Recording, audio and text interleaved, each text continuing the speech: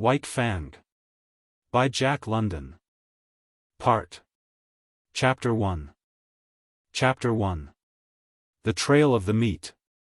Dark spruce forest frowned on either side the frozen waterway. The trees had been stripped by a recent wind of their white covering of frost, and they seemed to lean towards each other, black and ominous, in the fading light. A vast silence reigned over the land. The land itself was a desolation, lifeless, without movement, so lone and cold that the spirit of it was not even that of sadness. There was a hint in it of laughter, but of a laughter more terrible than any sadness, a laughter that was mirthless as the smile of the Sphinx. A laughter cold as the frost and partaking of the grimness of infallibility. It was the masterful and incommunicable wisdom of eternity laughing at the futility of life and the effort of life.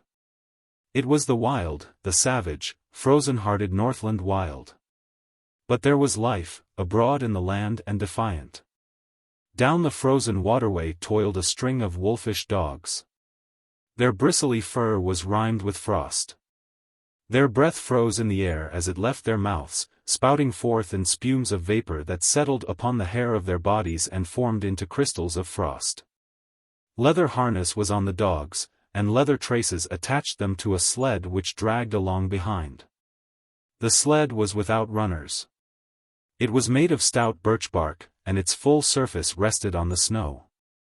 The front end of the sled was turned up, like a scroll, in order to force down and under the bore of soft snow that surged like a wave before it. On the sled, securely lashed, was a long and narrow oblong box. There were other things on the sled, blankets, an axe, and a coffee pot and frying pan.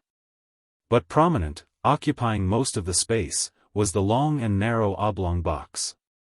In advance of the dogs, on wide snowshoes, toiled a man. At the rear of the sled toiled a second man. On the sled, in the box, lay a third man whose toil was over, a man whom the wild had conquered and beaten down until he would never move nor struggle again.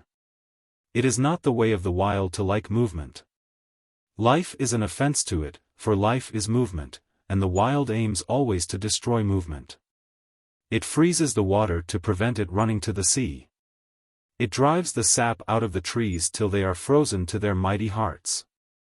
And most ferociously and terribly of all does the wild harry and crush into submission man who is the most restless of life. Ever in revolt against the dictum that all movement must in the end come to the cessation of movement. But at front and rear, unawed and indomitable, toiled the two men who were not yet dead. Their bodies were covered with fur and soft tanned leather. Eyelashes and cheeks and lips were so coated with the crystals from their frozen breath that their faces were not discernible. This gave them the seeming of ghostly masks, undertakers in a spectral world at the funeral of some ghost. But under it all they were men, penetrating the land of desolation and mockery and silence, puny adventurers bent on colossal adventure. Pitting themselves against the might of a world as remote and alien and pulseless as the abysses of space. They traveled on without speech, saving their breath for the work of their bodies. On every side was the silence, pressing upon them with a tangible presence. It affected their minds as the many atmospheres of deep water affect the body of the diver. It crushed them with the weight of unending vastness and unalterable decree. It crushed them into the remotest recesses of their own minds, pressing out of them, like juices from the grape, all the false ardors and exaltations and undue self-values of the human soul. Until they perceived themselves finite and small, specks and motes, moving with weak cunning and little wisdom amidst the play and interplay of the great blind elements and forces. An hour went by, and a second hour. The pale light of the short sunless day was beginning to fade, when a faint far cry arose on the still air. It soared upward with a swift rush, till it reached its topmost note, where it persisted, palpitant and tense, and then slowly died away. It might have been a lost soul wailing, had it not been invested with a certain sad fierceness and hungry eagerness. The front man turned his head until his eyes met the eyes of the man behind. And then, across the narrow oblong box, each nodded to the other. A second cry arose, piercing the silence with needle-like shrillness. Both men located the sound.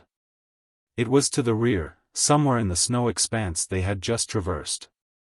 A third and answering cry arose, also to the rear and to the left of the second cry. "They're after us, Bill," said the man at the front. His voice sounded hoarse and unreal, and he had spoken with apparent effort. "Meat is scarce," answered his comrade. "I ain't seen a rabbit sign for days." Thereafter they spoke no more, though their ears were keen for the hunting cries that continued to rise behind them. At the fall of darkness they swung the dogs into a cluster of spruce trees on the edge of the waterway and made a camp. The coffin, at the side of the fire, served for seat and table. The wolf dogs, clustered on the far side of the fire, snarled and bickered among themselves, but evinced no inclination to stray off into the darkness. "Seems to me, Henry, they're stayin' remarkable close to camp," Bill commented. Henry, squatting over the fire and settling the pot of coffee with a piece of ice, nodded. Nor did he speak till he had taken his seat on the coffin and begun to eat. "They know where their hides is safe," he said. "They'd sooner eat grub than be grub. They're pretty wise, them dogs." Bill shook his head.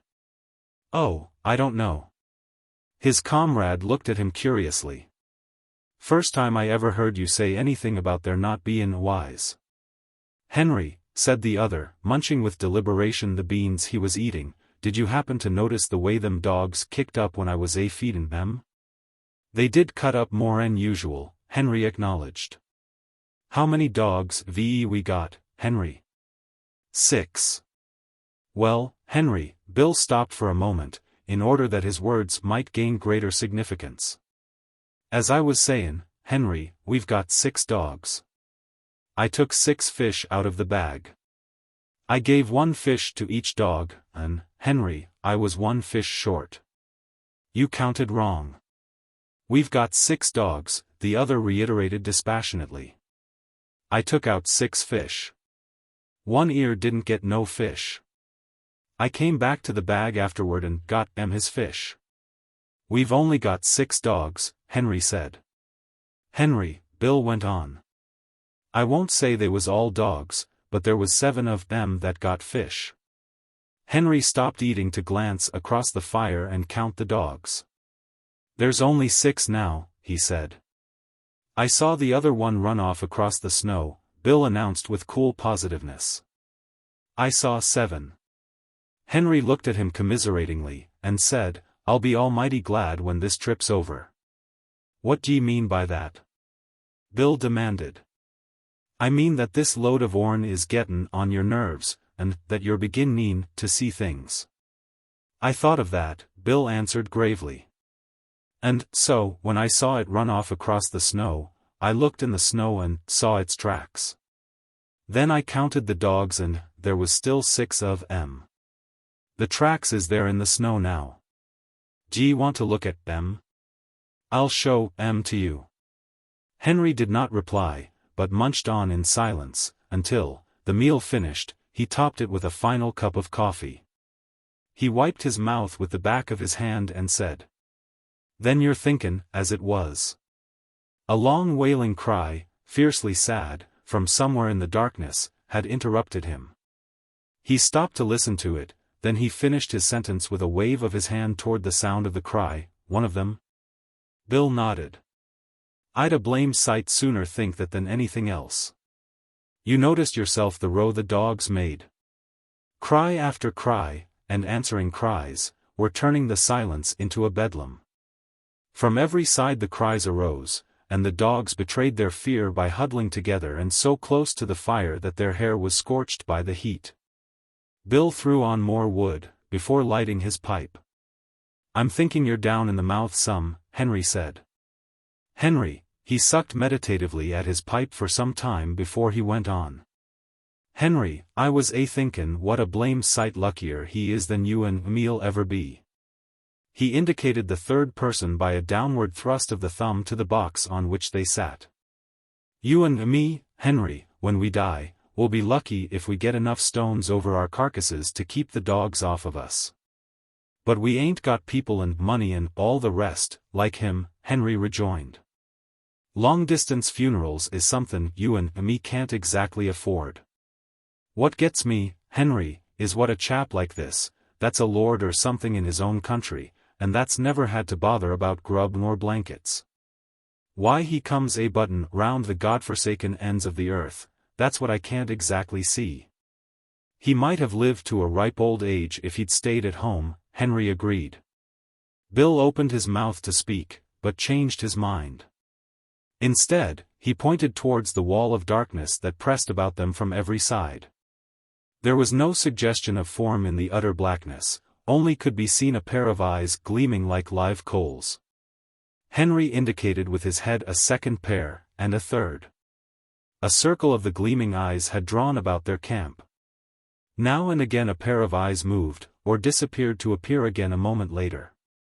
The unrest of the dogs had been increasing, and they stampeded, in a surge of sudden fear, to the near side of the fire, cringing and crawling about the legs of the men.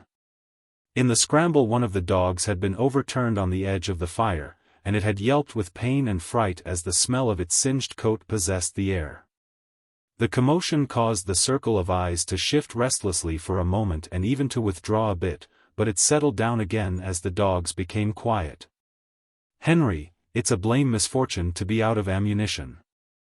Bill had finished his pipe and was helping his companion to spread the bed of fur and blanket upon the spruce boughs which he had laid over the snow before supper. Henry grunted, and began unlacing his moccasins.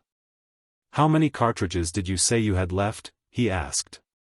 "3, came the answer. "And I wished 'twas 300. Then I'd show 'em what for, damn 'em." He shook his fist angrily at the gleaming eyes, and began securely to prop his moccasins before the fire. "And I wished this cold snap'd break," he went on. "It's been 50 below for 2 weeks now. And I wished I'd never started on this trip, Henry. I don't like the looks of it. I don't feel right, somehow. And while I'm wishin', I wish the trip was over and done with, and you and me a sittin' by the fire in Fort McGurry just about now and playing cribbage. That's what I wished." Henry grunted and crawled into bed. As he dozed off he was aroused by his comrade's voice. "Say, Henry, that other one that come in and got a fish, why didn't the dogs pitch into it? That's what's botherin' me." "You're botherin' too much, Bill," came the sleepy response. "You was never like this before. You just shut up now, and go to sleep, and you'll be all hunky-dory in the mornin'. Your stomach sour, that's what's botherin' you." The men slept, breathing heavily, side by side, under the one covering. The fire died down, and the gleaming eyes drew closer the circle they had flung about the camp. The dogs clustered together in fear, now and again snarling menacingly as a pair of eyes drew close. Once their uproar became so loud that Bill woke up. He got out of bed carefully, so as not to disturb the sleep of his comrade, and threw more wood on the fire. As it began to flame up, the circle of eyes drew farther back. He glanced casually at the huddling dogs. He rubbed his eyes and looked at them more sharply. Then he crawled back into the blankets. "Henry," he said. "Oh, Henry." Henry groaned as he passed from sleep to waking, and demanded, "What's wrong now?" "Nothin'," came the answer, "only there's 7 of 'em again. I just counted." Henry acknowledged receipt of the information with a grunt that slid into a snore as he drifted back into sleep. In the morning it was Henry who awoke first and routed his companion out of bed. Daylight was yet 3 hours away, though it was already 6 o'clock, and in the darkness Henry went about preparing breakfast, while Bill rolled the blankets and made the sled ready for lashing. "Say, Henry," he asked suddenly, "how many dogs did you say we had?" 6. "Wrong," Bill proclaimed triumphantly. 7 again?" Henry queried. "No, 5, one's gone." "The hell!" Henry cried in wrath, leaving the cooking to come and count the dogs. "You're right, Bill," he concluded. "Fatty's gone. And he went like greased lightnin' once he got started. Couldn't ve seen 'em for smoke. No chance at all, Henry concluded. They just swallowed 'em alive. I bet he was yelping as he went down their throats, damn 'em. He always was a fool dog, said Bill. But no fool dog ought to be fool enough to go off and commit suicide that way. He looked over the remainder of the team with a speculative eye that summed up instantly the salient traits of each animal. I bet none of the others would do it. Couldn't drive 'em away from the fire with a club, Bill agreed. I always did think there was something wrong with Fatty anyway. And this was the epitaph of a dead dog on the Northland Trail, less scant than the epitaph of many another dog, of many a man. How do you find this book? Any thoughts about the book or the author? Any suggestion for improvement? Please take a moment to share your thoughts in a comment. If you like it, share it with your friends who might enjoy it as well. Subscribe to keep in touch. Visit CompleteAudiobooks.com for more quality content. Chapter 2. The She-Wolf.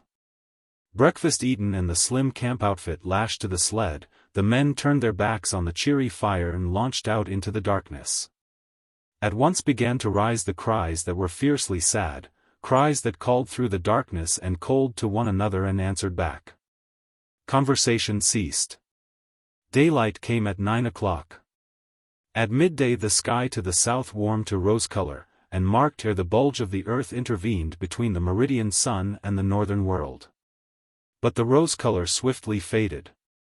The gray light of day that remained lasted until 3 o'clock, when it, too, faded, and the pall of the Arctic night descended upon the lone and silent land. As darkness came on, the hunting cries to right and left and rear drew closer, so close that more than once they sent surges of fear through the toiling dogs, throwing them into short-lived panics. At the conclusion of one such panic, when he and Henry had got the dogs back in the traces, Bill said, "I wished they'd strike game somewheres, and go away and leave us alone. They do get on the nerves horrible," Henry sympathized. They spoke no more until camp was made. Henry was bending over and adding ice to the babbling pot of beans when he was startled by the sound of a blow, an exclamation from Bill, and a sharp snarling cry of pain from among the dogs. He straightened up in time to see a dim form disappearing across the snow into the shelter of the dark. Then he saw Bill, standing amid the dogs, half triumphant, half crestfallen, in one hand a stout club, in the other the tail and part of the body of a sun-cured salmon. "It got half of it," he announced, "but I got a whack at it just the same." "D'ye hear it squeal?" "What did it look like?" Henry asked. "Couldn't see. But it had 4 legs and a mouth and hair and looked like any dog. Must be a tame wolf, I reckon. It's damn tame, whatever it is, comin' in here at feed-in time and gettin' its whack of fish." That night, when supper was finished and they sat on the oblong box and pulled at their pipes, the circle of gleaming eyes drew in even closer than before. "I wished they'd spring up a bunch of moose or something, and go away and leave us alone," Bill said. Henry grunted with an intonation that was not all sympathy, and for a quarter of an hour they sat on in silence, Henry staring at the fire, and Bill at the circle of eyes that burned in the darkness just beyond the firelight. "I wished we was pullin' into McGurry right now," he began again. "Shut up your wishin' and your croakin'," Henry burst out angrily. "Your stomach's sour. That's what's ailing you. Swallow a spoonful of sody, and you'll sweeten up wonderful and be more pleasant company." In the morning Henry was aroused by fervid blasphemy that proceeded from the mouth of Bill. Henry propped himself up on an elbow and looked to see his comrade standing among the dogs beside the replenished fire, his arms raised in objurgation, his face distorted with passion.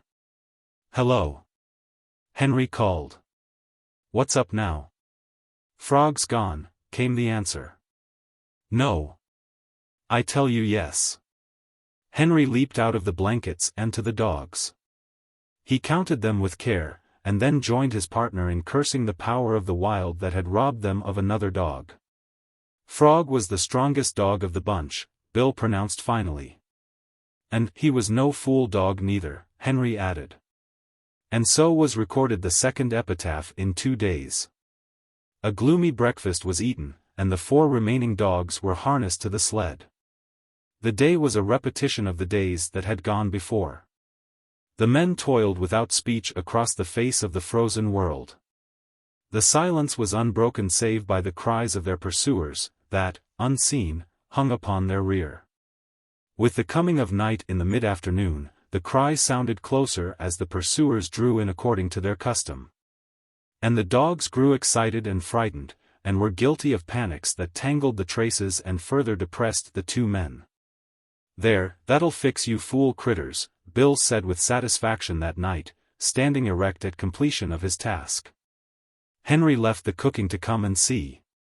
Not only had his partner tied the dogs up, but he had tied them, after the Indian fashion, with sticks.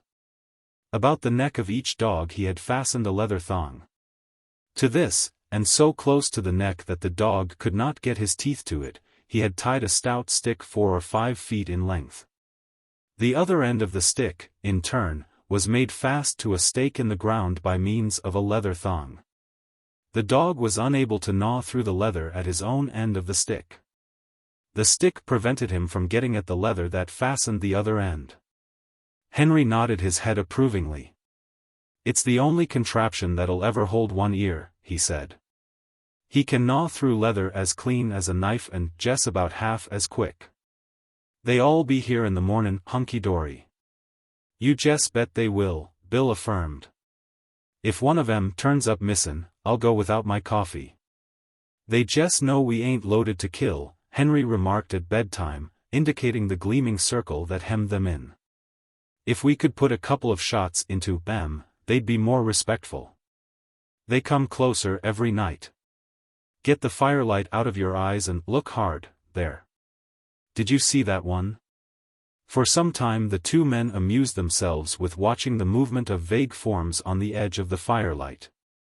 By looking closely and steadily at where a pair of eyes burned in the darkness, the form of the animal would slowly take shape.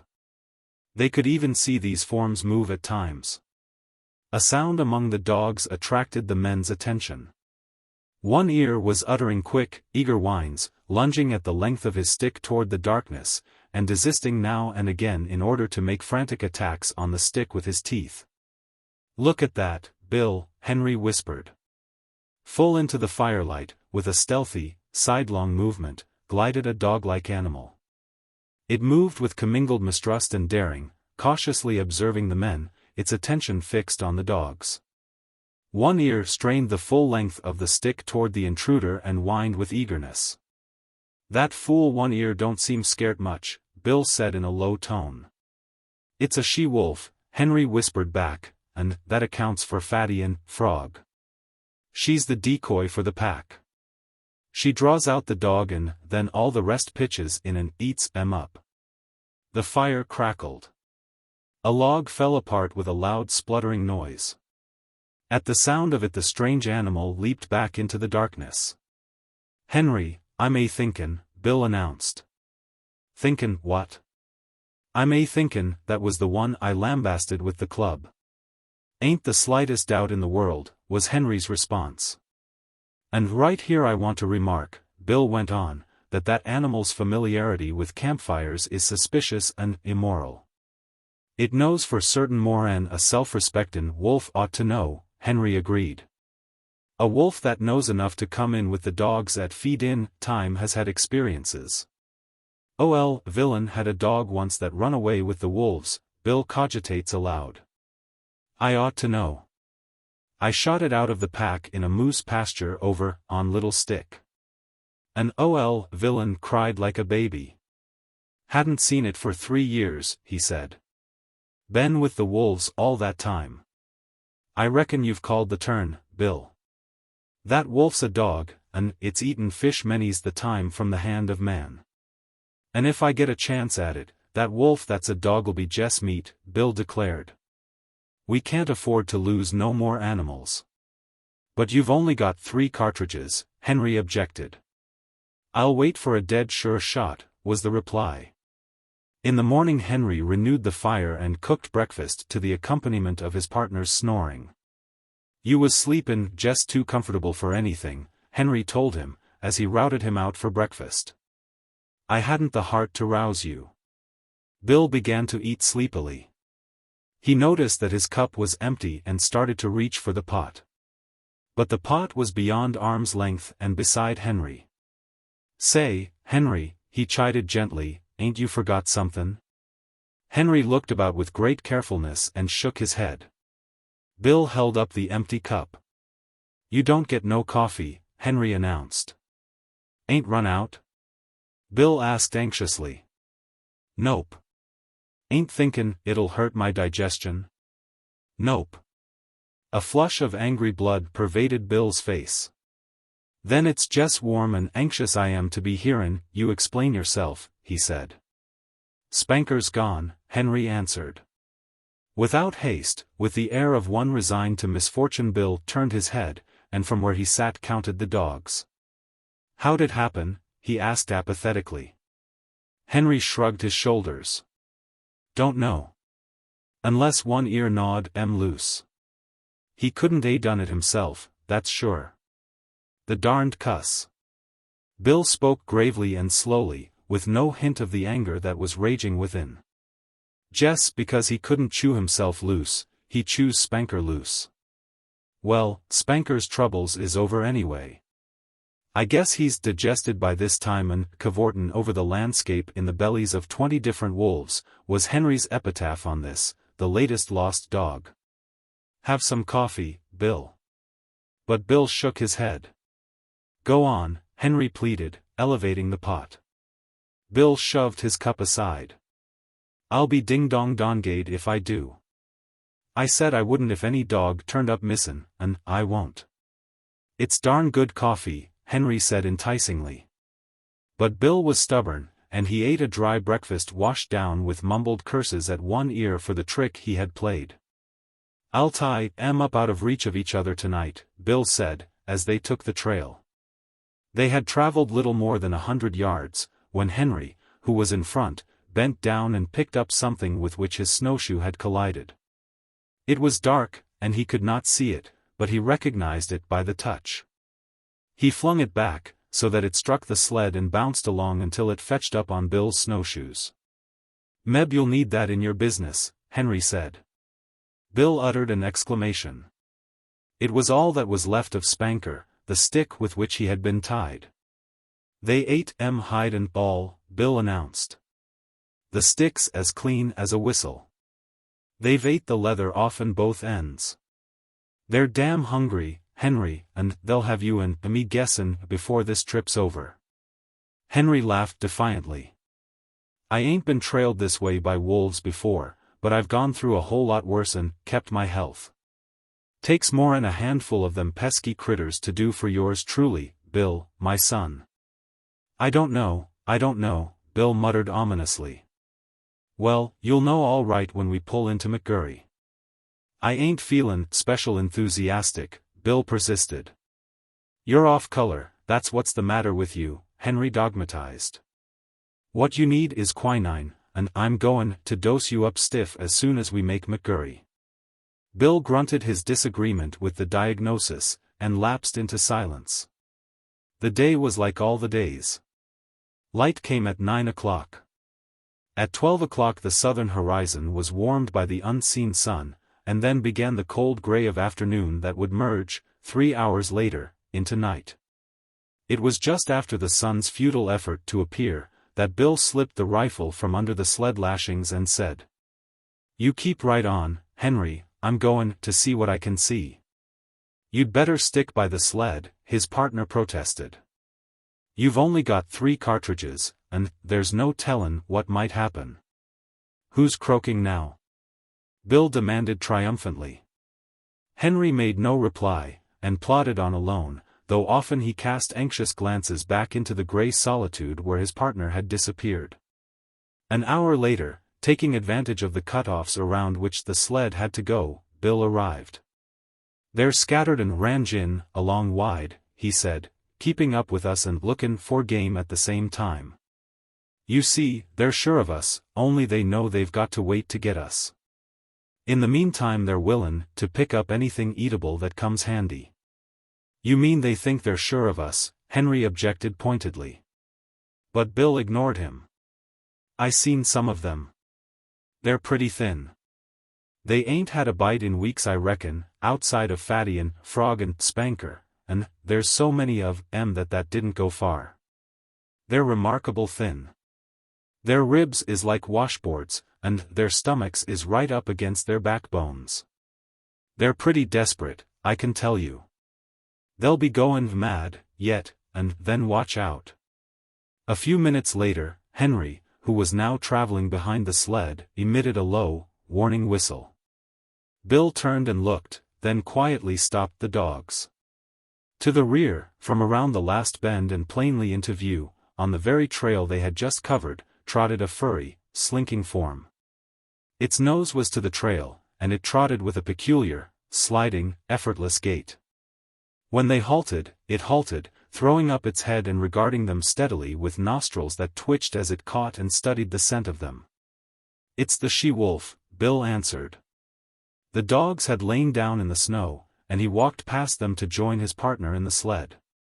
Together they watched the strange animal that had pursued them for days and that had already accomplished the destruction of half their dog team. After a searching scrutiny, the animal trotted forward a few steps. This it repeated several times, till it was a short 100 yards away. It paused, head up, close by a clump of spruce trees, and with sight and scent studied the outfit of the watching men. It looked at them in a strangely wistful way, after the manner of a dog. But in its wistfulness there was none of the dog affection. It was a wistfulness bred of hunger, as cruel as its own fangs, as merciless as the frost itself. It was large for a wolf, its gaunt frame advertising the lines of an animal that was among the largest of its kind. Stands pretty close to 2 feet and a half at the shoulders, Henry commented. And I'll bet it ain't far from 5 feet long. Kind of strange color for a wolf, was Bill's criticism. I never seen a red wolf before. Looks almost cinnamon to me. The animal was certainly not cinnamon-colored. Its coat was the true wolf coat. The dominant color was gray, and yet there was to it a faint reddish hue, a hue that was baffling, that appeared and disappeared, that was more like an illusion of the vision, now gray. Distinctly gray, and again giving hints and glints of a vague redness of color not classifiable in terms of ordinary experience. Looks for all the world like a big husky sled dog, Bill said. I wouldn't be surprised to see it wag its tail. Hello, you husky, he called. Come here, you whatever your name is. Ain't a bit scared of you, Henry laughed. Bill waved his hand at it threateningly and shouted loudly, but the animal betrayed no fear. The only change in it that they could notice was an accession of alertness. It still regarded them with the merciless wistfulness of hunger. They were meat, and it was hungry. And it would like to go in and eat them if it dared.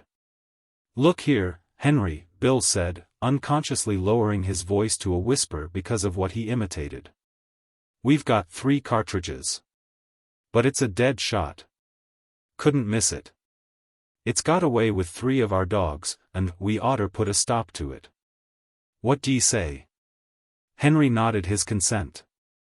Bill cautiously slipped the gun from under the sled lashing. The gun was on the way to his shoulder, but it never got there. For in that instant the she-wolf leaped sidewise from the trail into the clump of spruce trees and disappeared. The 2 men looked at each other. Henry whistled long and comprehendingly. I might have knowed it, Bill chided himself aloud as he replaced the gun. Of course a wolf that knows enough to come in with the dogs at feed-in time, know all about shooting irons. I tell you right now, Henry, that critter's the cause of all our trouble. We'd have 6 dogs at the present time, 'stead of 3, if it wasn't for her.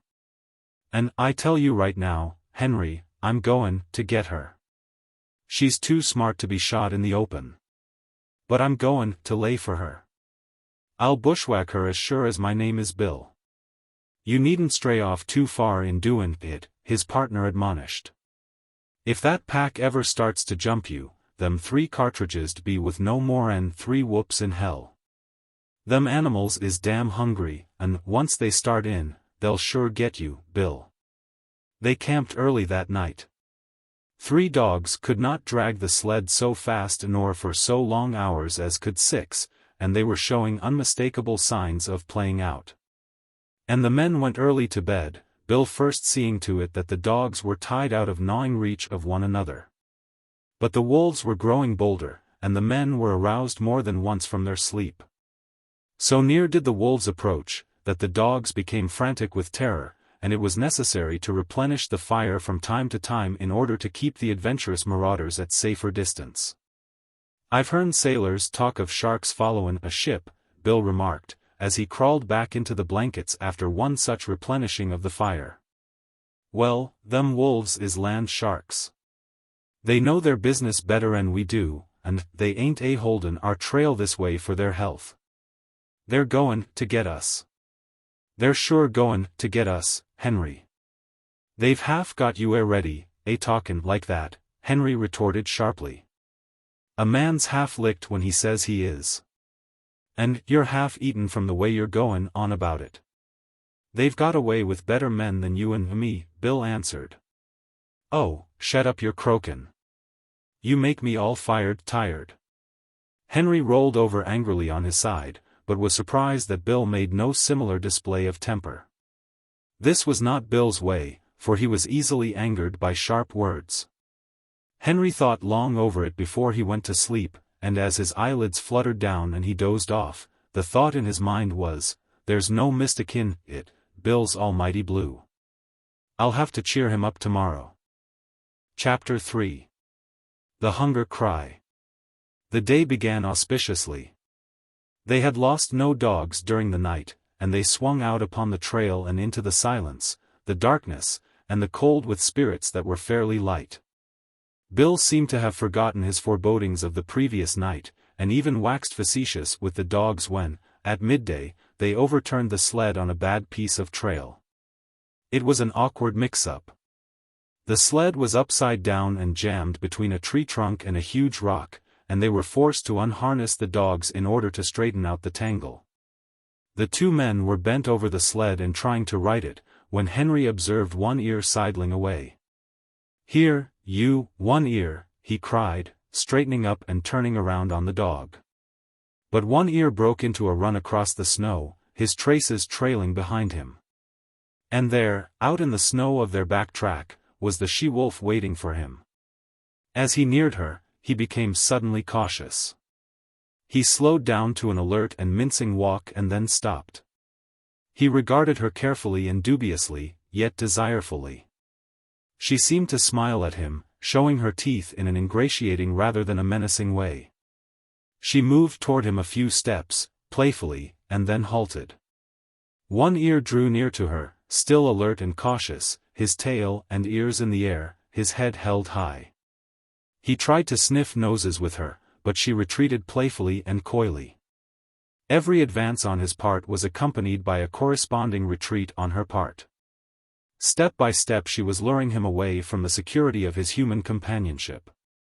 Once, as though a warning had in vague ways flitted through his intelligence, he turned his head and looked back at the overturned sled, at his teammates, and at the 2 men who were calling to him. But whatever idea was forming in his mind, was dissipated by the she-wolf, who advanced upon him, sniffed noses with him for a fleeting instant, and then resumed her coy retreat before his renewed advances. In the meantime, Bill had bethought himself of the rifle. But it was jammed beneath the overturned sled, and by the time Henry had helped him to right the load, One Ear and the she-wolf were too close together and the distance too great to risk a shot. Too late One Ear learned his mistake. Before they saw the cause, the 2 men saw him turn and start to run back toward them. Then, approaching at right angles to the trail and cutting off his retreat, they saw a dozen wolves, lean and gray, bounding across the snow. On the instant, the she-wolf's coyness and playfulness disappeared. With a snarl she sprang upon One Ear. He thrust her off with his shoulder, and, his retreat cut off and still intent on regaining the sled, he altered his course in an attempt to circle around to it. More wolves were appearing every moment and joining in the chase. The she-wolf was one leap behind one ear and holding her own. "Where are you going?" Henry suddenly demanded, laying his hand on his partner's arm. Bill shook it off. "I won't stand it," he said. "They ain't a-goin' to get any more of our dogs if I can help it." Gun in hand, he plunged into the underbrush that lined the side of the trail. His intention was apparent enough. Taking the sled as the center of the circle that one ear was making, Bill planned to tap that circle at a point in advance of the pursuit. With his rifle, in the broad daylight, it might be possible for him to awe the wolves and save the dog. "Say, Bill," Henry called after him. "Be careful. Don't take no chances." Henry sat down on the sled and watched. There was nothing else for him to do. Bill had already gone from sight. But now and again, appearing and disappearing amongst the underbrush and the scattered clumps of spruce, could be seen one ear. Henry judged his case to be hopeless. The dog was thoroughly alive to its danger, but it was running on the outer circle while the wolf pack was running on the inner and shorter circle. It was vain to think of one ear so outdistancing his pursuers as to be able to cut across their circle in advance of them and to regain the sled. The different lines were rapidly approaching a point. Somewhere out there in the snow, screened from his sight by trees and thickets, Henry knew that the wolf pack, One Ear, and Bill were coming together. All too quickly, far more quickly than he had expected, it happened. He heard a shot, then two shots, in rapid succession, and he knew that Bill's ammunition was gone. Then he heard a great outcry of snarls and yelps. He recognized One Ear's yell of pain and terror, and he heard a wolf cry that bespoke a stricken animal. And that was all. The snarls ceased. The yelping died away. Silence settled down again over the lonely land. He sat for a long while upon the sled. There was no need for him to go and see what had happened. He knew it as though it had taken place before his eyes. Once, he roused with a start and hastily got the axe out from underneath the lashings. But for some time longer he sat and brooded, the two remaining dogs crouching and trembling at his feet. At last he arose in a weary manner, as though all the resilience had gone out of his body, and proceeded to fasten the dogs to the sled. He passed a rope over his shoulder, a man-trace, and pulled with the dogs. He did not go far. At the first hint of darkness he hastened to make a camp, and he saw to it that he had a generous supply of firewood. He fed the dogs, cooked and ate his supper, and made his bed close to the fire. But he was not destined to enjoy that bed. Before his eyes closed the wolves had drawn too near for safety. It no longer required an effort of the vision to see them. They were all about him and the fire, in a narrow circle, and he could see them plainly in the firelight lying down, sitting up, crawling forward on their bellies, or slinking back and forth. They even slept. Here and there he could see one curled up in the snow like a dog, taking the sleep that was now denied himself.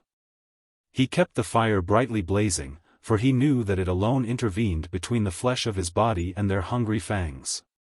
His two dogs stayed close by him, one on either side, leaning against him for protection, crying and whimpering, and at times snarling desperately when a wolf approached a little closer than usual.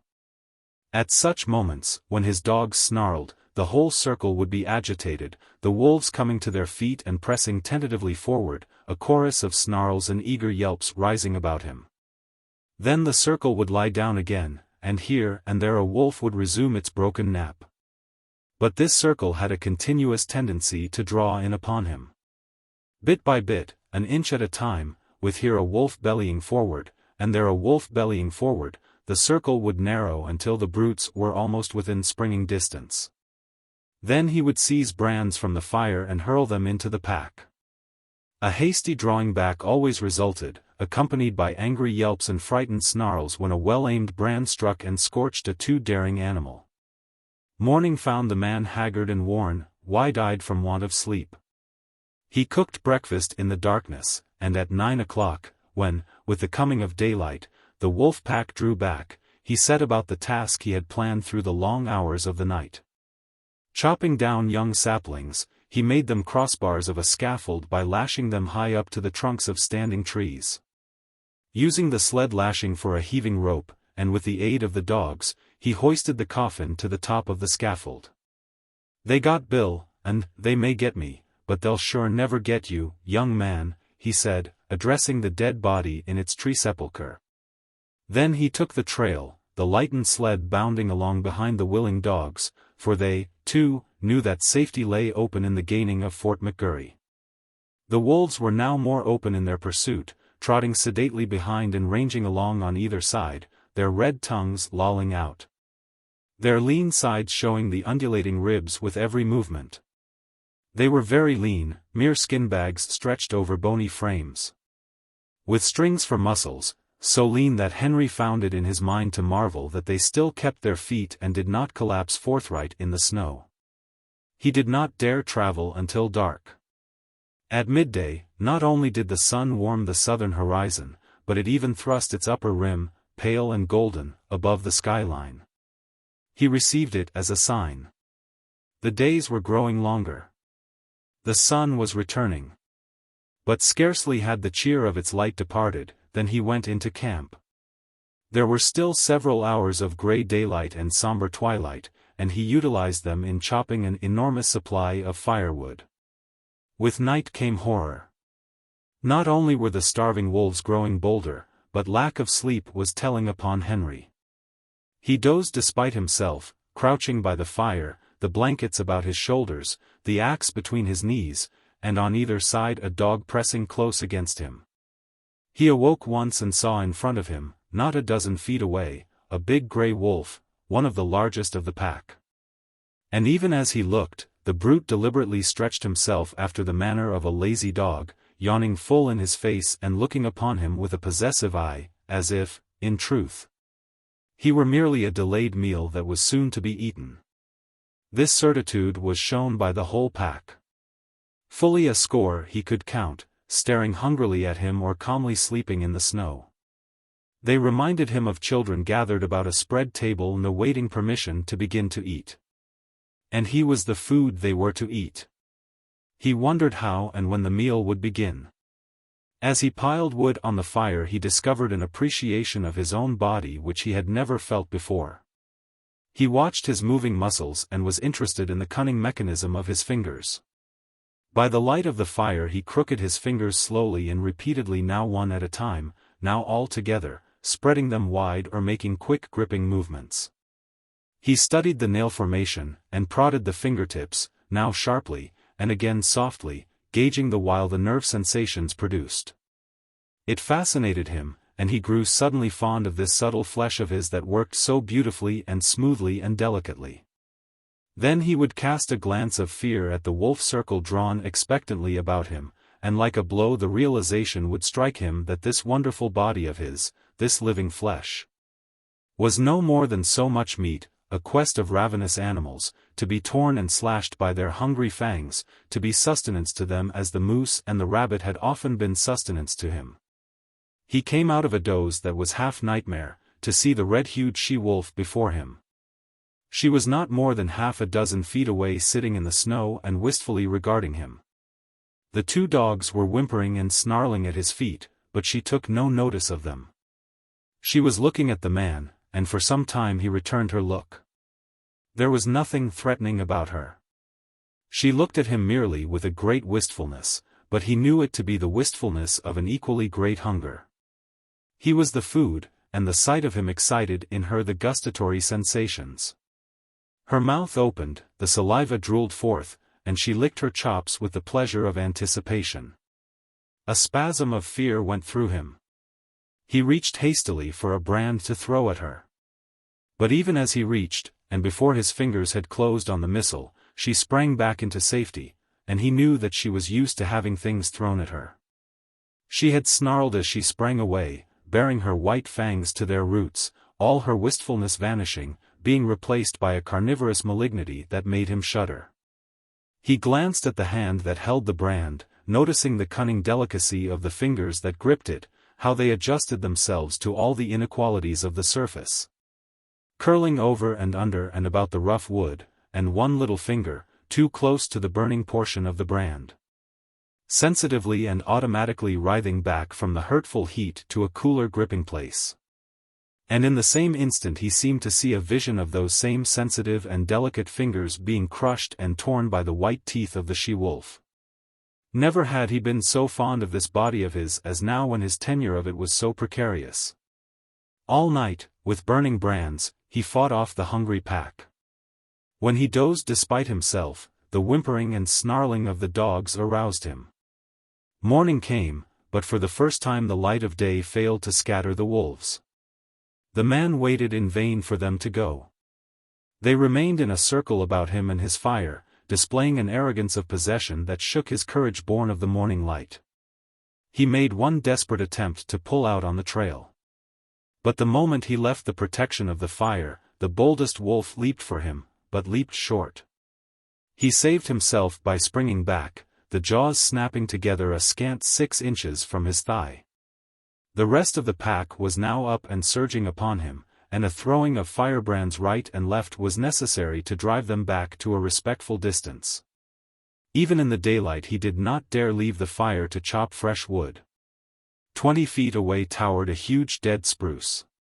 He spent half the day extending his campfire to the tree, at any moment a half-dozen burning faggots ready at hand to fling at his enemies. Once at the tree, he studied the surrounding forest in order to fell the tree in the direction of the most firewood. The night was a repetition of the night before, save that the need for sleep was becoming overpowering. The snarling of his dogs was losing its efficacy. Besides, they were snarling all the time, and his benumbed and drowsy senses no longer took note of changing pitch and intensity. He awoke with a start. The she-wolf was less than a yard from him. Mechanically, at short range, without letting go of it, he thrust a brand full into her open and snarling mouth.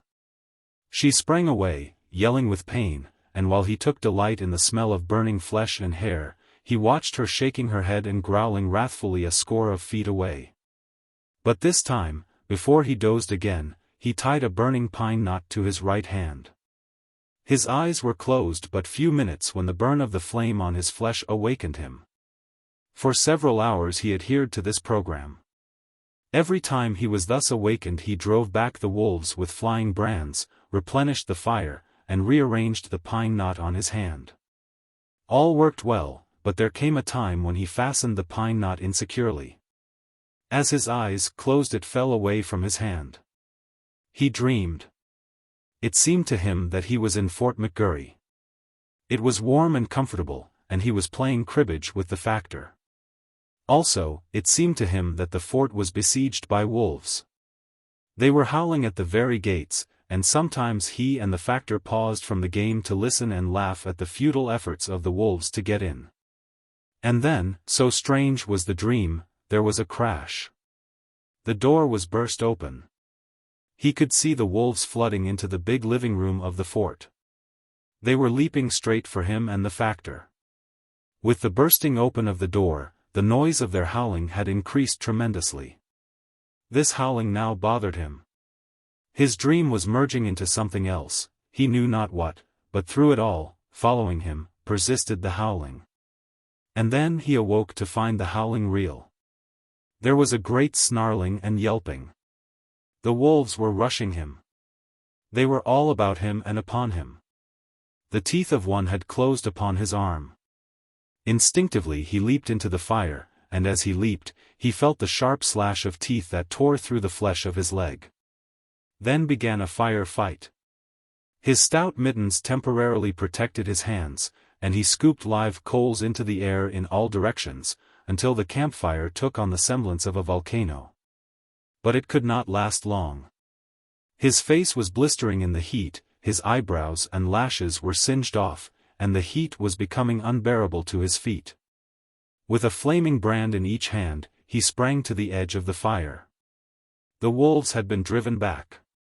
On every side, wherever the live coals had fallen, the snow was sizzling, and every little while a retiring wolf, with wild leap and snort and snarl, announced that one such live coal had been stepped upon. Flinging his brands at the nearest of his enemies, the man thrust his smoldering mittens into the snow and stamped about to cool his feet.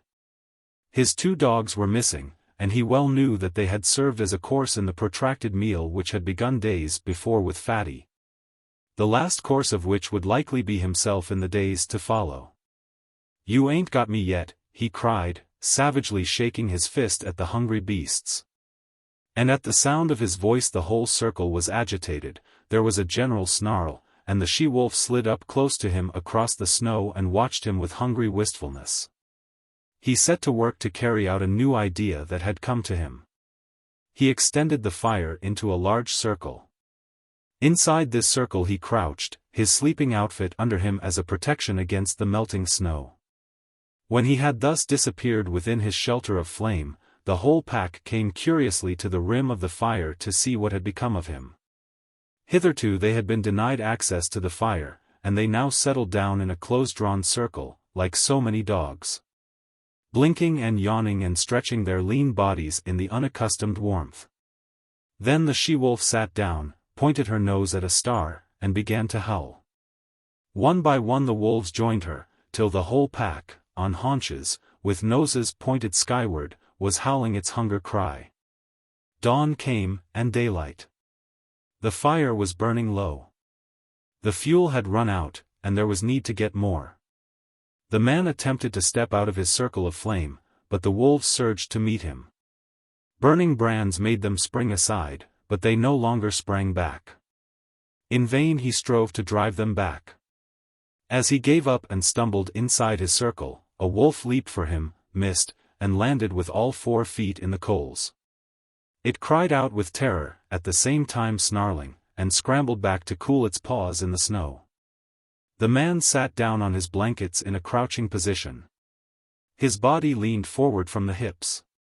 His shoulders, relaxed and drooping, and his head on his knees advertised that he had given up the struggle. Now and again he raised his head to note the dying down of the fire. The circle of flame and coals was breaking into segments with openings in between. These openings grew in size, the segments diminished. "I guess you can come and get me any time," he mumbled. "Anyway, I'm goin' to sleep." Once he awakened, and in an opening in the circle, directly in front of him, he saw the she-wolf gazing at him. Again he awakened, a little later, though it seemed hours to him. A mysterious change had taken place, so mysterious a change that he was shocked wider awake. Something had happened. He could not understand at first. Then he discovered it. The wolves were gone. Remained only the trampled snow to show how closely they had pressed him. Sleep was welling up and gripping him again, his head was sinking down upon his knees, when he roused with a sudden start. There were cries of men, and churn of sleds, the creaking of harnesses, and the eager whimpering of straining dogs. For sleds pulled in from the river bed to the camp among the trees. 6 men were about the man who crouched in the center of the dying fire. They were shaking and prodding him into consciousness. He looked at them like a drunken man and maundered in strange, sleepy speech. "Red she-wolf. Come in with the dogs at feed-in time." First she ate the dog food. Then she ate the dogs. And after that she ate Bill. "Where's Lord Alfred?" one of the men bellowed in his ear, shaking him roughly. He shook his head slowly. "No, she didn't eat him. He's roostin' in a tree at the last camp." "Dead?" the man shouted. "And in a box," Henry answered. He jerked his shoulder petulantly away from the grip of his questioner. "Say, you lemme alone. I'm jes' plump tuckered out. Good night, everybody." His eyes fluttered and went shut. His chin fell forward on his chest. And even as they eased him down upon the blankets his snores were rising on the frosty air. But there was another sound. Far and faint it was, in the remote distance, the cry of the hungry wolf pack as it took the trail of other meat than the man it had just missed. Chapter 2. Chapter 1. The Battle of the Fangs. It was the she-wolf who had first caught the sound of men's voices and the whining of the sled dogs. And it was the she-wolf who was first to spring away from the cornered man in his circle of dying flame. The pack had been loath to forego the kill it had hunted down, and it lingered for several minutes, making sure of the sounds, and then it, too, sprang away on the trail made by the she-wolf. Running at the forefront of the pack was a large gray wolf, one of its several leaders. It was he who directed the pack's course on the heels of the she-wolf. It was he who snarled warningly at the younger members of the pack or slashed at them with his fangs when they ambitiously tried to pass him. And it was he who increased the pace when he sighted the she-wolf, now trotting slowly across the snow. She dropped in alongside by him, as though it were her appointed position, and took the pace of the pack. He did not snarl at her, nor show his teeth, when any leap of hers chanced to put her in advance of him. On the contrary, he seemed kindly disposed toward her, too kindly to suit her, for he was prone to run near to her, and when he ran too near it was she who snarled and showed her teeth. Nor was she above slashing his shoulder sharply on occasion. At such times he betrayed no anger. He merely sprang to the side and ran stiffly ahead for several awkward leaps, in carriage and conduct resembling an abashed country swain. This was his one trouble in the running of the pack. But she had other troubles. On her other side ran a gaunt old wolf, grizzled and marked with the scars of many battles. He ran always on her right side. The fact that he had but one eye, and that the left eye, might account for this. He, also, was addicted to crowding her, to veering toward her till his scarred muzzle touched her body, or shoulder, or neck. As with the running mate on the left, she repelled these attentions with her teeth. But when both bestowed their attentions at the same time she was roughly jostled, being compelled, with quick snaps to either side, to drive both lovers away and at the same time to maintain her forward leap with the pack and see the way of her feet before her.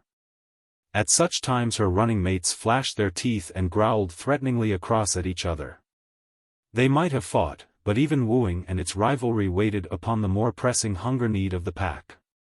After each repulse, when the old wolf sheered abruptly away from the sharp-toothed object of his desire, he shouldered against a young 3-year-old that ran on his blind right side. This young wolf had attained his full size, and, considering the weak and famished condition of the pack, he possessed more than the average vigor and spirit. Nevertheless, he ran with his head even with the shoulder of his one-eyed elder. When he ventured to run abreast of the older wolf, which was seldom, a snarl and a snap sent him back even with the shoulder again. Sometimes, however, he dropped cautiously and slowly behind and edged in between the old leader and the she-wolf. This was doubly resented, even triply resented. When she snarled her displeasure, the old leader would whirl on the 3-year-old. Sometimes she whirled with him. And sometimes the young leader on the left whirled, too.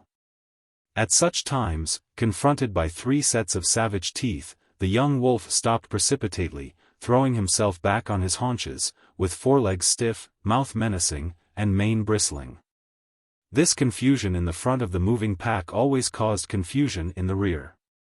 The wolves behind collided with the young wolf and expressed their displeasure by administering sharp nips on his hind legs and flanks. He was laying up trouble for himself, for lack of food and short tempers went together. But with the boundless faith of youth he persisted in repeating the maneuver every little while, though it never succeeded in gaining anything for him but discomfiture. Had there been food, lovemaking and fighting would have gone on apace, and the pack formation would have been broken up. But the situation of the pack was desperate. It was lean with long-standing hunger. It ran below its ordinary speed. At the rear limped the weak members, the very young and the very old. At the front were the strongest. Yet all were more like skeletons than full-bodied wolves. Nevertheless, with the exception of the ones that limped, the movements of the animals were effortless and tireless. Their stringy muscles seemed founts of inexhaustible energy. Behind every steel-like contraction of a muscle, lay another steel-like contraction, and another, apparently without end. They ran many miles that day. They ran through the night. And the next day found them still running. They were running over the surface of a world frozen and dead. No life stirred. They alone moved through the vast inertness. They alone were alive, and they sought for other things that were alive in order that they might devour them and continue to live. They crossed low divides and ranged a dozen small streams in a lower-lying country before their quest was rewarded. Then they came upon moose. It was a big bull they first found. Here was meat and life, and it was guarded by no mysterious fires nor flying missiles of flame. Splay hoofs and palmate antlers they knew, and they flung their customary patience and caution to the wind. It was a brief fight and fierce. The big bull was beset on every side. He ripped them open or split their skulls with shrewdly driven blows of his great hoofs. He crushed them and broke them on his large horns. He stamped them into the snow under him in the wallowing struggle. But he was foredoomed, and he went down with the she-wolf tearing savagely at his throat, and with other teeth fixed everywhere upon him, devouring him alive. Before ever his last struggles ceased or his last damage had been wrought. There was food in plenty. The bull weighed over 800 pounds, fully 20 pounds of meat per mouth for the 40-odd wolves of the pack. But if they could fast prodigiously, they could feed prodigiously, and soon a few scattered bones were all that remained of the splendid live brute that had faced the pack a few hours before. There was now much resting and sleeping. With full stomachs, bickering and quarreling began among the younger males, and this continued through the few days that followed before the breaking up of the pack. The famine was over. The wolves were now in the country of game, and though they still hunted in pack, they hunted more cautiously, cutting out heavy cows or crippled old bulls from the small moose herds they ran across. There came a day, in this land of plenty, when the wolf pack split in half and went in different directions. The she-wolf, the young leader on her left, and the one-eyed elder on her right, led their half of the pack down to the Mackenzie River and across into the lake country to the east. Each day this remnant of the pack dwindled. 2 by 2, male and female, the wolves were deserting. Occasionally a solitary male was driven out by the sharp teeth of his rivals. In the end there remained only 4, the she-wolf, the young leader, the one-eyed one, and the ambitious 3-year-old. The she-wolf had by now developed a ferocious temper. Her 3 suitors all bore the marks of her teeth. Yet they never replied in kind, never defended themselves against her. They turned their shoulders to her most savage slashes, and with wagging tails and mincing steps strove to placate her wrath. But if they were all mildness toward her, they were all fierceness toward one another. The 3-year-old grew too ambitious in his fierceness. He caught the one-eyed elder on his blind side and ripped his ear into ribbons. Though the grizzled old fellow could see only on one side, against the youth and vigor of the other he brought into play the wisdom of long years of experience. His lost eye and his scarred muzzle bore evidence to the nature of his experience. He had survived too many battles to be in doubt for a moment about what to do. The battle began fairly, but it did not end fairly. There was no telling what the outcome would have been, for the third wolf joined the elder, and together, old leader and young leader. They attacked the ambitious 3-year-old and proceeded to destroy him. He was beset on either side by the merciless fangs of his erstwhile comrades. Forgotten were the days they had hunted together, the game they had pulled down, the famine they had suffered. That business was a thing of the past. The business of love was at hand, ever a sterner and crueler business than that of food-getting. And in the meanwhile, the she-wolf, the cause of it all, sat down contentedly on her haunches and watched. She was even pleased. This was her day, and it came not often, when manes bristled, and Fang smote Fang or ripped and tore the yielding flesh, all for the possession of her. And in the business of love the 3-year-old, who had made this his first adventure upon it, yielded up his life. On either side of his body stood his 2 rivals. They were gazing at the she-wolf, who sat smiling in the snow. But the elder leader was wise, very wise, in love even as in battle. The younger leader turned his head to lick a wound on his shoulder. The curve of his neck was turned toward his rival. With his one eye the elder saw the opportunity. He darted in low and closed with his fangs. It was a long, ripping slash, and deep as well. His teeth, in passing, burst the wall of the great vein of the throat. Then he leaped clear. The young leader snarled terribly, but his snarl broke midmost into a tickling cough. Bleeding and coughing, already stricken, he sprang at the elder and fought while life faded from him, his legs going weak beneath him, the light of day dulling on his eyes. His blows and springs falling shorter and shorter. And all the while the she-wolf sat on her haunches and smiled. She was made glad in vague ways by the battle, for this was the love-making of the wild, the sex tragedy of the natural world that was tragedy only to those that died. To those that survived it was not tragedy, but realization and achievement.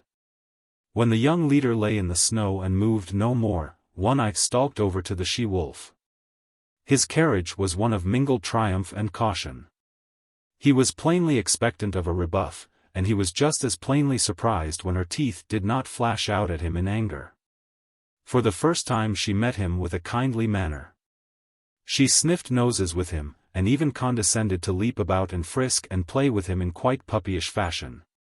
And he, for all his grey years and sage experience, behaved quite as puppyishly and even a little more foolishly. Forgotten already were the vanquished rivals and the love tale red-written on the snow.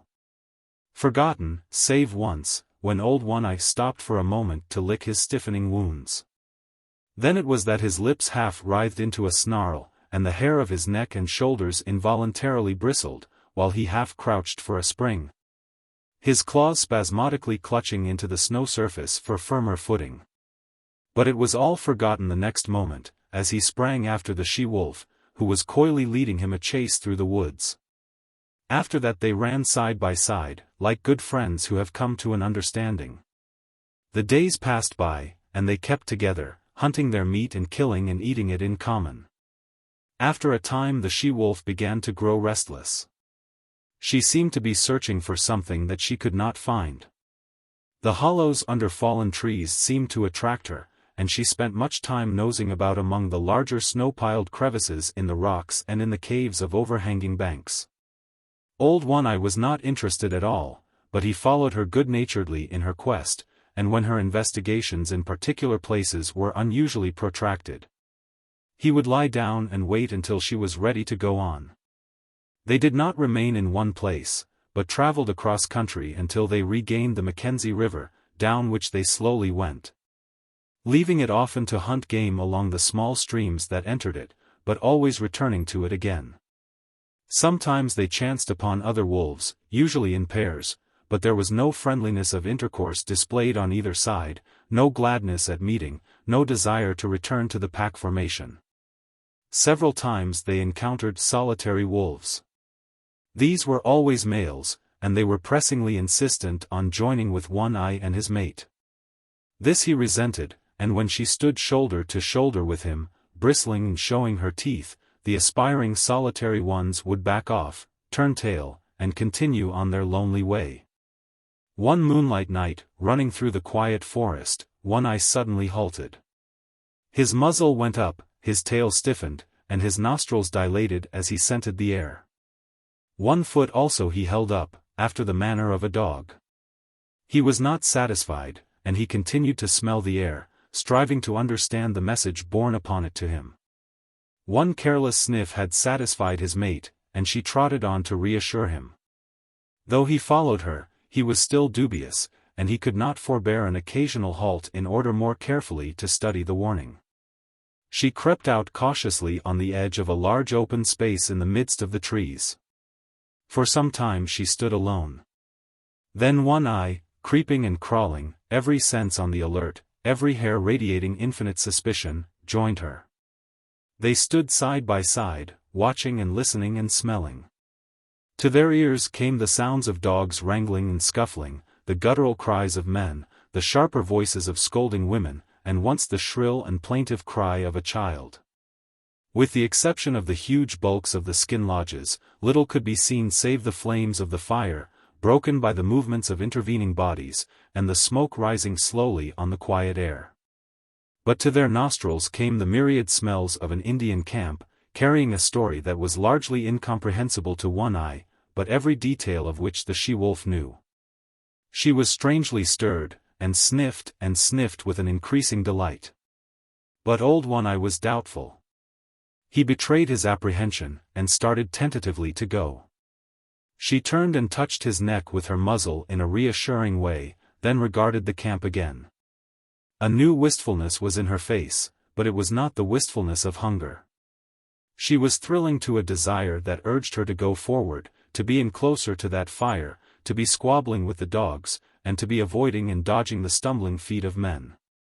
One Eye moved impatiently beside her, her unrest came back upon her, and she knew again her pressing need to find the thing for which she searched. She turned and trotted back into the forest, to the great relief of One Eye, who trotted a little to the fore until they were well within the shelter of the trees. As they slid along, noiseless as shadows, in the moonlight, they came upon a runway. Both noses went down to the footprints in the snow. These footprints were very fresh.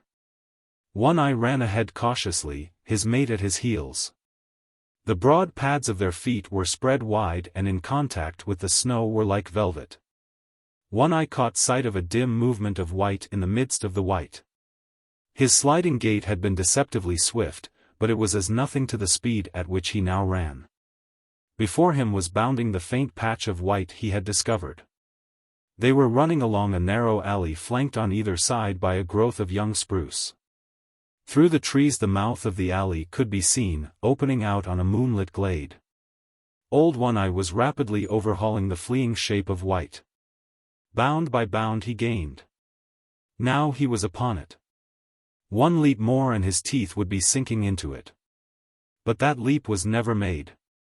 High in the air, and straight up, soared the shape of white, now a struggling snowshoe rabbit that leaped and bounded, executing a fantastic dance there above him in the air and never once returning to earth. One Eye sprang back with a snort of sudden fright, then shrank down to the snow and crouched, snarling threats at this thing of fear he did not understand. But the she-wolf coolly thrust past him. She poised for a moment, then sprang for the dancing rabbit. She, too, soared high, but not so high as the quarry, and her teeth clipped emptily together with a metallic snap. She made another leap, and another. Her mate had slowly relaxed from his crouch and was watching her. He now evinced displeasure at her repeated failures, and himself made a mighty spring upward. His teeth closed upon the rabbit, and he bore it back to earth with him. But at the same time there was a suspicious crackling movement beside him, and his astonished eye saw a young spruce sapling bending down above him to strike him. His jaws let go their grip, and he leaped backward to escape this strange danger, his lips drawn back from his fangs, his throat snarling, every hair bristling with rage and fright. And in that moment the sapling reared its slender length upright and the rabbit soared dancing in the air again. The she-wolf was angry. She sank her fangs into her mate's shoulder in reproof. And he, frightened, unaware of what constituted this new onslaught, struck back ferociously and in still greater fright, ripping down the side of the she-wolf's muzzle. For him to resent such reproof was equally unexpected to her, and she sprang upon him in snarling indignation. Then he discovered his mistake and tried to placate her.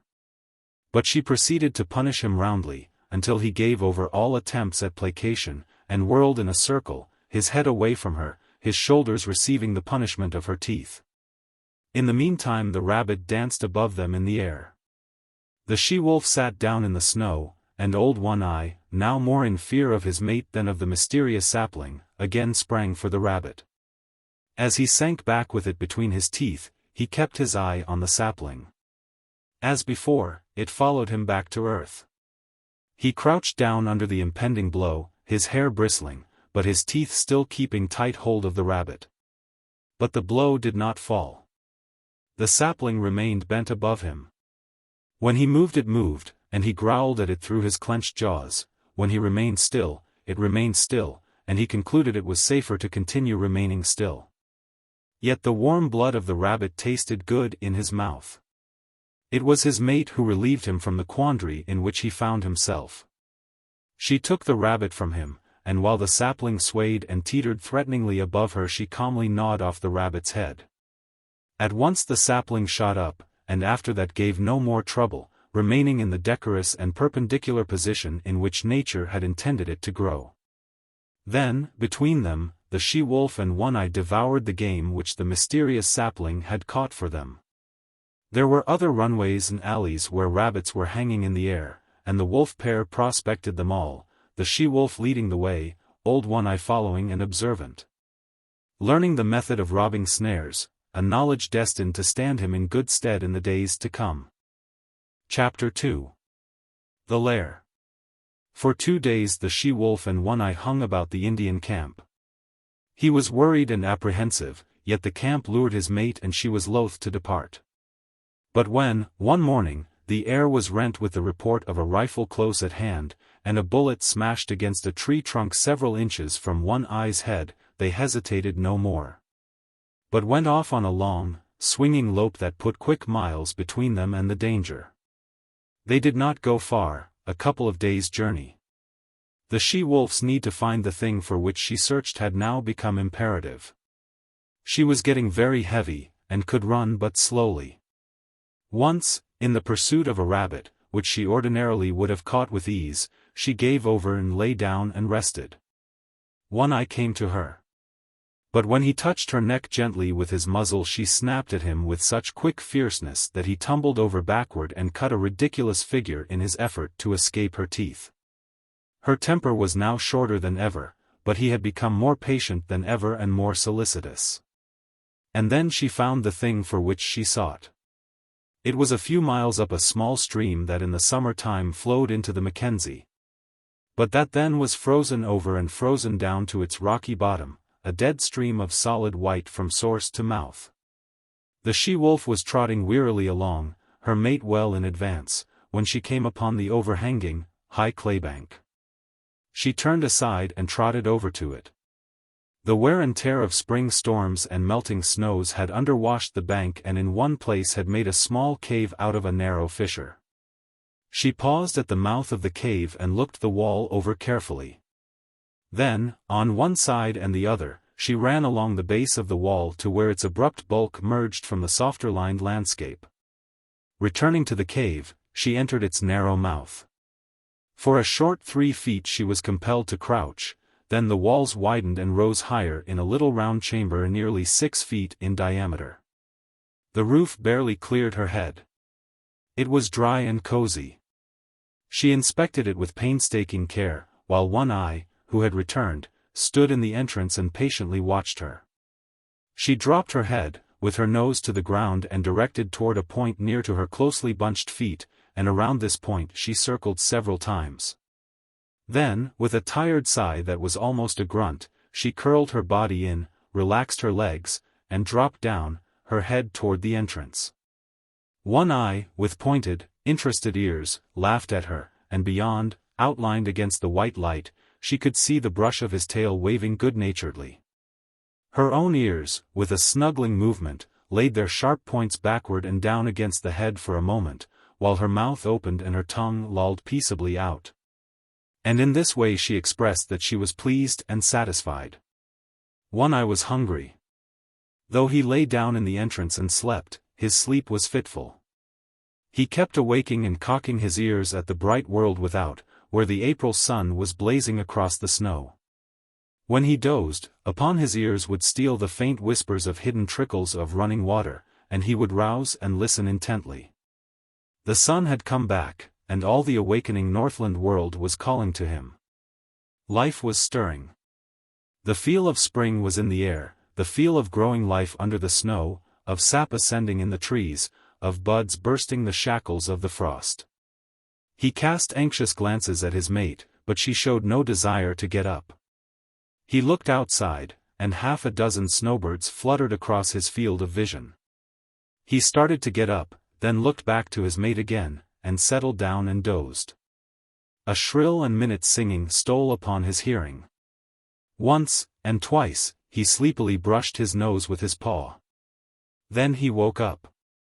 There, buzzing in the air at the tip of his nose, was a lone mosquito.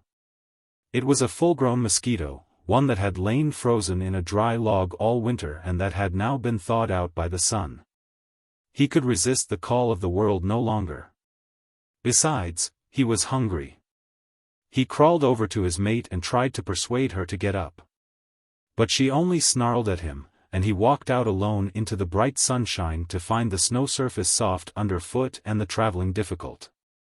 He went up the frozen bed of the stream, where the snow, shaded by the trees, was yet hard and crystalline. He was gone 8 hours, and he came back through the darkness hungrier than when he had started. He had found game, but he had not caught it. He had broken through the melting snow crust, and wallowed, while the snowshoe rabbits had skimmed along on top lightly as ever. He paused at the mouth of the cave with a sudden shock of suspicion.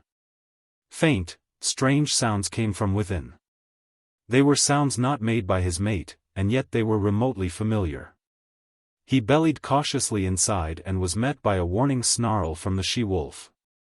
This he received without perturbation, though he obeyed it by keeping his distance, but he remained interested in the other sounds, faint, muffled sobbings and slubberings. His mate warned him irritably away, and he curled up and slept in the entrance. When morning came and a dim light pervaded the lair, he again sought after the source of the remotely familiar sounds. There was a new note in his mate's warning snarl. It was a jealous note, and he was very careful in keeping a respectful distance. Nevertheless, he made out, sheltering between her legs against the length of her body, 5 strange little bundles of life, very feeble, very helpless, making tiny whimpering noises.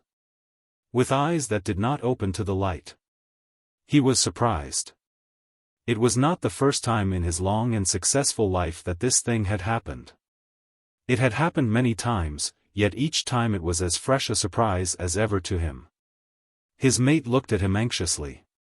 Every little while she emitted a low growl, and at times, when it seemed to her he approached too near, the growl shot up in her throat to a sharp snarl. Of her own experience she had no memory of the thing happening. But in her instinct, which was the experience of all the mothers of wolves, there lurked a memory of fathers that had eaten their newborn and helpless progeny. It manifested itself as a fear strong within her, that made her prevent One Eye from more closely inspecting the cubs he had fathered. But there was no danger.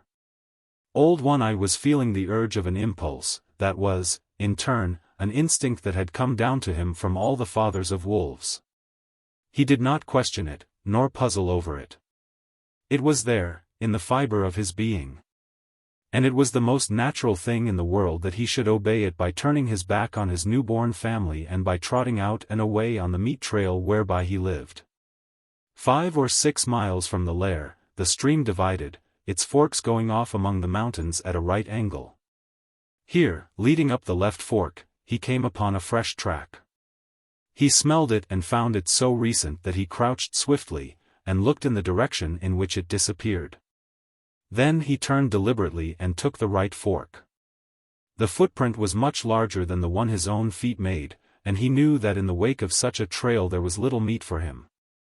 Half a mile up the right fork, his quick ears caught the sound of gnawing teeth. He stalked the quarry and found it to be a porcupine, standing upright against a tree and trying his teeth on the bark. One Eye approached carefully but hopelessly. He knew the breed, though he had never met it so far north before, and never in his long life had porcupine served him for a meal. But he had long since learned that there was such a thing as chance, or opportunity, and he continued to draw near. There was never any telling what might happen, for with live things events were somehow always happening differently. The porcupine rolled itself into a ball, radiating long, sharp needles in all directions that defied attack. In his youth One Eye had once sniffed too near a similar, apparently inert ball of quills, and had the tail flick out suddenly in his face. One quill he had carried away in his muzzle, where it had remained for weeks, a rankling flame, until it finally worked out. So he lay down, in a comfortable crouching position, his nose fully a foot away, and out of the line of the tail. Thus he waited, keeping perfectly quiet.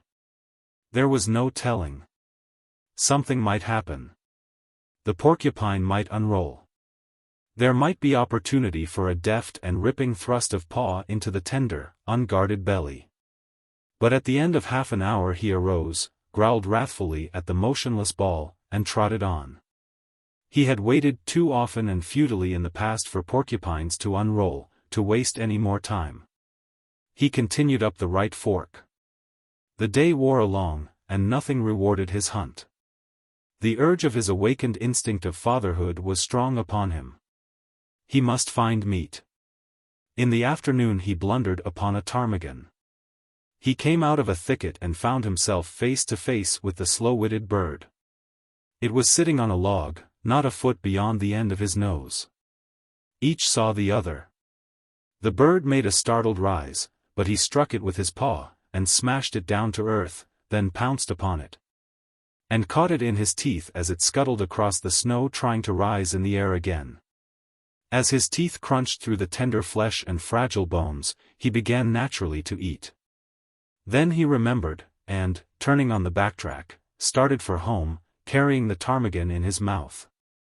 A mile above the forks, running velvet-footed as was his custom, a gliding shadow that cautiously prospected each new vista of the trail. He came upon later imprints of the large tracks he had discovered in the early morning. As the track led his way, he followed, prepared to meet the maker of it at every turn of the stream. He slid his head around a corner of rock, where began an unusually large bend in the stream, and his quick eyes made out something that sent him crouching swiftly down. It was the maker of the track, a large female lynx. She was crouching as he had crouched once that day, in front of her the tight-rolled ball of quills. If he had been a gliding shadow before, he now became the ghost of such a shadow, as he crept and circled around, and came up well to leeward of the silent, motionless pair. He lay down in the snow, depositing the ptarmigan beside him. And with eyes peering through the needles of a low-growing spruce he watched the play of life before him, the waiting lynx and the waiting porcupine, each intent on life.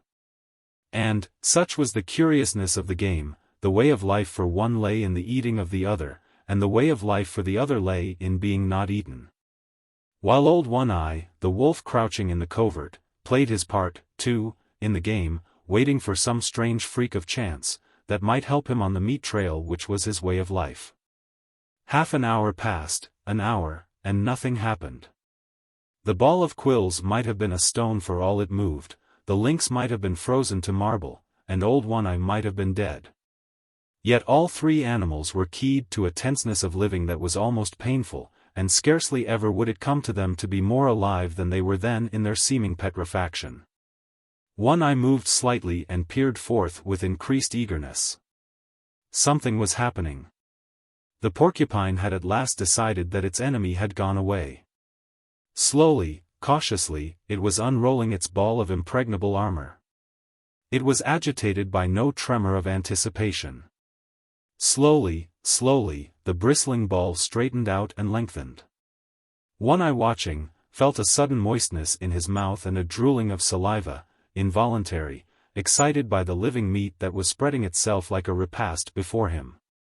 Not quite entirely had the porcupine unrolled when it discovered its enemy. In that instant the lynx struck. The blow was like a flash of light. The paw, with rigid claws curving like talons, shot under the tender belly and came back with a swift ripping movement. Had the porcupine been entirely unrolled, or had it not discovered its enemy a fraction of a second before the blow was struck, the paw would have escaped unscathed. But a side flick of the tail sank sharp quills into it as it was withdrawn. Everything had happened at once, the blow, the counterblow, the squeal of agony from the porcupine, the big cat's squall of sudden hurt and astonishment. One-Eye half arose in his excitement, his ears up, his tail straight out and quivering behind him. The lynx's bad temper got the best of her. She sprang savagely at the thing that had hurt her. But the porcupine, squealing and grunting, with disrupted anatomy trying feebly to roll up into its ball protection, flicked out its tail again. And again the big cat squalled with hurt and astonishment. Then she fell to backing away and sneezing, her nose bristling with quills like a monstrous pincushion. She brushed her nose with her paws, trying to dislodge the fiery darts, thrust it into the snow, and rubbed it against twigs and branches, and all the time leaping about, ahead, sidewise, up and down, in a frenzy of pain and fright. She sneezed continually, and her stub of a tail was doing its best toward lashing about by giving quick, violent jerks. She quit her antics, and quieted down for a long minute. One-Eye watched. And even he could not repress a start and an involuntary bristling of hair along his back when she suddenly leaped, without warning, straight up in the air, at the same time emitting a long and most terrible squall. Then she sprang away, up the trail, squalling with every leap she made. It was not until her racket had faded away in the distance and died out that One-Eye ventured forth. He walked as delicately as though all the snow were carpeted with porcupine quills, erect and ready to pierce the soft pads of his feet. The porcupine met his approach with a furious squealing and a clashing of its long teeth. It had managed to roll up in a ball again, but it was not quite the old compact ball. Its muscles were too much torn for that. It had been ripped almost in half, and was still bleeding profusely. One-Eye scooped out mouthfuls of the blood-soaked snow, and chewed and tasted and swallowed.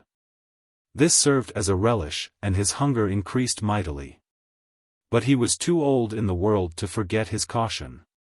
He waited. He lay down and waited, while the porcupine grated its teeth and uttered grunts and sobs and occasional sharp little squeals. In a little while, One-Eye noticed that the quills were drooping and that a great quivering had set up. The quivering came to an end suddenly. There was a final defiant clash of the long teeth. Then all the quills drooped quite down, and the body relaxed and moved no more. With a nervous, shrinking paw, One-Eye stretched out the porcupine to its full length and turned it over on its back. Nothing had happened. It was surely dead. He studied it intently for a moment, then took a careful grip with his teeth and started off down the stream, partly carrying, partly dragging the porcupine, with head turned to the side so as to avoid stepping on the prickly mass. He recollected something, dropped the burden, and trotted back to where he had left the ptarmigan. He did not hesitate a moment. He knew clearly what was to be done, and this he did by promptly eating the ptarmigan. Then he returned and took up his burden. When he dragged the result of his day's hunt into the cave, the she-wolf inspected it, turned her muzzle to him, and lightly licked him on the neck. But the next instant she was warning him away from the cubs with a snarl that was less harsh than usual and that was more apologetic than menacing. Her instinctive fear of the father of her progeny was toning down. He was behaving as a wolf father should, and manifesting no unholy desire to devour the young lives she had brought into the world. Chapter 3. The Grey Cub. He was different from his brothers and sisters. Their hair already betrayed the reddish hue inherited from their mother, the she-wolf. While he alone, in this particular, took after his father. He was the one little grey cub of the litter. He had bred true to the straight wolf stock, in fact, he had bred true to old One-Eye himself, physically, with but a single exception, and that was he had 2 eyes to his father's 1. The grey cub's eyes had not been open long, yet already he could see with steady clearness. And while his eyes were still closed, he had felt, tasted, and smelled. He knew his 2 brothers and his 2 sisters very well. He had begun to romp with them in a feeble, awkward way, and even to squabble, his little throat vibrating with a queer rasping noise, the forerunner of the growl, as he worked himself into a passion. And long before his eyes had opened he had learned by touch, taste, and smell to know his mother, a fount of warmth and liquid food and tenderness. She possessed a gentle, caressing tongue that soothed him when it passed over his soft little body, and that impelled him to snuggle close against her and to doze off to sleep. Most of the first month of his life had been passed thus in sleeping. But now he could see quite well, and he stayed awake for longer periods of time, and he was coming to learn his world quite well. His world was gloomy. But he did not know that, for he knew no other world. It was dim-lighted, but his eyes had never had to adjust themselves to any other light. His world was very small. Its limits were the walls of the lair, but as he had no knowledge of the wide world outside, he was never oppressed by the narrow confines of his existence. But he had early discovered that one wall of his world was different from the rest. This was the mouth of the cave and the source of light. He had discovered that it was different from the other walls long before he had any thoughts of his own, any conscious volitions. It had been an irresistible attraction before ever his eyes opened and looked upon it. The light from it had beat upon his sealed lids, and the eyes and the optic nerves had pulsated to little, spark-like flashes, warm-colored and strangely pleasing. The life of his body, and of every fiber of his body, the life that was the very substance of his body and that was apart from his own personal life, had yearned toward this light and urged his body toward it in the same way that the cunning chemistry of a plant urges it toward the sun. Always, in the beginning, before his conscious life dawned, he had crawled toward the mouth of the cave. And in this his brothers and sisters were one with him. Never, in that period, did any of them crawl toward the dark corners of the back wall. The light drew them as if they were plants. The chemistry of the life that composed them demanded the light as a necessity of being, and their little puppet bodies crawled blindly and chemically, like the tendrils of a vine. Later on, when each developed individuality and became personally conscious of impulsions and desires, the attraction of the light increased. They were always crawling and sprawling toward it, and being driven back from it by their mother. It was in this way that the Grey Cub learned other attributes of his mother than the soft, soothing tongue. In his insistent crawling toward the light, he discovered in her a nose that with a sharp nudge administered rebuke, and later, a paw that crushed him down and rolled him over and over with swift, calculating stroke. Thus he learned hurt, and on top of it he learned to avoid hurt, first, by not incurring the risk of it, and second, when he had incurred the risk, by dodging and by retreating. These were conscious actions, and were the results of his first generalizations upon the world. Before that he had recoiled automatically from hurt, as he had crawled automatically toward the light. After that he recoiled from hurt because he knew that it was hurt. He was a fierce little cub. So were his brothers and sisters. It was to be expected. He was a carnivorous animal. He came of a breed of meat-killers and meat-eaters. His father and mother lived wholly upon meat.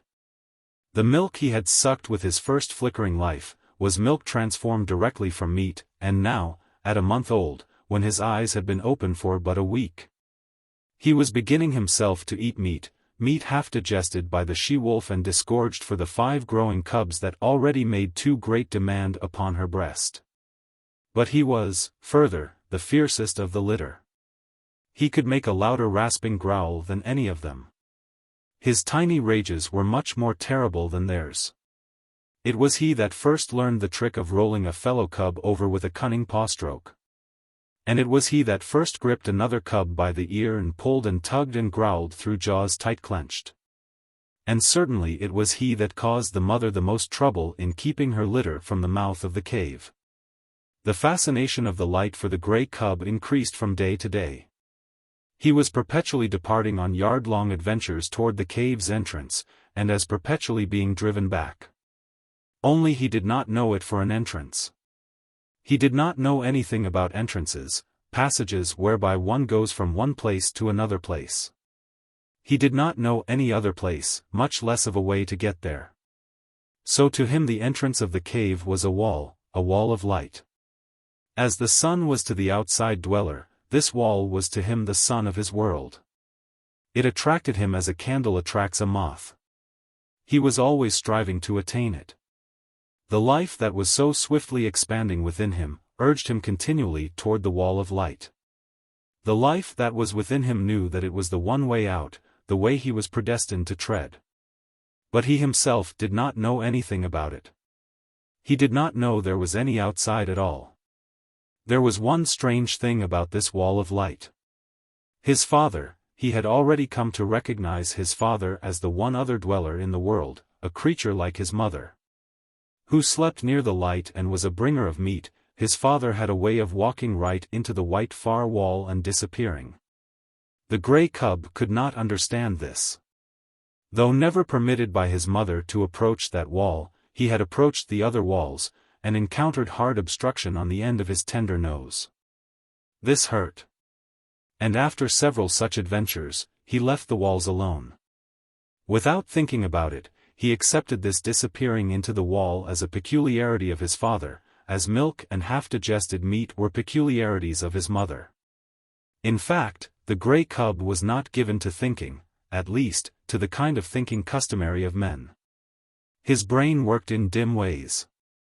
Yet his conclusions were as sharp and distinct as those achieved by men.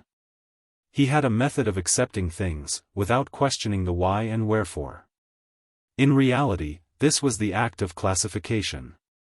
He was never disturbed over why a thing happened. How it happened was sufficient for him. Thus, when he had bumped his nose on the back wall a few times, he accepted that he would not disappear into walls. In the same way he accepted that his father could disappear into walls. But he was not in the least disturbed by desire to find out the reason for the difference between his father and himself. Logic and physics were no part of his mental makeup. Like most creatures of the wild, he early experienced famine.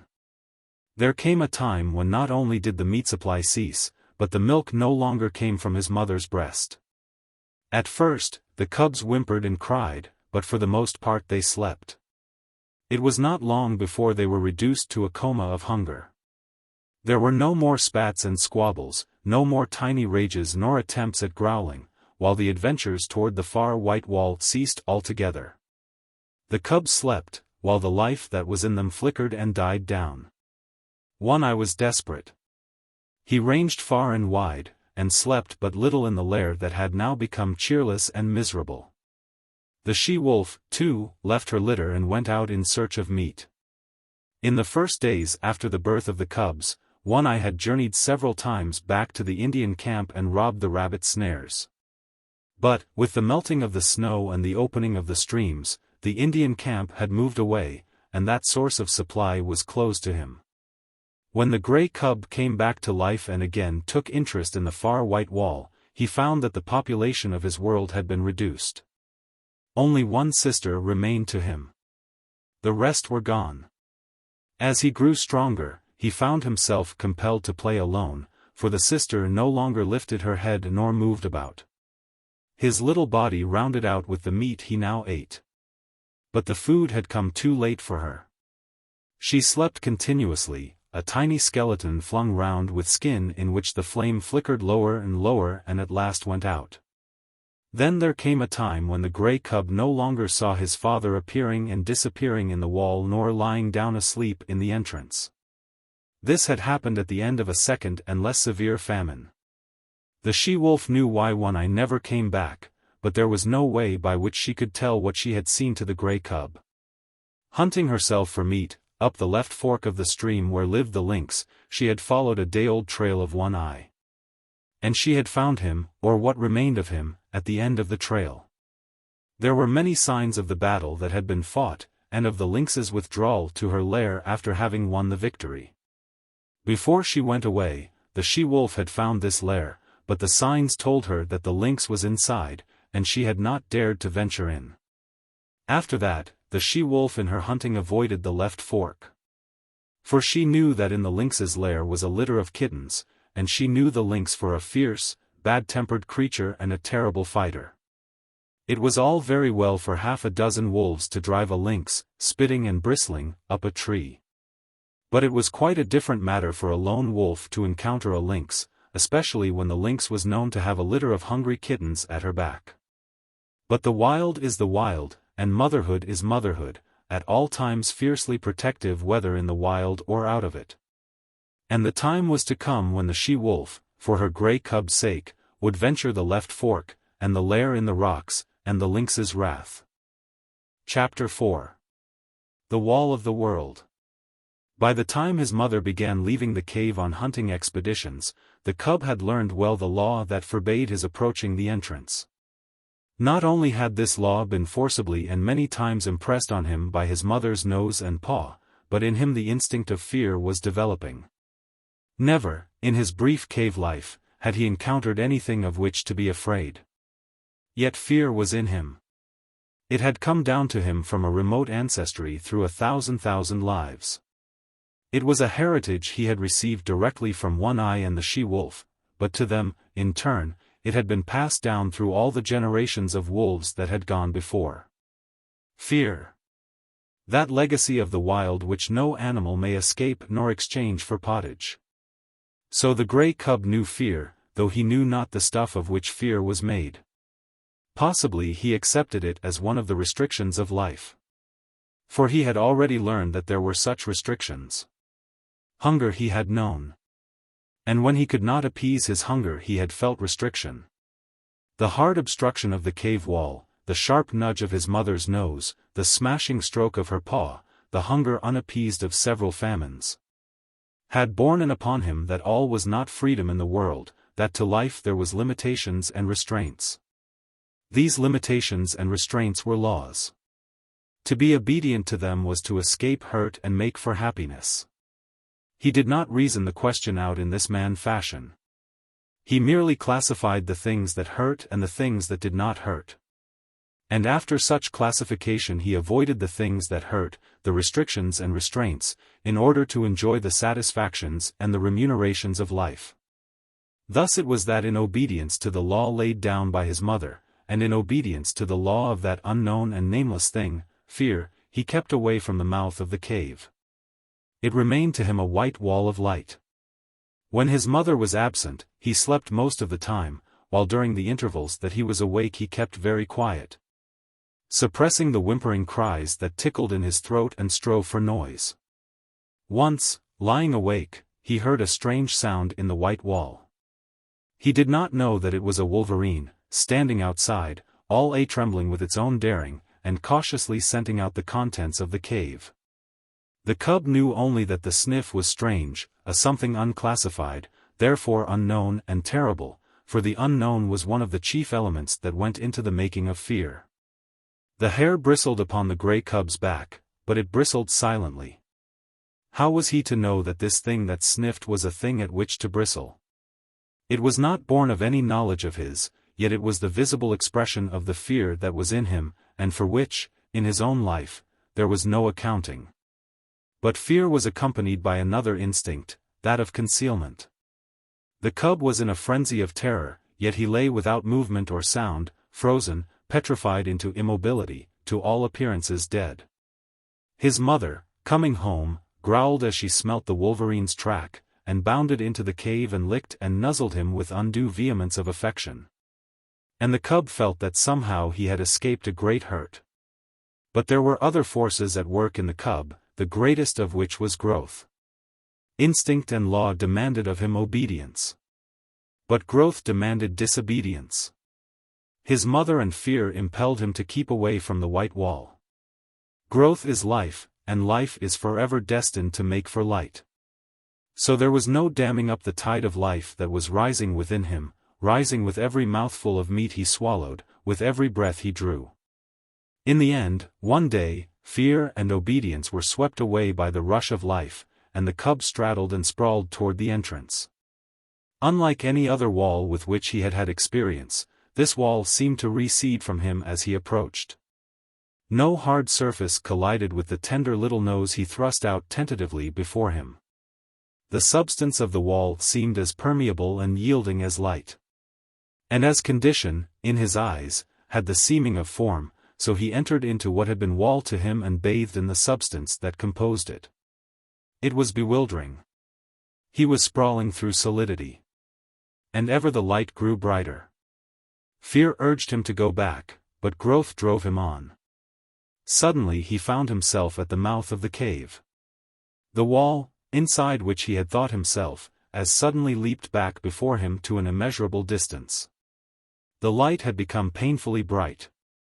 He was dazzled by it. Likewise he was made dizzy by this abrupt and tremendous extension of space. Automatically, his eyes were adjusting themselves to the brightness, focusing themselves to meet the increased distance of objects. At first, the wall had leaped beyond his vision. He now saw it again, but it had taken upon itself a remarkable remoteness. Also, its appearance had changed. It was now a variegated wall, composed of the trees that fringed the stream, the opposing mountain that towered above the trees, and the sky that out-towered the mountain. A great fear came upon him. This was more of the terrible unknown. He crouched down on the lip of the cave and gazed out on the world. He was very much afraid. Because it was unknown, it was hostile to him. Therefore the hair stood up on end along his back and his lips wrinkled weakly in an attempt at a ferocious and intimidating snarl. Out of his puniness and fright he challenged and menaced the whole wide world. Nothing happened. He continued to gaze, and in his interest he forgot to snarl. Also, he forgot to be afraid. For the time, fear had been routed by growth, while growth had assumed the guise of curiosity. He began to notice near objects, an open portion of the stream that flashed in the sun, the blasted pine tree that stood at the base of the slope, and the slope itself. That ran right up to him and ceased 2 feet beneath the lip of the cave on which he crouched. Now the Grey Cub had lived all his days on a level floor. He had never experienced the hurt of a fall. He did not know what a fall was. So he stepped boldly out upon the air. His hind legs still rested on the cave lip, so he fell forward head downward. The earth struck him a harsh blow on the nose that made him yelp. Then he began rolling down the slope, over and over. He was in a panic of terror. The unknown had caught him at last. It had gripped savagely hold of him and was about to wreak upon him some terrific hurt. Growth was now routed by fear, and he kee-eyed like any frightened puppy. The unknown bore him on he knew not to what frightful hurt, and he yelped and kee-eyed unceasingly. This was a different proposition from crouching in frozen fear while the unknown lurked just alongside. Now the unknown had caught tight hold of him. Silence would do no good. Besides, it was not fear, but terror, that convulsed him.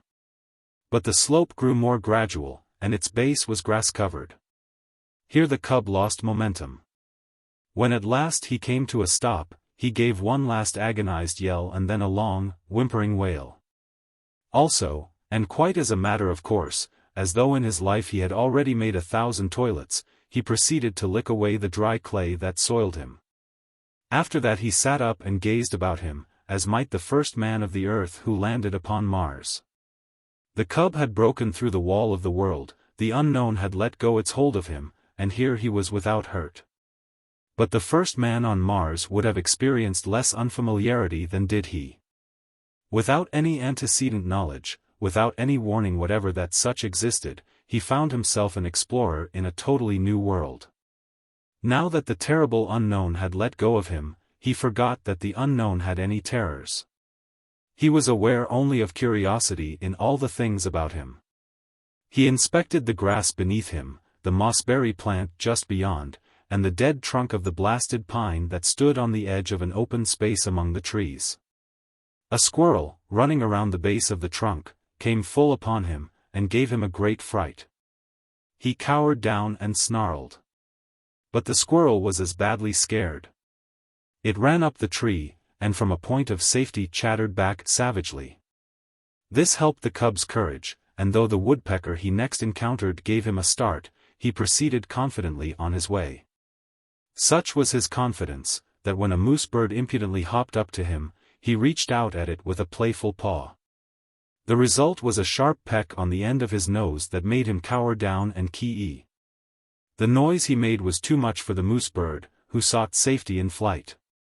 But the cub was learning. His misty little mind had already made an unconscious classification. There were live things and things not alive. Also, he must watch out for the live things. The things not alive remained always in one place, but the live things moved about, and there was no telling what they might do. The thing to expect of them was the unexpected, and for this he must be prepared. He traveled very clumsily. He ran into sticks and things.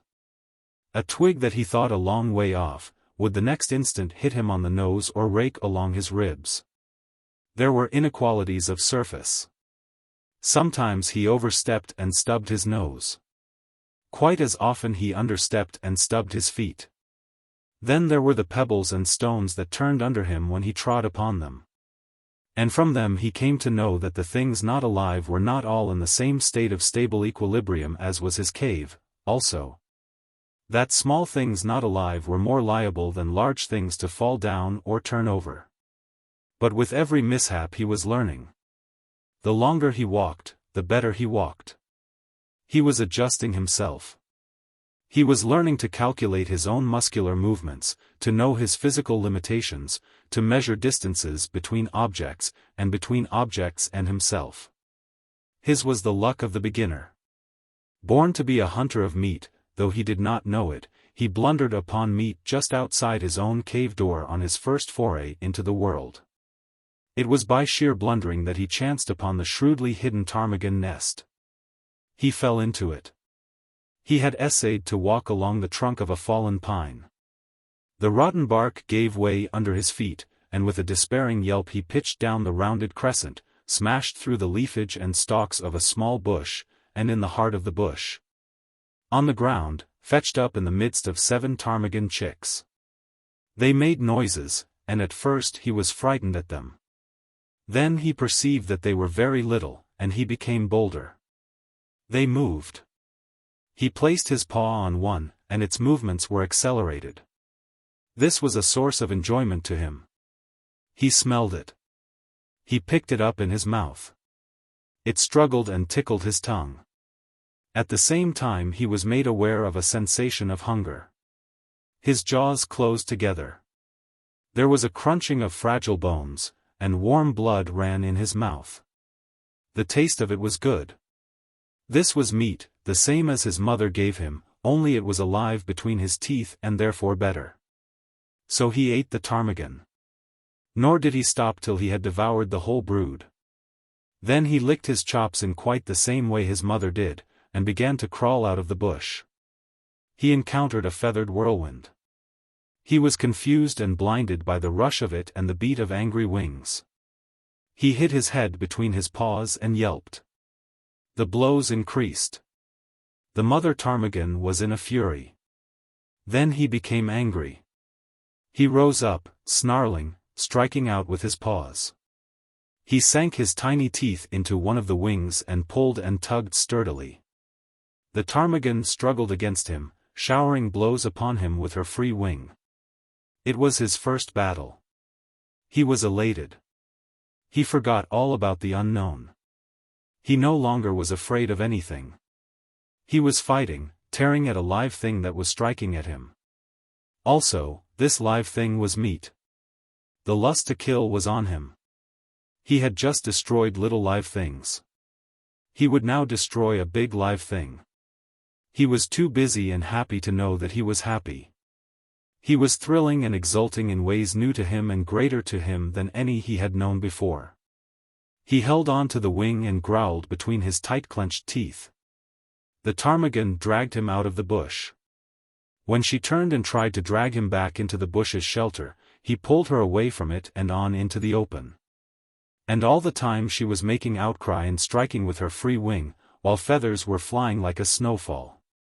The pitch to which he was aroused was tremendous. All the fighting blood of his breed was up in him and surging through him.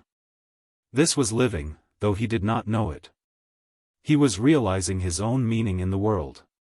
He was doing that for which he was made, killing meat and battling to kill it. He was justifying his existence, than which life can do no greater. For life achieves its summit when it does to the uttermost that which it was equipped to do.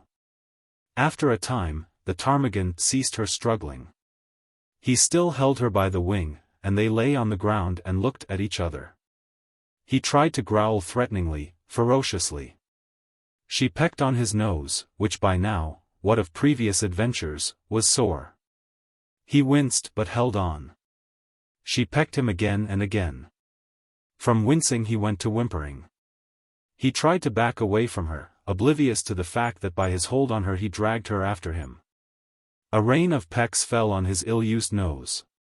The flood of fight ebbed down in him, and, releasing his prey, he turned tail and scampered on across the open in inglorious retreat. He lay down to rest on the other side of the open, near the edge of the bushes, his tongue lolling out, his chest heaving and panting. His nose still hurting him and causing him to continue his whimper. But as he lay there, suddenly there came to him a feeling as of something terrible impending. The unknown with all its terrors rushed upon him, and he shrank back instinctively into the shelter of the bush. As he did so, a draught of air fanned him, and a large, winged body swept ominously and silently past. A hawk, driving down out of the blue, had barely missed him. While he lay in the bush, recovering from his fright and peering fearfully out, the mother ptarmigan on the other side of the open space fluttered out of the ravaged nest.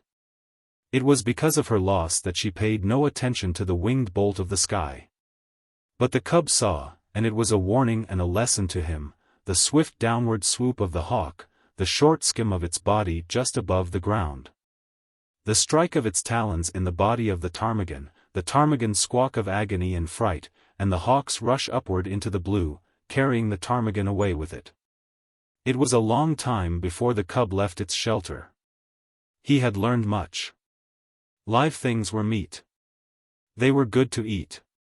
Also, live things when they were large enough, could give hurt.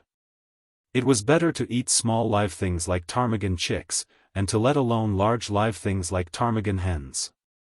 Nevertheless, he felt a little prick of ambition, a sneaking desire to have another battle with that ptarmigan hen, only the hawk had carried her away. Maybe there were other ptarmigan hens. He would go and see. He came down a shelving bank to the stream. He had never seen water before. The footing looked good. There were no inequalities of surface. He stepped boldly out on it. And went down, crying with fear, into the embrace of the unknown. It was cold, and he gasped, breathing quickly. The water rushed into his lungs instead of the air that had always accompanied his act of breathing. The suffocation he experienced was like the pang of death. To him it signified death. He had no conscious knowledge of death, but like every animal of the wild, he possessed the instinct of death. To him it stood as the greatest of hurts. It was the very essence of the unknown. It was the sum of the terrors of the unknown, the one culminating in unthinkable catastrophe that could happen to him, about which he knew nothing and about which he feared everything. He came to the surface, and the sweet air rushed into his open mouth. He did not go down again. Quite as though it had been a long-established custom of his, he struck out with all his legs and began to swim. The near bank was a yard away. But he had come up with his back to it, and the first thing his eyes rested upon was the opposite bank, toward which he immediately began to swim. The stream was a small one, but in the pool it widened out to a score of feet. Midway in the passage, the current picked up the cub and swept him downstream. He was caught in the miniature rapid at the bottom of the pool. Here was little chance for swimming. The quiet water had become suddenly angry. Sometimes he was under, sometimes on top. At all times he was in violent motion, now being turned over or around, and again, being smashed against a rock. And with every rock he struck, he yelped. His progress was a series of yelps, from which might have been adduced the number of rocks he encountered. Below the rapid was a second pool, and here, captured by the eddy, he was gently borne to the bank, and as gently deposited on a bed of gravel. He crawled frantically clear of the water and lay down. He had learned some more about the world. Water was not alive. Yet it moved. Also, it looked as solid as the earth, but was without any solidity at all. His conclusion was that things were not always what they appeared to be. The cub's fear of the unknown was an inherited distrust, and it had now been strengthened by experience. Thenceforth, in the nature of things, he would possess an abiding distrust of appearances. He would have to learn the reality of a thing before he could put his faith into it. One other adventure was destined for him that day. He had recollected that there was such a thing in the world as his mother. And then there came to him a feeling that he wanted her more than all the rest of the things in the world. Not only was his body tired with the adventures it had undergone, but his little brain was equally tired. In all the days he had lived it had not worked so hard as on this one day. Furthermore, he was sleepy. So he started out to look for the cave and his mother, feeling at the same time an overwhelming rush of loneliness and helplessness. He was sprawling along between some bushes, when he heard a sharp intimidating cry. There was a flash of yellow before his eyes. He saw a weasel leaping swiftly away from him.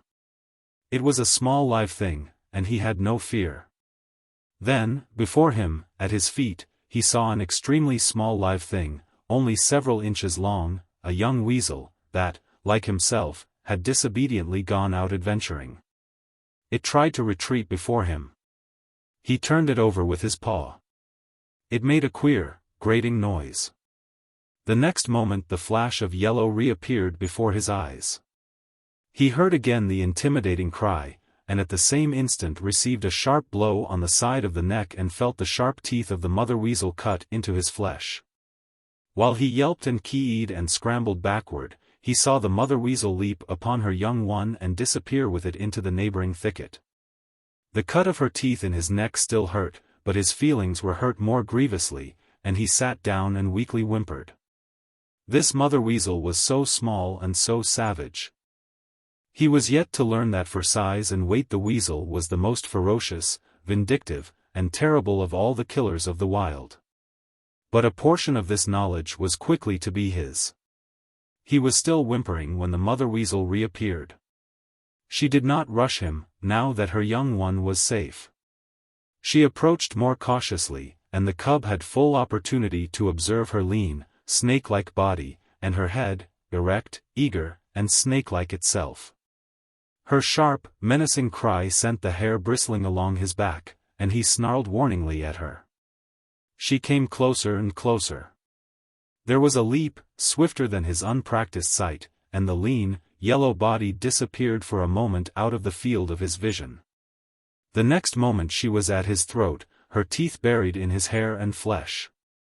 At first he snarled and tried to fight. But he was very young, and this was only his first day in the world, and his snarl became a whimper, his fight a struggle to escape. The weasel never relaxed her hold. She hung on, striving to press down with her teeth to the great vein where his lifeblood bubbled. The weasel was a drinker of blood, and it was ever her preference to drink from the throat of life itself. The Grey Cub would have died, and there would have been no story to write about him, had not the she-wolf come bounding through the bushes. The weasel let go the cub and flashed at the she-wolf's throat, missing, but getting a hold on the jaw instead. The she-wolf flirted her head like the snap of a whip, breaking the weasel's hold and flinging it high in the air. And, still in the air, the she-wolf's jaws closed on the lean, yellow body, and the weasel knew death between the crunching teeth. The cub experienced another access of affection on the part of his mother. Her joy at finding him seemed even greater than his joy at being found. She nuzzled him and caressed him and licked the cuts made in him by the weasel's teeth. Then, between them, mother and cub, they ate the blood drinker, and after that went back to the cave and slept. Chapter 5. The Law of Meat. The cub's development was rapid. He rested for 2 days, and then ventured forth from the cave again. It was on this adventure that he found the young weasel whose mother he had helped eat, and he saw to it that the young weasel went the way of its mother. But on this trip he did not get lost. When he grew tired, he found his way back to the cave and slept. And every day thereafter found him out and ranging a wider area. He began to get accurate measurement of his strength and his weakness, and to know when to be bold and when to be cautious. He found it expedient to be cautious all the time, except for the rare moments, when, assured of his own intrepidity, he abandoned himself to petty rages and lusts. He was always a little demon of fury when he chanced upon a stray ptarmigan. Never did he fail to respond savagely to the chatter of the squirrel he had first met on the blasted pine. While the sight of a moose bird almost invariably put him into the wildest of rages, for he never forgot the peck on the nose he had received from the first of that ilk he encountered. But there were times when even a moose bird failed to affect him, and those were times when he felt himself to be in danger from some other prowling meat hunter. He never forgot the hawk, and its moving shadow always sent him crouching into the nearest thicket. He no longer sprawled and straddled, and already he was developing the gait of his mother, slinking and furtive, apparently without exertion, yet sliding along with a swiftness that was as deceptive as it was imperceptible. In the matter of meat, his luck had been all in the beginning. The 7 ptarmigan chicks and the baby weasel represented the sum of his killings. His desire to kill strengthened with the days, and he cherished hungry ambitions for the squirrel that chattered so volubly and always informed all wild creatures that the wolf cub was approaching. But as birds flew in the air, squirrels could climb trees, and the cub could only try to crawl unobserved upon the squirrel when it was on the ground. The cub entertained a great respect for his mother. She could get meat, and she never failed to bring him his share. Further, she was unafraid of things. It did not occur to him that this fearlessness was founded upon experience and knowledge. Its effect on him was that of an impression of power. His mother represented power. And as he grew older he felt this power in the sharper admonishment of her paw, while the reproving nudge of her nose gave place to the slash of her fangs. For this, likewise, he respected his mother. She compelled obedience from him, and the older he grew the shorter grew her temper. Famine came again, and the cub with clearer consciousness knew once more the bite of hunger. The she-wolf ran herself thin in the quest for meat. She rarely slept any more in the cave, spending most of her time on the meat trail, and spending it vainly. This famine was not a long one, but it was severe while it lasted. The cub found no more milk in his mother's breast, nor did he get one mouthful of meat for himself. Before, he had hunted in play, for the sheer joyousness of it. Now he hunted in deadly earnestness, and found nothing. Yet the failure of it accelerated his development. He studied the habits of the squirrel with greater carefulness, and strove with greater craft to steal upon it and surprise it. He studied the wood mice and tried to dig them out of their burrows. And he learned much about the ways of moose birds and woodpeckers. And there came a day when the hawk's shadow did not drive him crouching into the bushes. He had grown stronger and wiser, and more confident.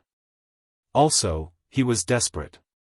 So he sat on his haunches, conspicuously in an open space, and challenged the hawk down out of the sky.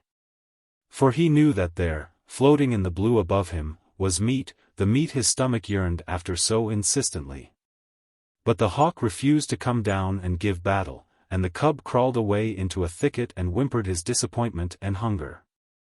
The famine broke. The she-wolf brought home meat. It was strange meat, different from any she had ever brought before. It was a lynx kitten, partly grown, like the cub, but not so large. And it was all for him. His mother had satisfied her hunger elsewhere, though he did not know that it was the rest of the lynx litter that had gone to satisfy her. Nor did he know the desperateness of her deed. He knew only that the velvet-furred kitten was meat, and he ate and waxed happier with every mouthful. A full stomach conduces to inaction, and the cub lay in the cave, sleeping against his mother's side. He was aroused by her snarling. Never had he heard her snarl so terribly. Possibly in her whole life it was the most terrible snarl she ever gave. There was reason for it, and none knew it better than she. A lynx's lair is not despoiled with impunity. In the full glare of the afternoon light, crouching in the entrance of the cave, the cub saw the lynx mother. The hair rippled up along his back at the sight. Here was fear, and it did not require his instinct to tell him of it. And if sight alone were not sufficient, the cry of rage the intruder gave, beginning with a snarl and rushing abruptly upward into a hoarse screech, was convincing enough in itself. The cub felt the prod of the life that was in him, and stood up and snarled valiantly by his mother's side. But she thrust him ignominiously away and behind her. Because of the low-roofed entrance the lynx could not leap in, and when she made a crawling rush of it the she-wolf sprang upon her and pinned her down. The cub saw little of the battle. There was a tremendous snarling and spitting and screeching.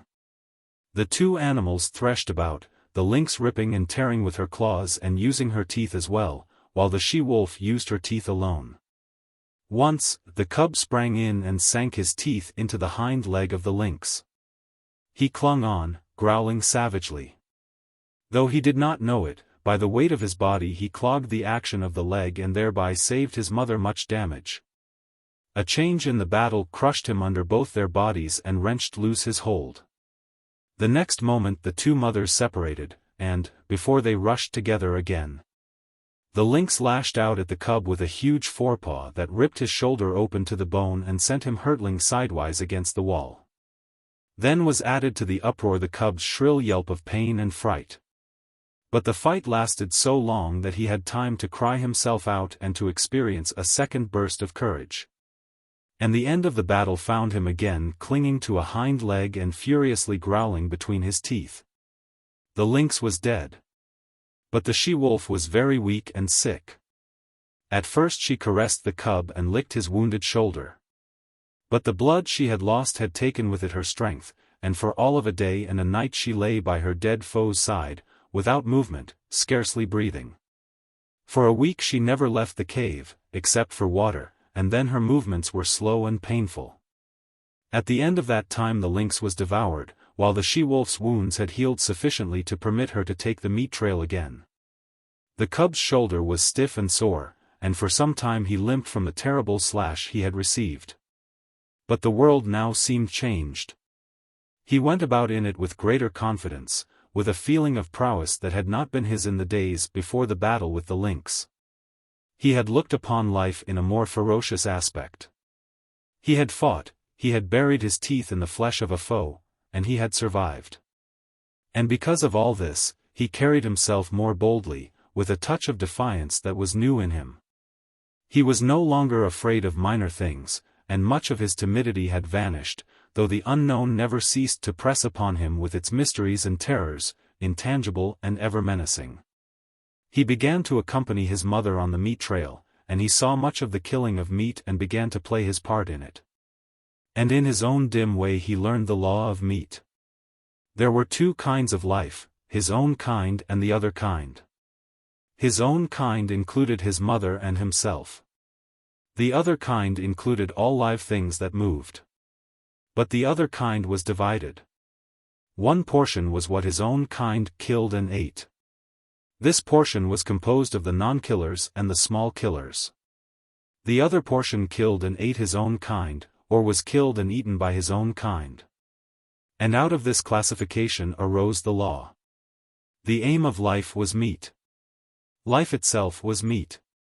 Life lived on life. There were the eaters and the eaten. The law was, eat or be eaten. He did not formulate the law in clear, set terms and moralize about it. He did not even think the law. He merely lived the law without thinking about it at all. He saw the law operating around him on every side. He had eaten the ptarmigan chicks. The hawk had eaten the ptarmigan mother. The hawk would also have eaten him. Later, when he had grown more formidable, he wanted to eat the hawk. He had eaten the lynx kitten. The lynx mother would have eaten him had she not herself been killed and eaten. And so it went. The law was being lived about him by all live things, and he himself was part and parcel of the law. He was a killer. His only food was meat, live meat, that ran away swiftly before him, or flew into the air, or climbed trees, or hid in the ground, or faced him and fought with him, or turned the tables and ran after him. Had the cub thought in man fashion, he might have epitomized life as a voracious appetite and the world as a place wherein ranged a multitude of appetites, pursuing and being pursued. Hunting and being hunted, eating and being eaten, all in blindness and confusion, with violence and disorder, a chaos of gluttony and slaughter, ruled over by chance, merciless, planless, endless. But the cub did not think in man fashion. He did not look at things with wide vision. He was single-purposed, and entertained but one thought or desire at a time. Besides the law of meat, there were a myriad other and lesser laws for him to learn and obey. The world was filled with surprise. The stir of the life that was in him, the play of his muscles, was an unending happiness. To run down meat was to experience thrills and elations. His rages and battles were pleasures. Terror itself, and the mystery of the unknown, led to his living. And there were easements and satisfactions. To have a full stomach, to doze lazily in the sunshine, such things were remuneration in full for his ardors and toils, while his ardors and toils were in themselves self-remunerative. They were expressions of life, and life is always happy when it is expressing itself. So the cub had no quarrel with his hostile environment. He was very much alive, very happy, and very proud of himself. Chapter 3. Chapter 1. The Makers of Fire. The cub came upon it suddenly. It was his own fault. He had been careless. He had left the cave and run down to the stream to drink. It might have been that he took no notice because he was heavy with sleep. He had been out all night on the meat trail, and had but just then awakened. And his carelessness might have been due to the familiarity of the trail to the pool. He had traveled it often, and nothing had ever happened on it. He went down past the blasted pine, crossed the open space, and trotted in amongst the trees. Then, at the same instant, he saw and smelt. Before him, sitting silently on their haunches, were 5 live things, the like of which he had never seen before. It was his first glimpse of mankind. But at the sight of him the 5 men did not spring to their feet, nor show their teeth, nor snarl. They did not move, but sat there, silent and ominous. Nor did the cub move. Every instinct of his nature would have impelled him to dash wildly away, had there not suddenly and for the first time arisen in him another and counter-instinct. A great awe descended upon him. He was beaten down to movelessness by an overwhelming sense of his own weakness and littleness. Here was mastery and power, something far and away beyond him. The cub had never seen man, yet the instinct concerning man was his. In dim ways he recognized in man the animal that had fought itself to primacy over the other animals of the wild. Not alone out of his own eyes, but out of the eyes of all his ancestors was the cub now looking upon man, out of eyes that had circled in the darkness around countless winter campfires. That had peered from safe distances and from the hearts of thickets at the strange, 2-legged animal that was lord over living things. The spell of the cub's heritage was upon him, the fear and the respect born of the centuries of struggle and the accumulated experience of the generations. The heritage was too compelling for a wolf that was only a cub. Had he been full-grown, he would have run away. As it was, he cowered down in a paralysis of fear, already half proffering the submission that his kind had proffered from the first time a wolf came in to sit by man's fire and be made warm. One of the Indians arose and walked over to him and stooped above him. The cub cowered closer to the ground. It was the unknown, objectified at last, in concrete flesh and blood, bending over him and reaching down to seize hold of him. His hair bristled involuntarily. His lips writhed back and his little fangs were bared. The hand, poised like doom above him, hesitated, and the man spoke laughing, "Wabam wabiska ip pit ta." Look! The white fangs. The other Indians laughed loudly, and urged the man on to pick up the cub. As the hand descended closer and closer, there raged within the cub a battle of the instincts. He experienced 2 great impulsions, to yield and to fight. The resulting action was a compromise. He did both. He yielded till the hand almost touched him. Then he fought, his teeth flashing in a snap that sank them into the hand. The next moment he received a clout alongside the head that knocked him over on his side. Then all fight fled out of him. His puppyhood and the instinct of submission took charge of him. He sat up on his haunches and kee-eyed. But the man whose hand he had bitten was angry. The cub received a clout on the other side of his head. Whereupon he sat up and kee-eyed louder than ever. The 4 Indians laughed more loudly, while even the man who had been bitten began to laugh. They surrounded the cub and laughed at him, while he wailed out his terror and his hurt. In the midst of it, he heard something. The Indians heard it too. But the cub knew what it was, and with a last, long wail that had in it more of triumph than grief, he ceased his noise and waited for the coming of his mother. Of his ferocious and indomitable mother who fought and killed all things and was never afraid. She was snarling as she ran. She had heard the cry of her cub and was dashing to save him. She bounded in amongst them, her anxious and militant motherhood making her anything but a pretty sight. But to the cub the spectacle of her protective rage was pleasing. He uttered a glad little cry and bounded to meet her, while the man-animals went back hastily several steps. The she-wolf stood over against her cub, facing the men, with bristling hair, a snarl rumbling deep in her throat. Her face was distorted and malignant with menace, even the bridge of the nose wrinkling from tip to eyes, so prodigious was her snarl. Then it was that a cry went up from one of the men. "Kitch!" was what he uttered. It was an exclamation of surprise. The cub felt his mother wilting at the sound. "Kitch!" the man cried again, this time with sharpness and authority. And then the cub saw his mother, the she-wolf, the fearless one, crouching down till her belly touched the ground, whimpering, wagging her tail, making peace signs. The cub could not understand. He was appalled. The awe of man rushed over him again. His instinct had been true. His mother verified it. She, too, rendered submission to the man-animals. The man who had spoken came over to her. He put his hand upon her head, and she only crouched closer. She did not snap, nor threaten to snap. The other men came up, and surrounded her, and felt her, and pawed her, which actions she made no attempt to resent. They were greatly excited, and made many noises with their mouths. These noises were not indication of danger, the cub decided, as he crouched near his mother, still bristling from time to time but doing his best to submit. "It is not strange," an Indian was saying. "Her father was a wolf. It is true, her mother was a dog, but did not my brother tie her out in the woods all of 3 nights in the mating season? Therefore was the father of Kitch a wolf.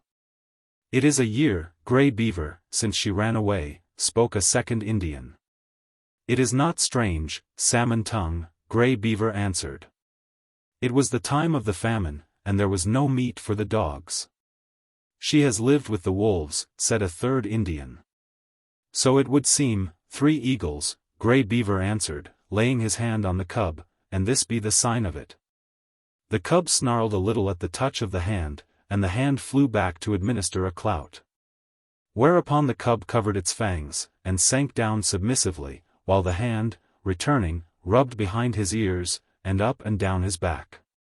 "This be the sign of it," Grey Beaver went on. "It is plain that his mother is Kitch. But his father was a wolf. Wherefore is there in him little dog and much wolf.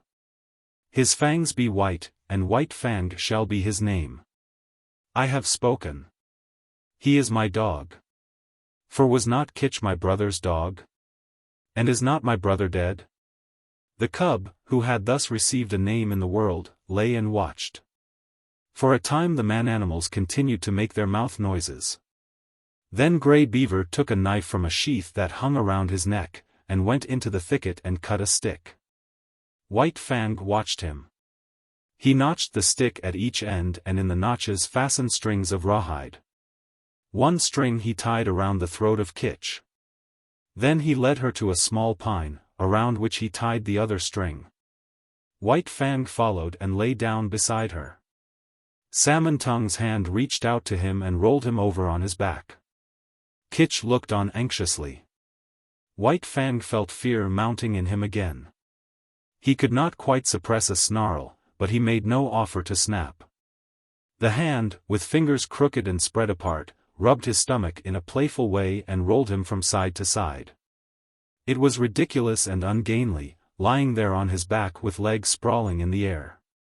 Besides, it was a position of such utter helplessness that White Fang's whole nature revolted against it.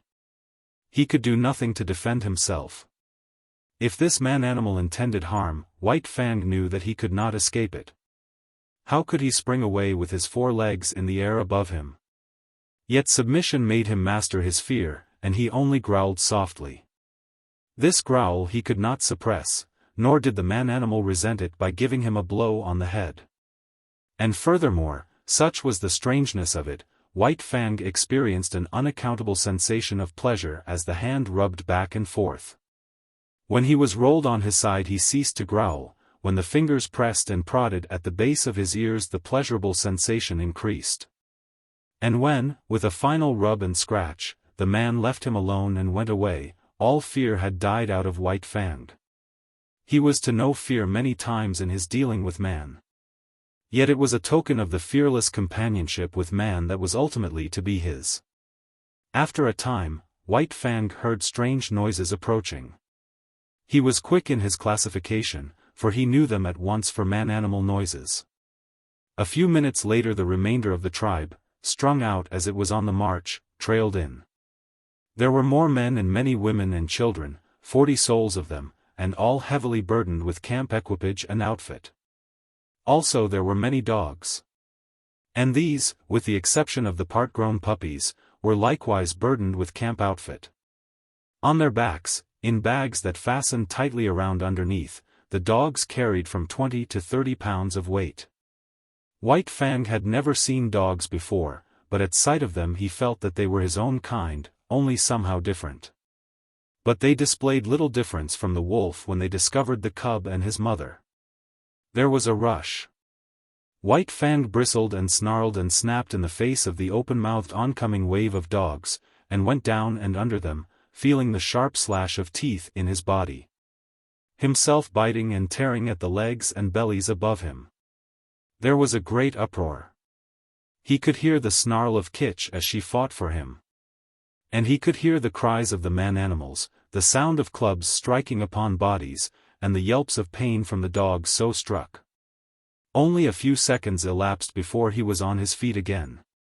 He could now see the man-animals driving back the dogs with clubs and stones, defending him, saving him from the savage teeth of his kind that somehow was not his kind. And though there was no reason in his brain for a clear conception of so abstract a thing as justice, nevertheless, in his own way, he felt the justice of the man-animals. And he knew them for what they were, makers of law and executors of law. Also, he appreciated the power with which they administered the law. Unlike any animals he had ever encountered, they did not bite nor claw. They enforced their live strength with the power of dead things. Dead things did their bidding. Thus, sticks and stones, directed by these strange creatures, leaped through the air like living things, inflicting grievous hurts upon the dogs. To his mind this was power unusual, power inconceivable and beyond the natural, power that was godlike. White Fang, in the very nature of him, could never know anything about gods. At the best he could know only things that were beyond knowing, but the wonder and awe that he had of these man-animals in ways resembled what would be the wonder and awe of man at sight of some celestial creature. On a mountain top, hurling thunderbolts from either hand at an astonished world. The last dog had been driven back. The hubbub died down. And White Fang licked his hurts and meditated upon this, his first taste of pack cruelty and his introduction to the pack. He had never dreamed that his own kind consisted of more than one eye, his mother, and himself. They had constituted a kind apart, and here, abruptly, he had discovered many more creatures apparently of his own kind. And there was a subconscious resentment that these, his kind, at first sight had pitched upon him and tried to destroy him. In the same way he resented his mother being tied with a stick, even though it was done by the superior man-animals. It savored of the trap, of bondage. Yet of the trap and of bondage he knew nothing. Freedom to roam and run and lie down at will, had been his heritage, and here it was being infringed upon. His mother's movements were restricted to the length of a stick, and by the length of that same stick was he restricted, for he had not yet got beyond the need of his mother's side. He did not like it. Nor did he like it when the man-animals arose and went on with their march. For a tiny man-animal took the other end of the stick and led Kitch captive behind him, and behind Kitch followed White Fang, greatly perturbed and worried by this new adventure he had entered upon. They went down the valley of the stream, far beyond White Fang's widest ranging, until they came to the end of the valley, where the stream ran into the Mackenzie River.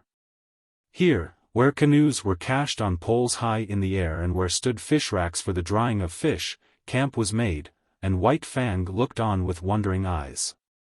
The superiority of these man-animals increased with every moment. There was their mastery over all these sharp-fanged dogs.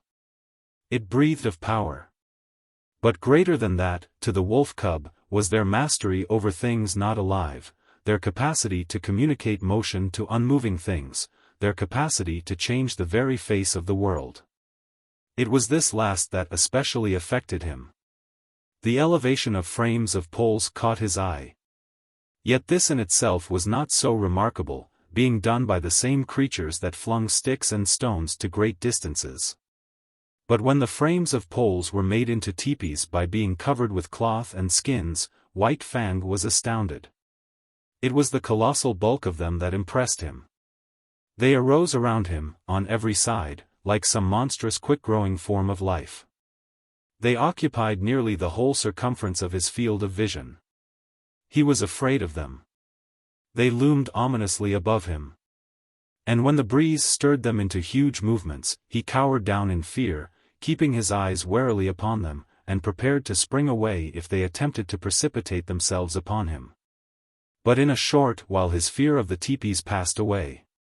He saw the women and children passing in and out of them without harm, and he saw the dogs trying often to get into them, and being driven away with sharp words and flying stones. After a time, he left Kitch's side and crawled cautiously toward the wall of the nearest teepee. It was the curiosity of growth that urged him on, the necessity of learning and living and doing that brings experience. The last few inches to the wall of the teepee were crawled with painful slowness and precaution. The day's events had prepared him for the unknown to manifest itself in most stupendous and unthinkable ways. At last his nose touched the canvas. He waited. Nothing happened. Then he smelled the strange fabric, saturated with the man-smell. He closed on the canvas with his teeth and gave a gentle tug. Nothing happened, though the adjacent portions of the teepee moved. He tugged harder. There was a greater movement.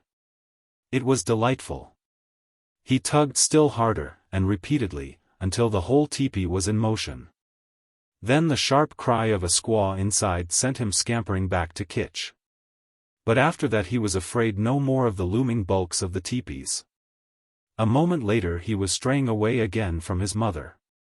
Her stick was tied to a peg in the ground and she could not follow him. A part-grown puppy, somewhat larger and older than he, came toward him slowly, with ostentatious and belligerent importance. The puppy's name, as White Fang was afterward to hear him called, was Lip Lip. He had had experience in puppy fights and was already something of a bully. Lip Lip was White Fang's own kind, and, being only a puppy, did not seem dangerous, so White Fang prepared to meet him in a friendly spirit. But when the stranger's walk became stiff-legged and his lips lifted clear of his teeth, White Fang stiffened too, and answered with lifted lips. They half-circled about each other, tentatively, snarling and bristling. This lasted several minutes, and White Fang was beginning to enjoy it, as a sort of game. But suddenly, with remarkable swiftness, Lip Lip leaped in, delivering a slashing snap, and leaped away again. The snap had taken effect on the shoulder that had been hurt by the lynx and that was still sore deep down near the bone. The surprise and hurt of it brought a yelp out of White Fang. But the next moment, in a rush of anger, he was upon Lip Lip and snapping viciously. But Lip Lip had lived his life in camp and had fought many puppy fights. 3 times, 4 times, and half a dozen times, his sharp little teeth scored on the newcomer, until White Fang, yelping shamelessly, fled to the protection of his mother. It was the first of the many fights he was to have with Lip Lip, for they were enemies from the start, born so, with natures destined perpetually to clash. Kitch licked White Fang soothingly with her tongue, and tried to prevail upon him to remain with her. But his curiosity was rampant, and several minutes later he was venturing forth on a new quest. He came upon one of the man-animals, Grey Beaver, who was squatting on his hams and doing something with sticks and dry moss spread before him on the ground. White Fang came near to him and watched. Grey Beaver made mouth noises which White Fang interpreted as not hostile, so he came still nearer. Women and children were carrying more sticks and branches to Grey Beaver. It was evidently an affair of moment. White Fang came in until he touched Grey Beaver's knee, so curious was he, and already forgetful that this was a terrible man-animal. Suddenly he saw a strange thing like mist beginning to arise from the sticks and moss beneath Grey Beaver's hands. Then, amongst the sticks themselves, appeared a live thing, twisting and turning, of a color like the color of the sun in the sky. White Fang knew nothing about fire. It drew him as the light, in the mouth of the cave had drawn him in his early puppyhood. He crawled the several steps toward the flame. He heard Grey Beaver chuckle above him, and he knew the sound was not hostile. Then his nose touched the flame, and at the same instant his little tongue went out to it. For a moment he was paralyzed. The unknown, lurking in the midst of the sticks and moss, was savagely clutching him by the nose. He scrambled backward, bursting out in an astonished explosion of ki-is. At the sound, Kitch leaped snarling to the end of her stick, and there raged terribly because she could not come to his aid. But Grey Beaver laughed loudly, and slapped his thighs, and told the happening to all the rest of the camp, till everybody was laughing uproariously. But White Fang sat on his haunches and ki-ed, a forlorn and pitiable little figure in the midst of the man-animals. It was the worst hurt he had ever known. Both nose and tongue had been scorched by the live thing, sun-colored, that had grown up under Grey Beaver's hands. He cried and cried interminably, and every fresh wail was greeted by bursts of laughter on the part of the man-animals. He tried to soothe his nose with his tongue, but the tongue was burnt too, and the two hurts coming together produced greater hurt, whereupon he cried more hopelessly and helplessly than ever. And then shame came to him. He knew laughter and the meaning of it. It is not given us to know how some animals know laughter, and know when they are being laughed at. But it was this same way that White Fang knew it. And he felt shame that the man-animals should be laughing at him. He turned and fled away, not from the hurt of the fire, but from the laughter that sank even deeper, and hurt in the spirit of him. And he fled to Kitch, raging at the end of her stick like an animal gone mad, to Kitch, the one creature in the world who was not laughing at him. Twilight drew down and night came on, and White Fang lay by his mother's side. His nose and tongue still hurt, but he was perplexed by a greater trouble. He was homesick. He felt a vacancy in him, a need for the hush and quietude of the stream and the cave in the cliff. Life had become too populous. There were so many of the man-animals, men, women, and children, all making noises and irritations.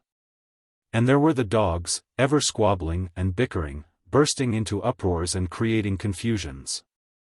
The restful loneliness of the only life he had known was gone. Here the very air was palpitant with life. It hummed and buzzed unceasingly. Continually changing its intensity and abruptly variant in pitch, it impinged on his nerves and senses, made him nervous and restless and worried him with a perpetual imminence of happening. He watched the man-animals coming and going and moving about the camp. In fashion distantly resembling the way men look upon the gods they create, so looked White Fang upon the man-animals before him. They were superior creatures, of a verity, gods. To his dim comprehension they were as much wonder-workers as gods are to men. They were creatures of mastery, possessing all manner of unknown and impossible potencies, overlords of the alive and the not alive, making obey that which moved, imparting movement to that which did not move, and making life, sun-colored and biting life, to grow out of dead moss and wood. They were fire makers. They were gods. Chapter 2. The Bondage. The days were thronged with experience for White Fang. During the time that Kitch was tied by the stick, he ran about over all the camp, inquiring, investigating, learning. He quickly came to know much of the ways of the man-animals, but familiarity did not breed contempt. The more he came to know them, the more they vindicated their superiority, the more they displayed their mysterious powers, the greater loomed their godlikeness. To man has been given the grief, often, of seeing his gods overthrown and his altars crumbling, but to the wolf and the wild dog that have come in to crouch at man's feet, this grief has never come. Unlike man, whose gods are of the unseen and the overguessed, vapors and mists of fancy eluding the garmenture of reality, wandering wraiths of desired goodness and power. Intangible outcroppings of self into the realm of spirit, unlike man, the wolf and the wild dog that have come into the fire find their gods in the living flesh, solid to the touch. Occupying earth space and requiring time for the accomplishment of their ends and their existence. No effort of faith is necessary to believe in such a God, no effort of will can possibly induce disbelief in such a God. There is no getting away from it. There it stands, on its two hind legs, club in hand, immensely potential, passionate and wrathful and loving. God and mystery and power all wrapped up and around by flesh that bleeds when it is torn and that is good to eat like any flesh. And so it was with White Fang. The man-animals were gods unmistakable and unescapable. As his mother, Kitch, had rendered her allegiance to them at the first cry of her name, so he was beginning to render his allegiance. He gave them the trail as a privilege indubitably theirs. When they walked, he got out of their way. When they called, he came. When they threatened, he cowered down. When they commanded him to go, he went away hurriedly. For behind any wish of theirs was power to enforce that wish, power that hurt, power that expressed itself in clouts and clubs, in flying stones and stinging lashes of whips. He belonged to them as all dogs belonged to them. His actions were theirs to command. His body was theirs to maul, to stamp upon, to tolerate. Such was the lesson that was quickly borne in upon him. It came hard, going as it did, counter to much that was strong and dominant in his own nature, and, while he disliked it in the learning of it, unknown to himself he was learning to like it. It was a placing of his destiny in another's hands, a shifting of the responsibilities of existence. This in itself was compensation, for it is always easier to lean upon another than to stand alone.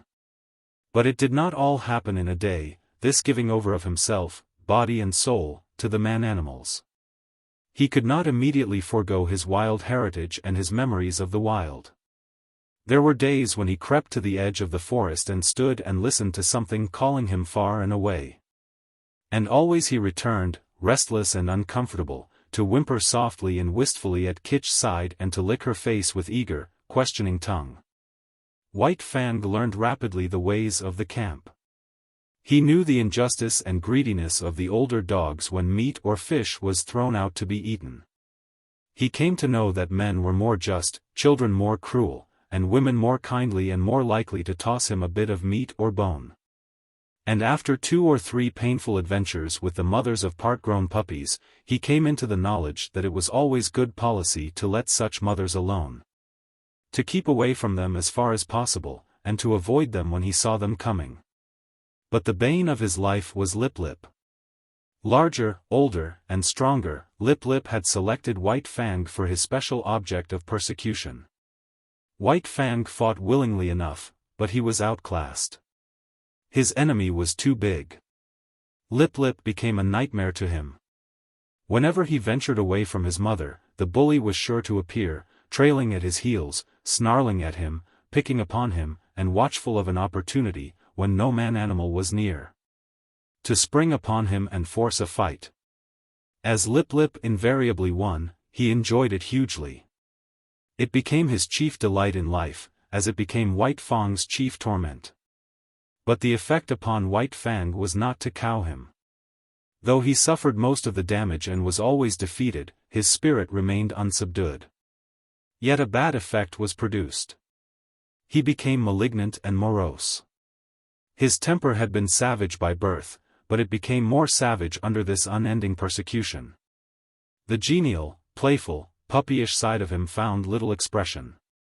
He never played and gambled about with the other puppies of the camp. Lip Lip would not permit it. The moment White Fang appeared near them, Lip Lip was upon him, bullying and hectoring him, or fighting with him until he had driven him away. The effect of all this was to rob White Fang of much of his puppyhood and to make him in his comportment older than his age.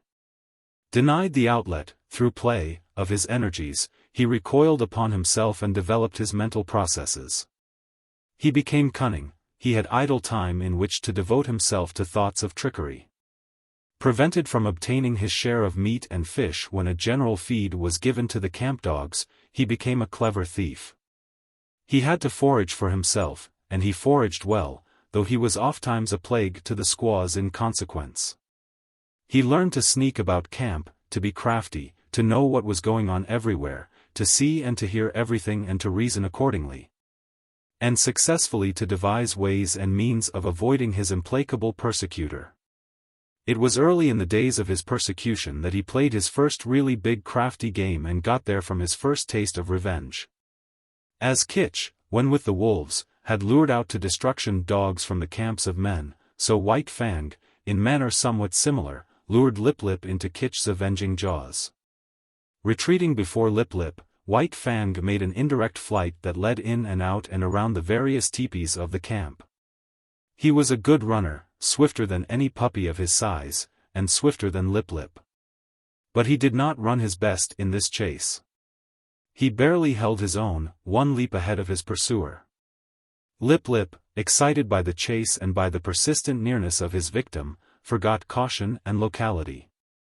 When he remembered locality, it was too late.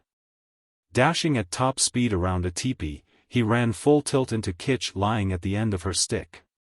He gave one yelp of consternation, and then her punishing jaws closed upon him. She was tied, but he could not get away from her easily. She rolled him off his legs so that he could not run, while she repeatedly ripped and slashed him with her fangs. When at last he succeeded in rolling clear of her, he crawled to his feet, badly disheveled, hurt both in body and in spirit. His hair was standing out all over him in tufts where her teeth had mauled. He stood where he had arisen, opened his mouth, and broke out the long, heartbroken puppy wail. But even this he was not allowed to complete. In the middle of it, White Fang, rushing in, sank his teeth into Lip Lip's hind leg. There was no fight left in Lip Lip, and he ran away shamelessly, his victim hot on his heels and worrying him all the way back to his own teepee. Here the squaws came to his aid, and White Fang, transformed into a raging demon, was finally driven off only by a fusillade of stones. Came the day when Grey Beaver, deciding that the liability of her running away was past, released Kitch. White Fang was delighted with his mother's freedom. He accompanied her joyfully about the camp, and, so long as he remained close by her side, Lip Lip kept a respectful distance. White Fang even bristled up to him and walked stiff-legged, but Lip Lip ignored the challenge. He was no fool himself, and whatever vengeance he desired to wreak, he could wait until he caught White Fang alone. Later on that day, Kitch and White Fang strayed into the edge of the woods next to the camp. He had led his mother there, step by step, and now when she stopped, he tried to inveigle her farther. The stream, the lair, and the quiet woods were calling to him, and he wanted her to come. He ran on a few steps, stopped, and looked back. She had not moved. He whined pleadingly, and scurried playfully in and out of the underbrush. He ran back to her, licked her face, and ran on again. And still she did not move. He stopped and regarded her, all of an intentness and eagerness, physically expressed, that slowly faded out of him as she turned her head and gazed back at the camp. There was something calling to him out there in the open. His mother heard it too. But she heard also that other and louder call, the call of the fire and of man, the call which has been given alone of all animals to the wolf to answer, to the wolf and the wild dog. Who are brothers. Kitch turned and slowly trotted back toward camp. Stronger than the physical restraint of the stick was the clutch of the camp upon her. Unseen and occultly, the gods still gripped with their power and would not let her go. White Fang sat down in the shadow of a birch and whimpered softly. There was a strong smell of pine, and subtle wood fragrances filled the air, reminding him of his old life of freedom before the days of his bondage. But he was still only a part-grown puppy, and stronger than the call either of man or of the wild was the call of his mother. All the hours of his short life he had depended upon her. The time was yet to come for independence. So he arose and trotted forlornly back to camp, pausing once, and twice, to sit down and whimper and to listen to the call that still sounded in the depths of the forest. In the wild the time of a mother with her young is short, but under the dominion of man it is sometimes even shorter. Thus it was with White Fang. Grey Beaver was in the debt of 3 eagles. 3 Eagles was going away on a trip up the Mackenzie to the Great Slave Lake. A strip of scarlet cloth, a bearskin, 20 cartridges, and kitch, went to pay the debt. White Fang saw his mother taken aboard 3 Eagles' canoe, and tried to follow her. A blow from 3 Eagles knocked him backward to the land. The canoe shoved off. He sprang into the water and swam after it, deaf to the sharp cries of Grey Beaver to return. Even a man-animal, a god, White Fang ignored, such was the terror he was in of losing his mother. But gods are accustomed to being obeyed, and Grey Beaver wrathfully launched a canoe in pursuit. When he overtook White Fang, he reached down and by the nape of the neck lifted him clear of the water. He did not deposit him at once in the bottom of the canoe. Holding him suspended with one hand, with the other hand he proceeded to give him a beating. And it was a beating. His hand was heavy. Every blow was shrewd to hurt. And he delivered a multitude of blows. Impelled by the blows that rained upon him, now from this side, now from that, White Fang swung back and forth like an erratic and jerky pendulum.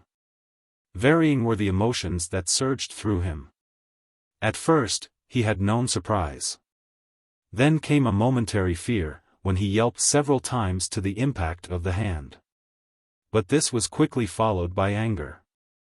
His free nature asserted itself, and he showed his teeth and snarled fearlessly in the face of the wrathful god. This but served to make the god more wrathful. The blows came faster, heavier, more shrewd to hurt. Grey Beaver continued to beat, White Fang continued to snarl. But this could not last forever. One or the other must give over, and that one was White Fang. Fear surged through him again. For the first time he was being really manhandled. The occasional blows of sticks and stones he had previously experienced were as caresses compared with this. He broke down and began to cry and yelp. For a time each blow brought a yelp from him. But fear passed into terror, until finally his yelps were voiced in unbroken succession, unconnected with the rhythm of the punishment. At last Grey Beaver withheld his hand. White Fang, hanging limply, continued to cry. This seemed to satisfy his master, who flung him down roughly in the bottom of the canoe. In the meantime the canoe had drifted down the stream. Grey Beaver picked up the paddle. White Fang was in his way. He spurned him savagely with his foot. In that moment White Fang's free nature flashed forth again, and he sank his teeth into the moccasined foot. The beating that had gone before was as nothing compared with the beating he now received. Grey Beaver's wrath was terrible, likewise was White Fang's fright. Not only the hand, but the hard wooden paddle was used upon him, and he was bruised and sore in all his small body when he was again flung down in the canoe. Again, and this time with purpose, did Grey Beaver kick him. White Fang did not repeat his attack on the foot. He had learned another lesson of his bondage. Never, no matter what the circumstance, must he dare to bite the god who was lord and master over him. The body of the lord and master was sacred, not to be defiled by the teeth of such as he. That was evidently the crime of crimes, the one offense there was no condoning nor overlooking. When the canoe touched the shore, White Fang lay whimpering and motionless, waiting the will of Grey Beaver. It was Grey Beaver's will that he should go ashore, for ashore he was flung, striking heavily on his side and hurting his bruises afresh. He crawled tremblingly to his feet and stood whimpering. Lip, who had watched the whole proceeding from the bank, now rushed upon him, knocking him over and sinking his teeth into him. White Fang was too helpless to defend himself, and it would have gone hard with him had not Grey Beaver's foot shot out, lifting Lip into the air with its violence so that he smashed down to earth a dozen feet away. This was the man-animal's justice, and even then, in his own pitiable plight, White Fang experienced a little grateful thrill. At Grey Beaver's heels he limped obediently through the village to the teepee. And so it came that White Fang learned that the right to punish was something the gods reserved for themselves and denied to the lesser creatures under them. That night, when all was still, White Fang remembered his mother and sorrowed for her. He sorrowed too loudly and woke up Grey Beaver, who beat him. After that he mourned gently when the gods were around. But sometimes, straying off to the edge of the woods by himself, he gave vent to his grief, and cried it out with loud whimperings and wailings. It was during this period that he might have hearkened to the memories of the lair and the stream and run back to the wild. But the memory of his mother held him. As the hunting man-animals went out and came back, so she would come back to the village some time. So he remained in his bondage waiting for her. But it was not altogether an unhappy bondage. There was much to interest him. Something was always happening. There was no end to the strange things these gods did, and he was always curious to see. Besides, he was learning how to get along with Grey Beaver. Obedience, rigid, undeviating obedience, was what was exacted of him, and in return he escaped beatings and his existence was tolerated. Nay, Grey Beaver himself sometimes tossed him a piece of meat, and defended him against the other dogs in the eating of it. And such a piece of meat was of value. It was worth more, in some strange way, than a dozen pieces of meat from the hand of a squaw. Grey Beaver never petted nor caressed. Perhaps it was the weight of his hand, perhaps his justice, perhaps the sheer power of him, and perhaps it was all these things that influenced White Fang. For a certain tie of attachment was forming between him and his surly lord. Insidiously, and by remote ways, as well as by the power of stick and stone and cloud of hand, were the shackles of White Fang's bondage being riveted upon him. The qualities in his kind that in the beginning made it possible for them to come into the fires of men, were qualities capable of development. They were developing in him, and the camp life, replete with misery as it was secretly endearing itself to him all the time. But White Fang was unaware of it. He knew only grief for the loss of Kitch, hope for her return, and a hungry yearning for the free life that had been his. Chapter 3. The Outcast. Lip continued so to darken his days that White Fang became wickeder and more ferocious than it was his natural right to be. Savageness was a part of his makeup, but the savageness thus developed exceeded his makeup. He acquired a reputation for wickedness amongst the man-animals themselves. Wherever there was trouble and uproar in camp, fighting and squabbling or the outcry of a squaw over a bit of stolen meat, they were sure to find White Fang mixed up in it and usually at the bottom of it. They did not bother to look after the causes of his conduct. They saw only the effects, and the effects were bad. He was a sneak and a thief, a mischief-maker, a fomenter of trouble. And irate squaws told him to his face, the while he eyed them alert and ready to dodge any quick-flung missile, that he was a wolf and worthless and bound to come to an evil end. He found himself an outcast in the midst of the populous camp. All the young dogs followed Lip's lead. There was a difference between White Fang and them. Perhaps they sensed his wildwood breed, and instinctively felt for him the enmity that the domestic dog feels for the wolf. But be that as it may, they joined with Lip in the persecution. And, once declared against him, they found good reason to continue declared against him. One and all, from time to time, they felt his teeth, and to his credit, he gave more than he received. Many of them he could whip in single fight, but single fight was denied him. The beginning of such a fight was a signal for all the young dogs in camp to come running and pitch upon him. Out of this pack persecution he learned two important things: how to take care of himself in a mass fight against him, and how, on a single dog. To inflict the greatest amount of damage in the briefest space of time. To keep one's feet in the midst of the hostile mass meant life, and this he learnt well. He became cat-like in his ability to stay on his feet. Even grown dogs might hurtle him backward or sideways with the impact of their heavy bodies. And backward or sideways he would go, in the air or sliding on the ground, but always with his legs under him and his feet downward to the Mother Earth. When dogs fight, there are usually preliminaries to the actual combat, snarlings and bristlings and stiff-legged struttings. But White Fang learned to omit these preliminaries. Delay meant the coming against him of all the young dogs. He must do his work quickly and get away. So he learnt to give no warning of his intention. He rushed in and snapped and slashed on the instant, without notice, before his foe could prepare to meet him. Thus he learned how to inflict quick and severe damage. Also he learned the value of surprise. A dog, taken off its guard, its shoulder slashed open or its ear ripped in ribbons before it knew what was happening, was a dog half-whipped. Furthermore, it was remarkably easy to overthrow a dog taken by surprise. While a dog, thus overthrown, invariably exposed for a moment the soft underside of its neck, the vulnerable point at which to strike for its life. White Fang knew this point. It was a knowledge bequeathed to him directly from the hunting generation of wolves.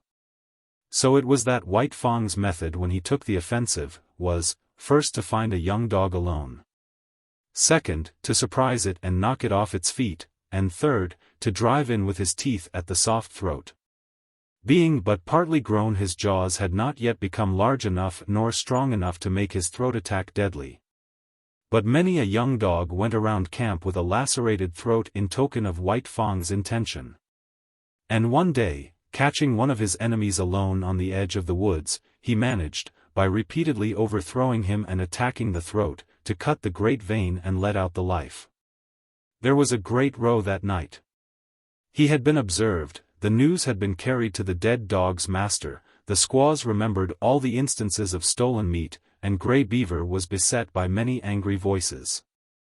But he resolutely held the door of his tepee, inside which he had placed the culprit, and refused to permit the vengeance for which his tribespeople clamored. White Fang became hated by man and dog. During this period of his development he never knew a moment's security. The tooth of every dog was against him, the hand of every man. He was greeted with snarls by his kind, with curses and stones by his gods. He lived tensely. He was always keyed up, alert for attack, wary of being attacked, with an eye for sudden and unexpected missiles, prepared to act precipitately and coolly, to leap in with a flash of teeth. Or to leap away with a menacing snarl. As for snarling, he could snarl more terribly than any dog, young or old, in camp. The intent of the snarl is to warn or frighten, and judgment is required to know when it should be used. White Fang knew how to make it and when to make it. Into his snarl he incorporated all that was vicious, malignant, and horrible. With nose serrated by continuous spasms, hair bristling in recurrent waves, tongue whipping out like a red snake and whipping back again, ears flattened down, eyes gleaming hatred. Lips wrinkled back, and fangs exposed and dripping, he could compel a pause on the part of almost any assailant. A temporary pause, when taken off his guard, gave him the vital moment in which to think and determine his action. But often a pause so gained lengthened out until it evolved into a complete cessation from the attack. And before more than one of the grown dogs, White Fang's snarl enabled him to beat an honorable retreat. An outcast himself from the pack of the part-grown dogs, his sanguinary methods and remarkable efficiency made the pack pay for its persecution of him. Not permitted himself to run with the pack, the curious state of affairs obtained that no member of the pack could run outside the pack. White Fang would not permit it. What of his bushwhacking and waylaying tactics, the young dogs were afraid to run by themselves. With the exception of Lip Lip, they were compelled to hunch together for mutual protection against the terrible enemy they had made. A puppy alone by the river bank meant a puppy dead or a puppy that aroused the camp with its shrill pain and terror as it fled back from the wolf cub that had waylaid it. But White Fang's reprisals did not cease, even when the young dogs had learned thoroughly that they must stay together. He attacked them when he caught them alone, and they attacked him when they were bunched. The sight of him was sufficient to start them rushing after him, at which times his swiftness usually carried him into safety. But woe the dog that outran his fellows in such pursuit. White Fang had learned to turn suddenly upon the pursuer that was ahead of the pack and thoroughly to rip him up before the pack could arrive. This occurred with great frequency, for, once in full cry, the dogs were prone to forget themselves in the excitement of the chase, while White Fang never forgot himself. Stealing backward glances as he ran, he was always ready to whirl around and down the overzealous pursuer that outran his fellows. Young dogs are bound to play, and out of the exigencies of the situation they realized their play in this mimic warfare. Thus it was that the hunt of White Fang became their chief game, a deadly game, withal, and at all times a serious game. He, on the other hand, being the fastest-footed, was unafraid to venture anywhere. During the period that he waited vainly for his mother to come back, he led the pack many a wild chase through the adjacent woods. But the pack invariably lost him. Its noise and outcry warned him of its presence, while he ran alone, velvet-footed, silently, a moving shadow among the trees after the manner of his father and mother before him. Further, he was more directly connected with the wild than they, and he knew more of its secrets and stratagems. A favorite trick of his was to lose his trail in running water and then lie quietly in a nearby thicket while their baffled cries arose around him. Hated by his kind and by mankind, Indomitable, perpetually warred upon and himself waging perpetual war, his development was rapid and one-sided. This was no soil for kindliness and affection to blossom in. Of such things he had not the faintest glimmering. The code he learned was to obey the strong and to oppress the weak. Grey Beaver was a god, and strong. Therefore White Fang obeyed him. But the dog younger or smaller than himself was weak, a thing to be destroyed. His development was in the direction of power. In order to face the constant danger of hurt and even of destruction, his predatory and protective faculties were unduly developed. He became quicker of movement than the other dogs, swifter of foot, craftier, deadlier, more lithe, more lean with iron-like muscle and sinew, more enduring, more cruel, more ferocious, and more intelligent. He had to become all these things, else he would not have held his own nor survived the hostile environment in which he found himself. Chapter 4. The Trail of the Gods. In the fall of the year, when the days were shortening and the bite of the frost was coming into the air, White Fang got his chance for liberty. For several days there had been a great hubbub in the village. The summer camp was being dismantled, and the tribe, bag and baggage, was preparing to go off to the fall hunting. White Fang watched it all with eager eyes, and when the teepees began to come down and the canoes were loading at the bank, he understood. Already the canoes were departing, and some had disappeared down the river. Quite deliberately he determined to stay behind. He waited his opportunity to slink out of camp to the woods.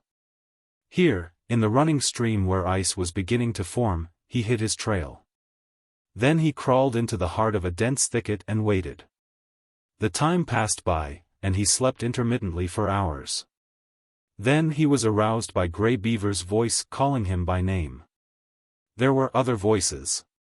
White Fang could hear Grey Beaver's squaw taking part in the search, and Mit Sa, who was Grey Beaver's son.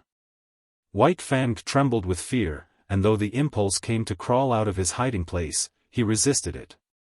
After a time the voices died away, and some time after that he crept out to enjoy the success of his undertaking. Darkness was coming on, and for a while he played about among the trees, pleasuring in his freedom. Then, and quite suddenly, he became aware of loneliness. He sat down to consider, listening to the silence of the forest and perturbed by it. That nothing moved nor sounded, seemed ominous. He felt the lurking of danger, unseen and unguessed. He was suspicious of the looming bulks of the trees and of the dark shadows that might conceal all manner of perilous things. Then it was cold. Here was no warm side of a teepee against which to snuggle. The frost was in his feet, and he kept lifting first one forefoot and then the other. He curved his bushy tail around to cover them, and at the same time he saw a vision. There was nothing strange about it. Upon his inward sight was impressed a succession of memory pictures. He saw the camp again, the teepees, and the blaze of the fires. He heard the shrill voices of the women, the gruff basses of the men, and the snarling of the dogs. He was hungry, and he remembered pieces of meat and fish that had been thrown him. Here was no meat, nothing but a threatening and inedible silence. His bondage had softened him. Irresponsibility had weakened him. He had forgotten how to shift for himself. The night yawned about him. His senses, accustomed to the hum and bustle of the camp, used to the continuous impact of sights and sounds, were now left idle.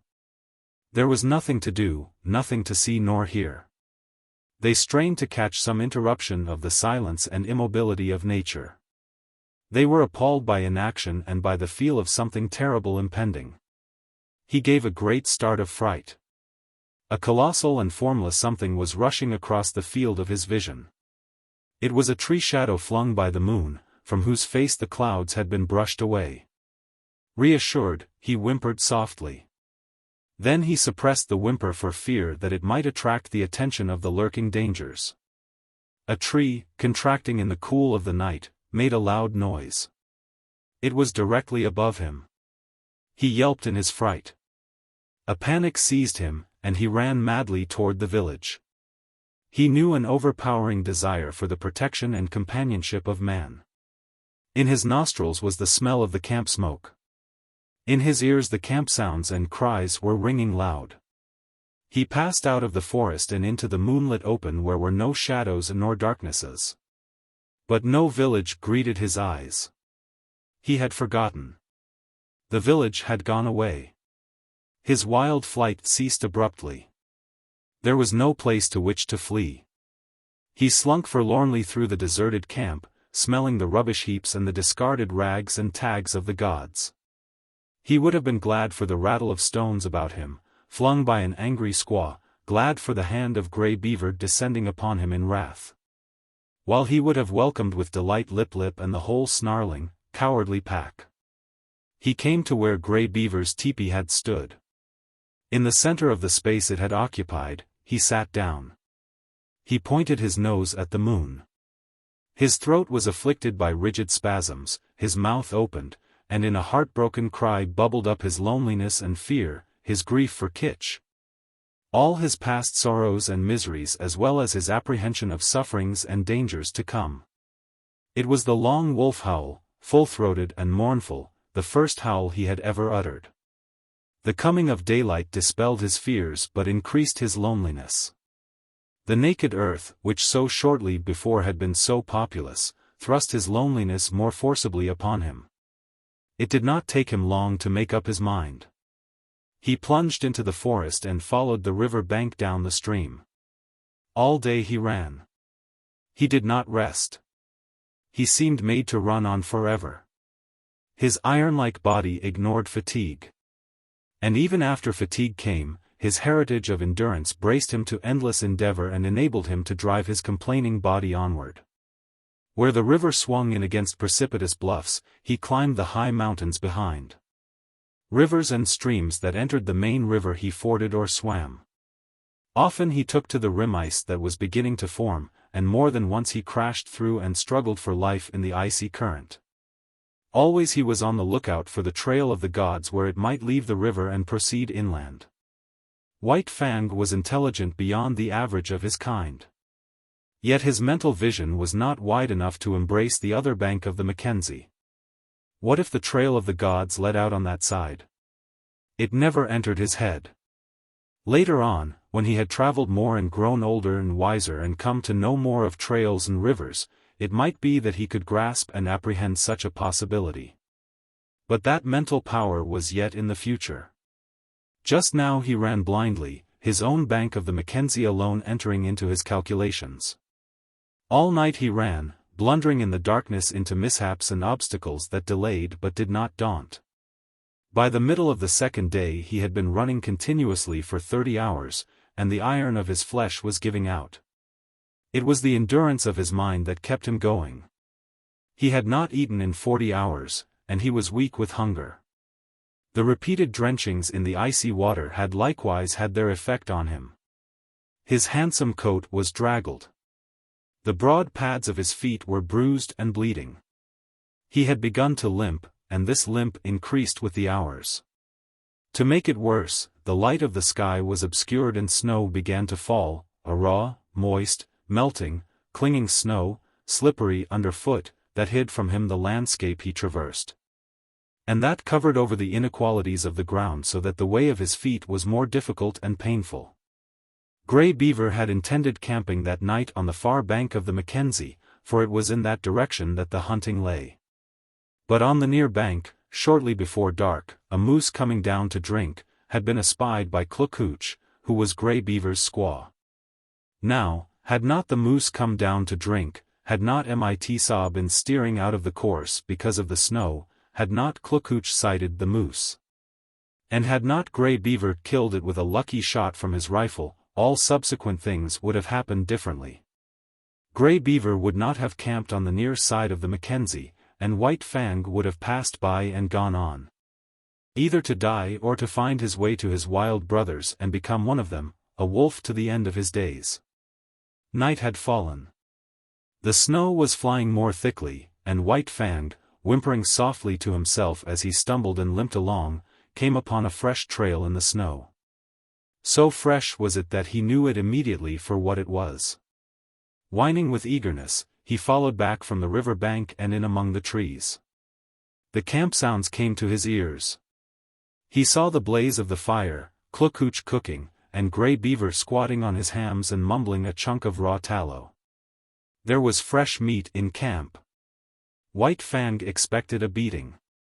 He crouched and bristled a little at the thought of it. Then he went forward again. He feared and disliked the beating he knew to be waiting for him.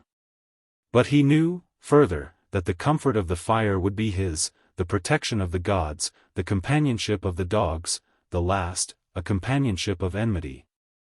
But none the less a companionship and satisfying to his gregarious needs. He came cringing and crawling into the firelight. Grey Beaver saw him, and stopped munching the tallow. White Fang crawled slowly, cringing and groveling in the abjectness of his abasement and submission.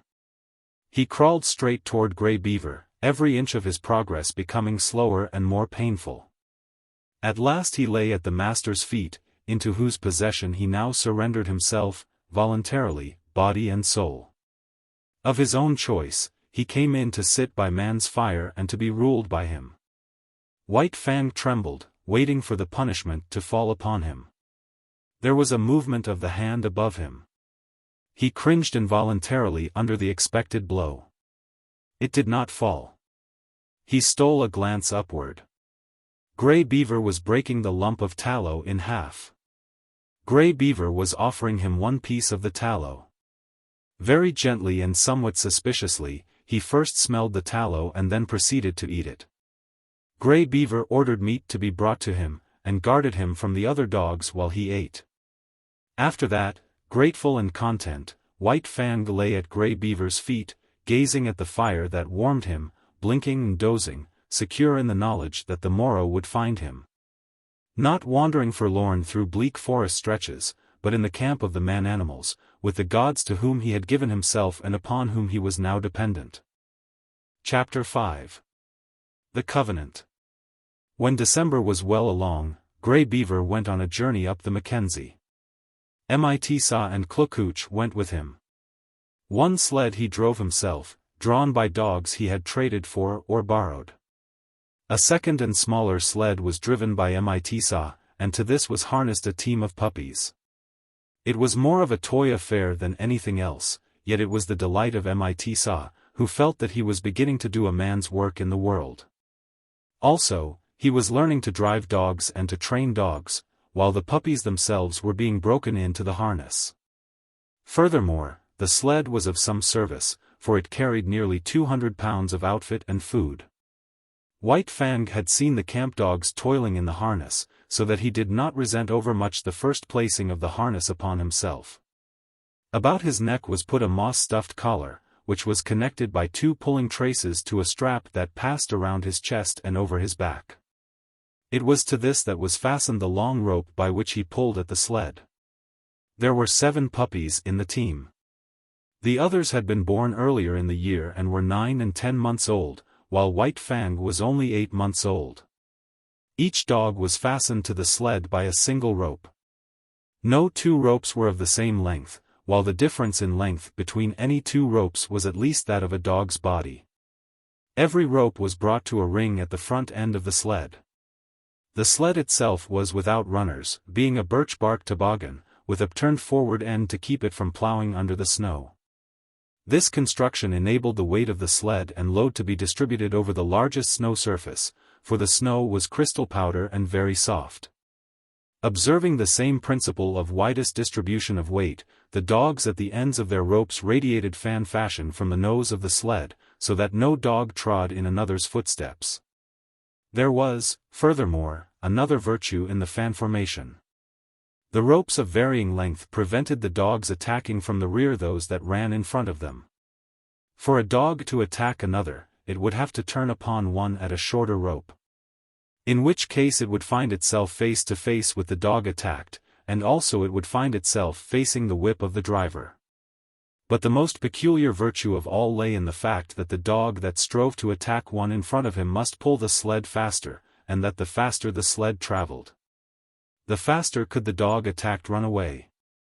Thus, the dog behind could never catch up with the one in front. The faster he ran, the faster ran the one he was after, and the faster ran all the dogs.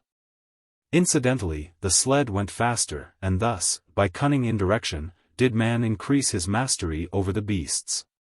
Mitsaw resembled his father, much of whose grey wisdom he possessed. In the past he had observed Lip Lip's persecution of White Fang, but at that time Lip Lip was another man's dog, and Mitsaw had never dared more than to shy an occasional stone at him. But now Lip Lip was his dog, and he proceeded to wreak his vengeance on him by putting him at the end of the longest rope. This made Lip Lip the leader, and was apparently an honor. But in reality it took away from him all honor, and instead of being bully and master of the pack, he now found himself hated and persecuted by the pack. Because he ran at the end of the longest rope, the dogs had always the view of him running away before them. All that they saw of him was his bushy tail and fleeing hind legs, a view far less ferocious and intimidating than his bristling mane and gleaming fangs. Also, dogs being so constituted in their mental ways, the sight of him running away gave desire to run after him and a feeling that he ran away from them. The moment the sled started, the team took after Lip Lip in a chase that extended throughout the day. At first he had been prone to turn upon his pursuers, jealous of his dignity and wrathful.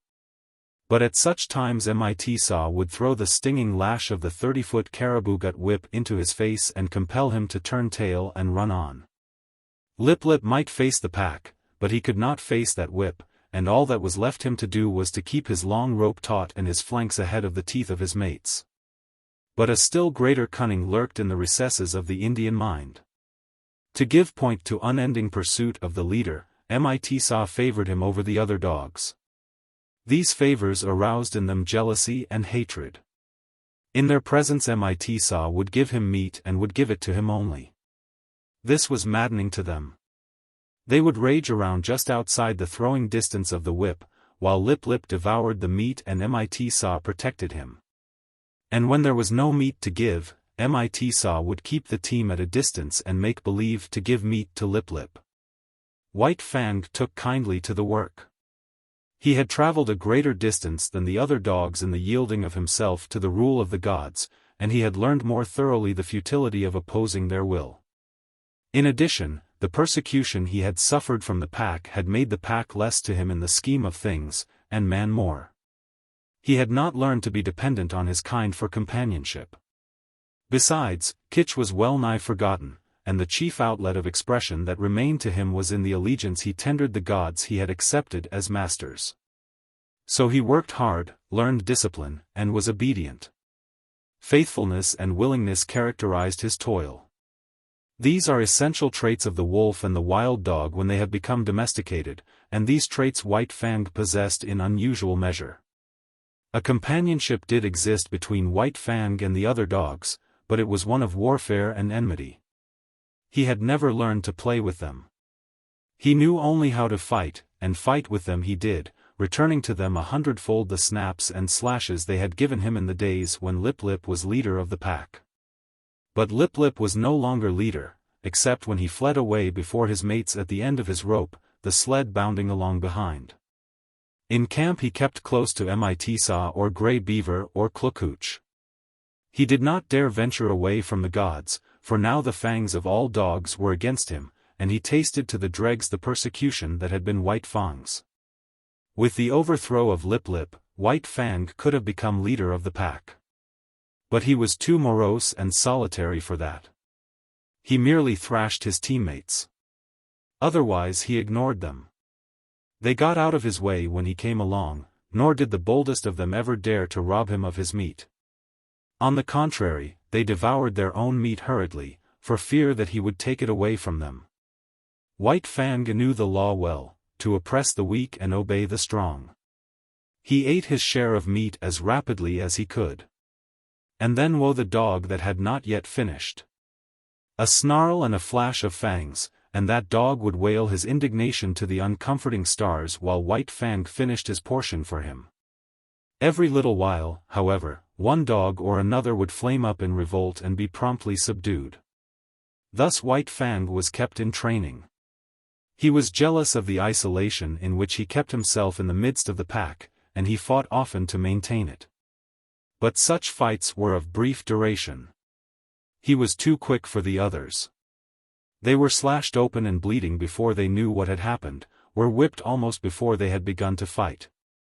As rigid as the sled discipline of the gods, was the discipline maintained by White Fang amongst his fellows. He never allowed them any latitude. He compelled them to an unremitting respect for him. They might do as they pleased amongst themselves. That was no concern of his. But it was his concern that they leave him alone in his isolation, get out of his way when he elected to walk among them, and at all times acknowledge his mastery over them.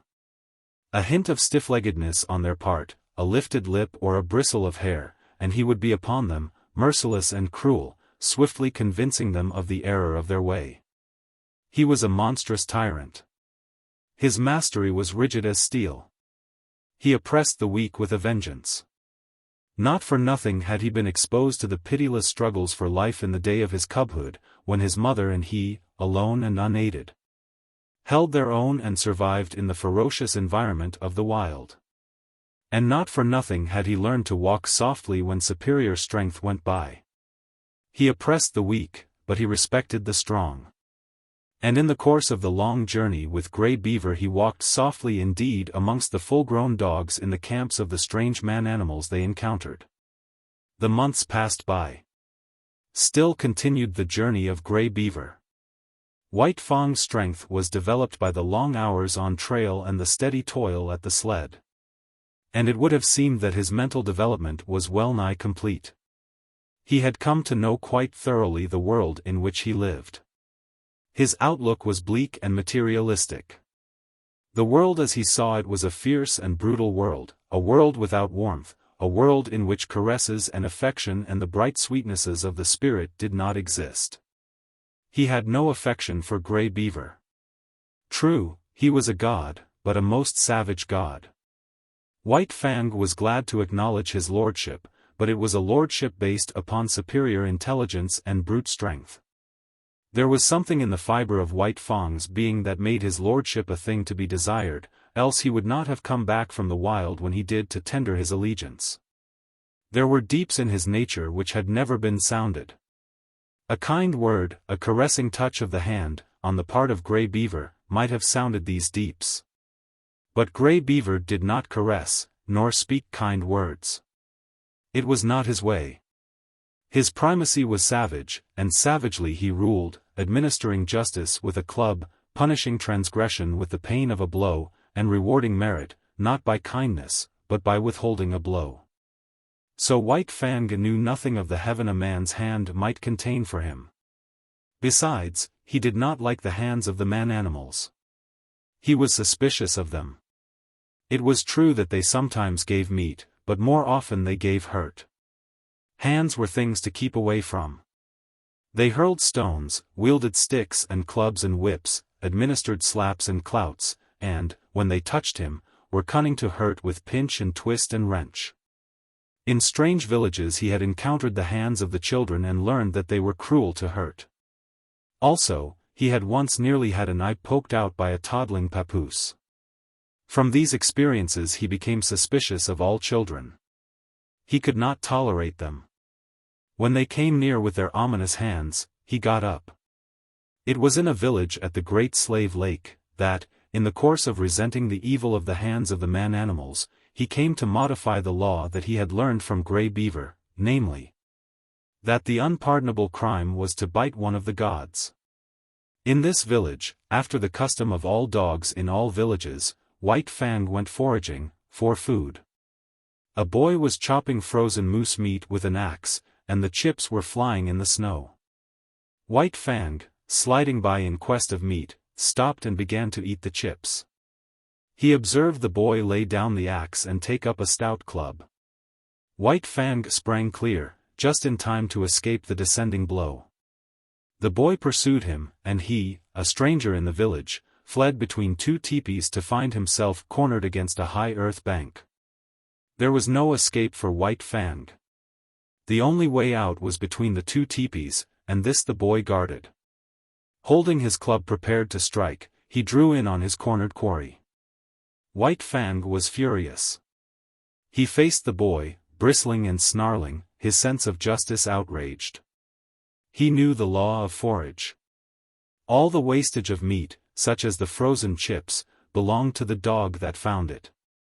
He had done no wrong, broken no law, yet here was this boy preparing to give him a beating. White Fang scarcely knew what happened. He did it in a surge of rage. And he did it so quickly that the boy did not know either. All the boy knew was that he had in some unaccountable way been overturned into the snow, and that his club hand had been ripped wide open by White Fang's teeth. But White Fang knew that he had broken the law of the gods.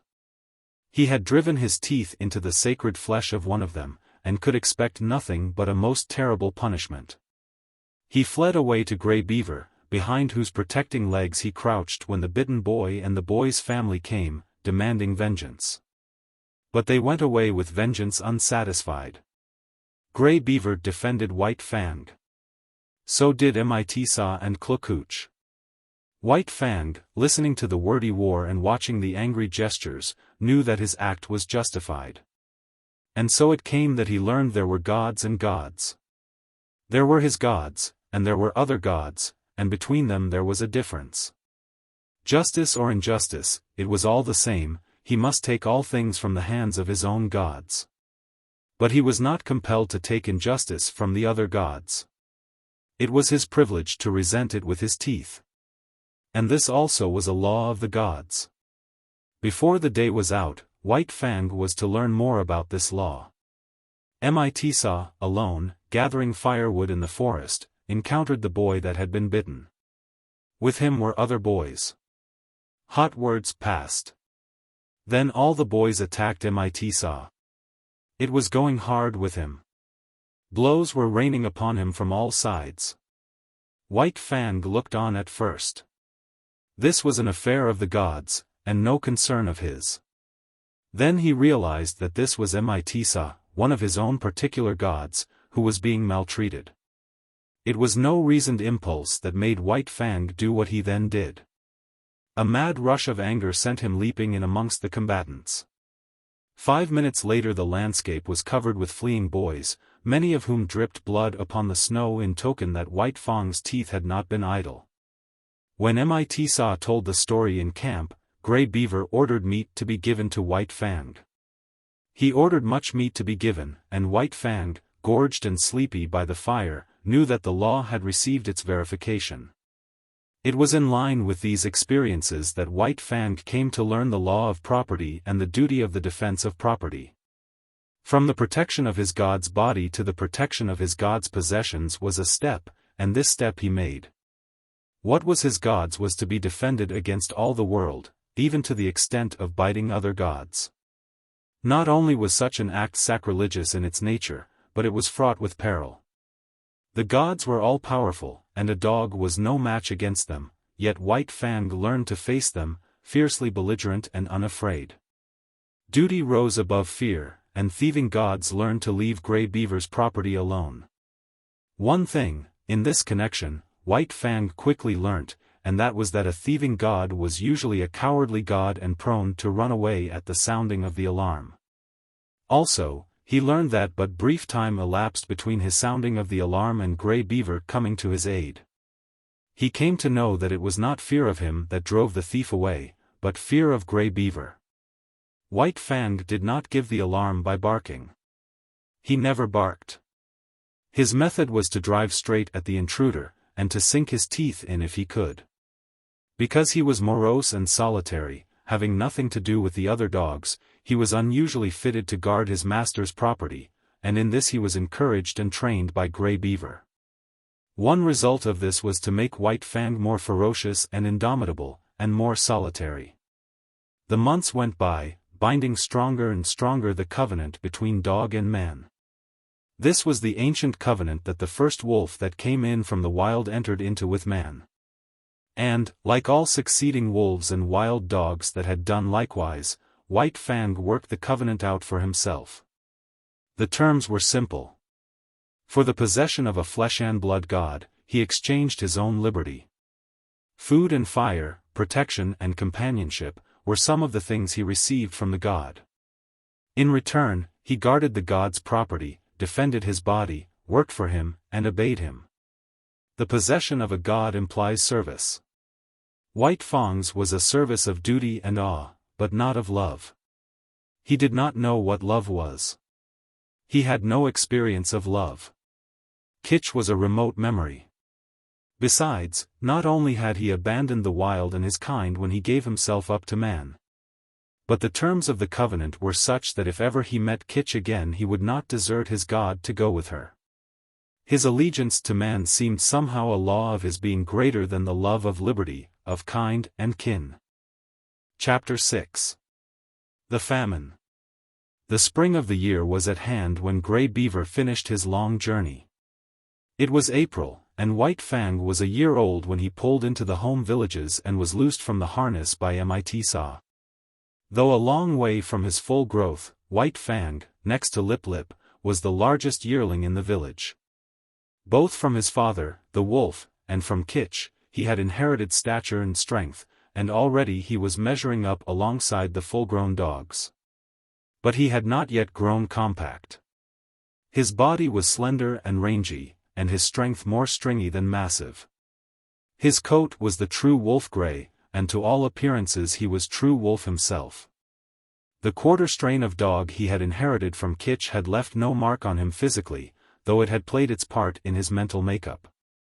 He wandered through the village, recognizing with staid satisfaction the various gods he had known before the long journey. Then there were the dogs, puppies growing up like himself, and grown dogs that did not look so large and formidable as the memory pictures he retained of them. Also, he stood less in fear of them than formerly, stalking among them with a certain careless ease that was as new to him as it was enjoyable. There was Basik, a grizzled old fellow that in his younger days had but to uncover his fangs to send White Fang cringing and crouching to the right about. From him White Fang had learned much of his own insignificance, and from him he was now to learn much of the change and development that had taken place in himself. While Basik had been growing weaker with age, White Fang had been growing stronger with youth. It was at the cutting up of a moose, fresh killed, that White Fang learned of the changed relations in which he stood to the dog world. He had got for himself a hoof and part of the shin bone, to which quite a bit of meat was attached. Withdrawn from the immediate scramble of the other dogs, in fact out of sight behind a thicket, he was devouring his prize, when Basik rushed in upon him. Before he knew what he was doing, he had slashed the intruder twice and sprung clear. Basik was surprised by the other's temerity and swiftness of attack. He stood, gazing stupidly across at White Fang, the raw, red shinbone between them. Basik was old, and already he had come to know the increasing valor of the dogs it had been his wont to bully. Bitter experiences these, which, perforce, he swallowed, calling upon all his wisdom to cope with them. In the old days he would have sprung upon White Fang in a fury of righteous wrath. But now his waning powers would not permit such a course. He bristled fiercely and looked ominously across the shinbone at White Fang. And White Fang, resurrecting quite a deal of the old awe, seemed to wilt and to shrink in upon himself and grow small, as he cast about in his mind for a way to beat a retreat not too inglorious. And right here Basik erred. Had he contented himself with looking fierce and ominous, all would have been well. White Fang, on the verge of retreat, would have retreated, leaving the meat to him. But Basik did not wait. He considered the victory already his and stepped forward to the meat. As he bent his head carelessly to smell it, White Fang bristled slightly. Even then it was not too late for Basik to retrieve the situation. Had he merely stood over the meat, head up and glowering, White Fang would ultimately have slunk away. But the fresh meat was strong in Basik's nostrils, and greed urged him to take a bite of it. This was too much for White Fang. Fresh upon his months of mastery over his own teammates, it was beyond his self-control to stand idly by while another devoured the meat that belonged to him. He struck, after his custom, without warning. With the first slash, Basik's right ear was ripped into ribbons. He was astounded at the suddenness of it. But more things, and most grievous ones, were happening with equal suddenness. He was knocked off his feet. His throat was bitten. While he was struggling to his feet the young dog sank teeth twice into his shoulder. The swiftness of it was bewildering. He made a futile rush at White Fang, clipping the empty air with an outraged snap. The next moment his nose was laid open, and he was staggering backward away from the meat. The situation was now reversed. White Fang stood over the shinbone, bristling and menacing, while Basik stood a little way off, preparing to retreat. He dared not risk a fight with this young lightning flash, and again he knew, and more bitterly, the enfeeblement of oncoming age. His attempt to maintain his dignity was heroic. Calmly turning his back upon young dog and shinbone, as though both were beneath his notice and unworthy of his consideration, he stalked grandly away. Nor, until well out of sight, did he stop to lick his bleeding wounds. The effect on White Fang was to give him a greater faith in himself, and a greater pride. He walked less softly among the grown dogs, his attitude toward them was less compromising. Not that he went out of his way looking for trouble. Far from it. But upon his way he demanded consideration. He stood upon his right to go his way unmolested and to give trail to no dog. He had to be taken into account, that was all. He was no longer to be disregarded and ignored, as was the lot of puppies, and as continued to be the lot of the puppies that were his teammates. They got out of the way, gave trail to the grown dogs, and gave up meat to them under compulsion. But White Fang, uncompanionable, solitary, morose, scarcely looking to right or left, redoubtable, forbidding of aspect, remote and alien, was accepted as an equal by his puzzled elders. They quickly learned to leave him alone, neither venturing hostile acts nor making overtures of friendliness. If they left him alone, he left them alone, a state of affairs that they found, after a few encounters, to be preeminently desirable. In midsummer White Fang had an experience. Trotting along in his silent way to investigate a new teepee which had been erected on the edge of the village while he was away with the hunters after moose, he came full upon Kitch. He paused and looked at her. He remembered her vaguely, but he remembered her, and that was more than could be said for her.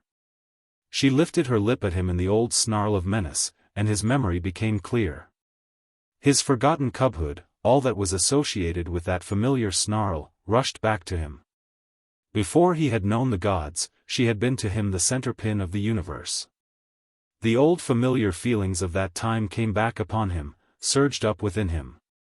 He bounded towards her joyously, and she met him with shrewd fangs that laid his cheek open to the bone. He did not understand. He backed away, bewildered and puzzled. But it was not Kitch's fault. A wolf mother was not made to remember her cubs of a year or so before. So she did not remember White Fang. He was a strange animal, an intruder. And her present litter of puppies gave her the right to resent such intrusion. One of the puppies sprawled up to White Fang. They were half-brothers, only they did not know it. White Fang sniffed the puppy curiously, whereupon Kitch rushed upon him, gashing his face a second time. He backed farther away. All the old memories and associations died down again and passed into the grave from which they had been resurrected. He looked at Kitch licking her puppy and stopping now and then to snarl at him. She was without value to him. He had learned to get along without her. Her meaning was forgotten. There was no place for her in his scheme of things, as there was no place for him in hers. He was still standing, stupid and bewildered, the memories forgotten, wondering what it was all about, when Kitch attacked him a third time, intent on driving him away altogether from the vicinity. And White Fang allowed himself to be driven away. This was a female of his kind, and it was a law of his kind that the males must not fight the females. He did not know anything about this law, for it was no generalization of the mind, not a something acquired by experience of the world. He knew it as a secret prompting, as an urge of instinct, of the same instinct that made him howl at the moon and stars of nights, and that made him fear death and the unknown. The months went by. White Fang grew stronger, heavier, and more compact, while his character was developing along the lines laid down by his heredity and his environment. His heredity was a life-stuff that may be likened to clay. It possessed many possibilities, was capable of being molded into many different forms. Environment served to model the clay, to give it a particular form. Thus, had White Fang never come into the fires of man, the wild would have molded him into a true wolf. But the gods had given him a different environment, and he was molded into a dog that was rather wolfish, but that was a dog and not a wolf. And so, according to the clay of his nature and the pressure of his surroundings, his character was being molded into a certain particular shape. There was no escaping it. He was becoming more morose, more uncompanionable, more solitary, more ferocious. While the dogs were learning more and more that it was better to be at peace with him than at war, and Grey Beaver was coming to prize him more greatly with the passage of each day. White Fang, seeming to sum up strength in all his qualities, nevertheless suffered from one besetting weakness. He could not stand being laughed at. The laughter of men was a hateful thing. They might laugh among themselves about anything they pleased except himself, and he did not mind. But the moment laughter was turned upon him he would fly into a most terrible rage. Grave, dignified, somber, a laugh made him frantic to ridiculousness. It so outraged him and upset him that for hours he would behave like a demon. And woe to the dog that at such times ran foul of him. He knew the law too well to take it out of Grey Beaver. Behind Grey Beaver were a club and Godhead. But behind the dogs there was nothing but space, and into this space they flew when White Fang came on the scene, made mad by laughter. In the 3rd year of his life there came a great famine to the Mackenzie Indians. In the summer the fish failed. In the winter the caribou forsook their accustomed track. Moose were scarce, the rabbits almost disappeared, hunting and preying animals perished. Denied their usual food supply, weakened by hunger, they fell upon and devoured one another. Only the strong survived. White Fang's gods were always hunting animals. The old and the weak of them died of hunger. There was wailing in the village. Where the women and children went without in order that what little they had might go into the bellies of the lean and hollow-eyed hunters who trod the forest in the vain pursuit of meat. To such extremity were the gods driven that they ate the soft-tanned leather of their moccasins and mittens, while the dogs ate the harnesses off their backs and the very whiplashes. Also, the dogs ate one another, and also the gods ate the dogs. The weakest and the more worthless were eaten first. The dogs that still lived, looked on and understood. A few of the boldest and wisest forsook the fires of the gods, which had now become a shambles, and fled into the forest, where, in the end, they starved to death or were eaten by wolves. In this time of misery, White Fang, too, stole away into the woods. He was better fitted for the life than the other dogs, for he had the training of his cubhood to guide him. Especially adept did he become in stalking small living things. He would lie concealed for hours, following every movement of a cautious tree squirrel, waiting, with a patience as huge as the hunger he suffered from, until the squirrel ventured out upon the ground. Even then, White Fang was not premature. He waited until he was sure of striking before the squirrel could gain a tree refuge.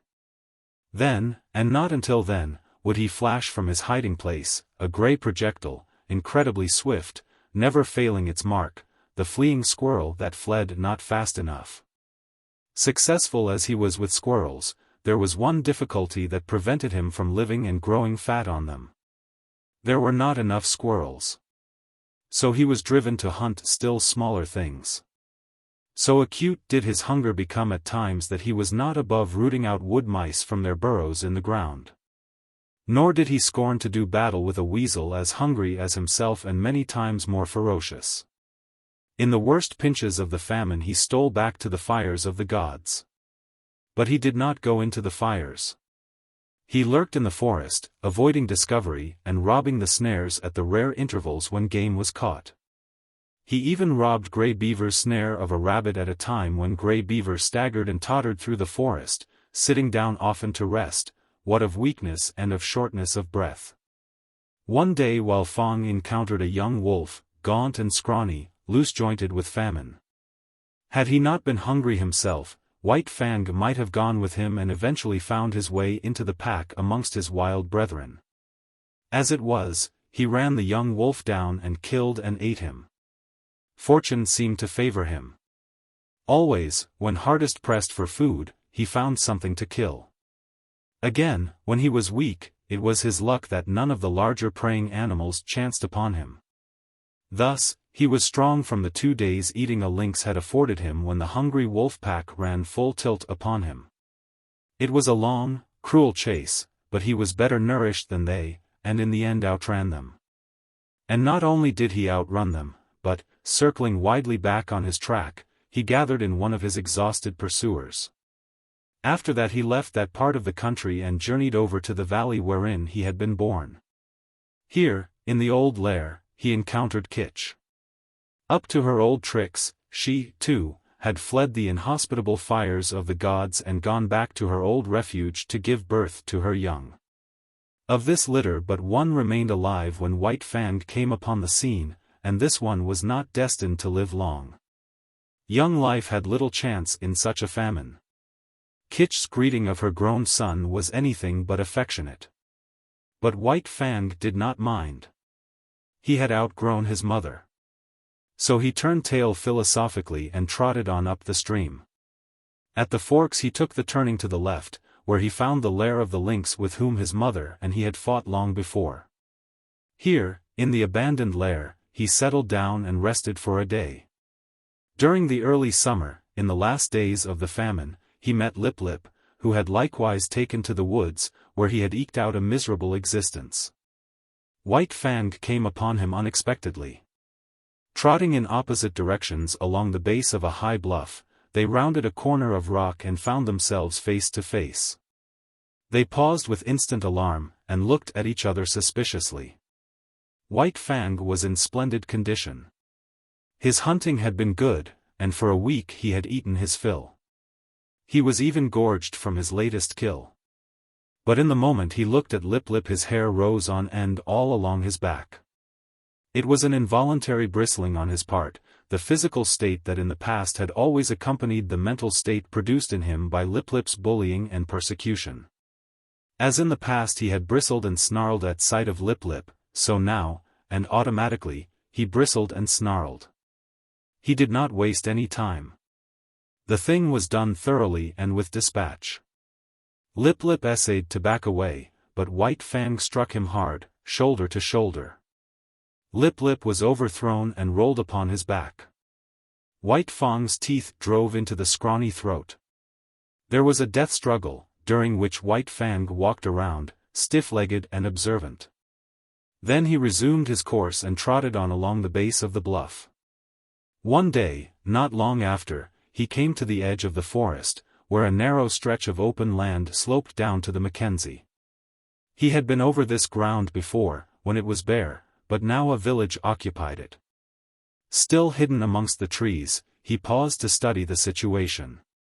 Sights and sounds and scents were familiar to him. It was the old village changed to a new place.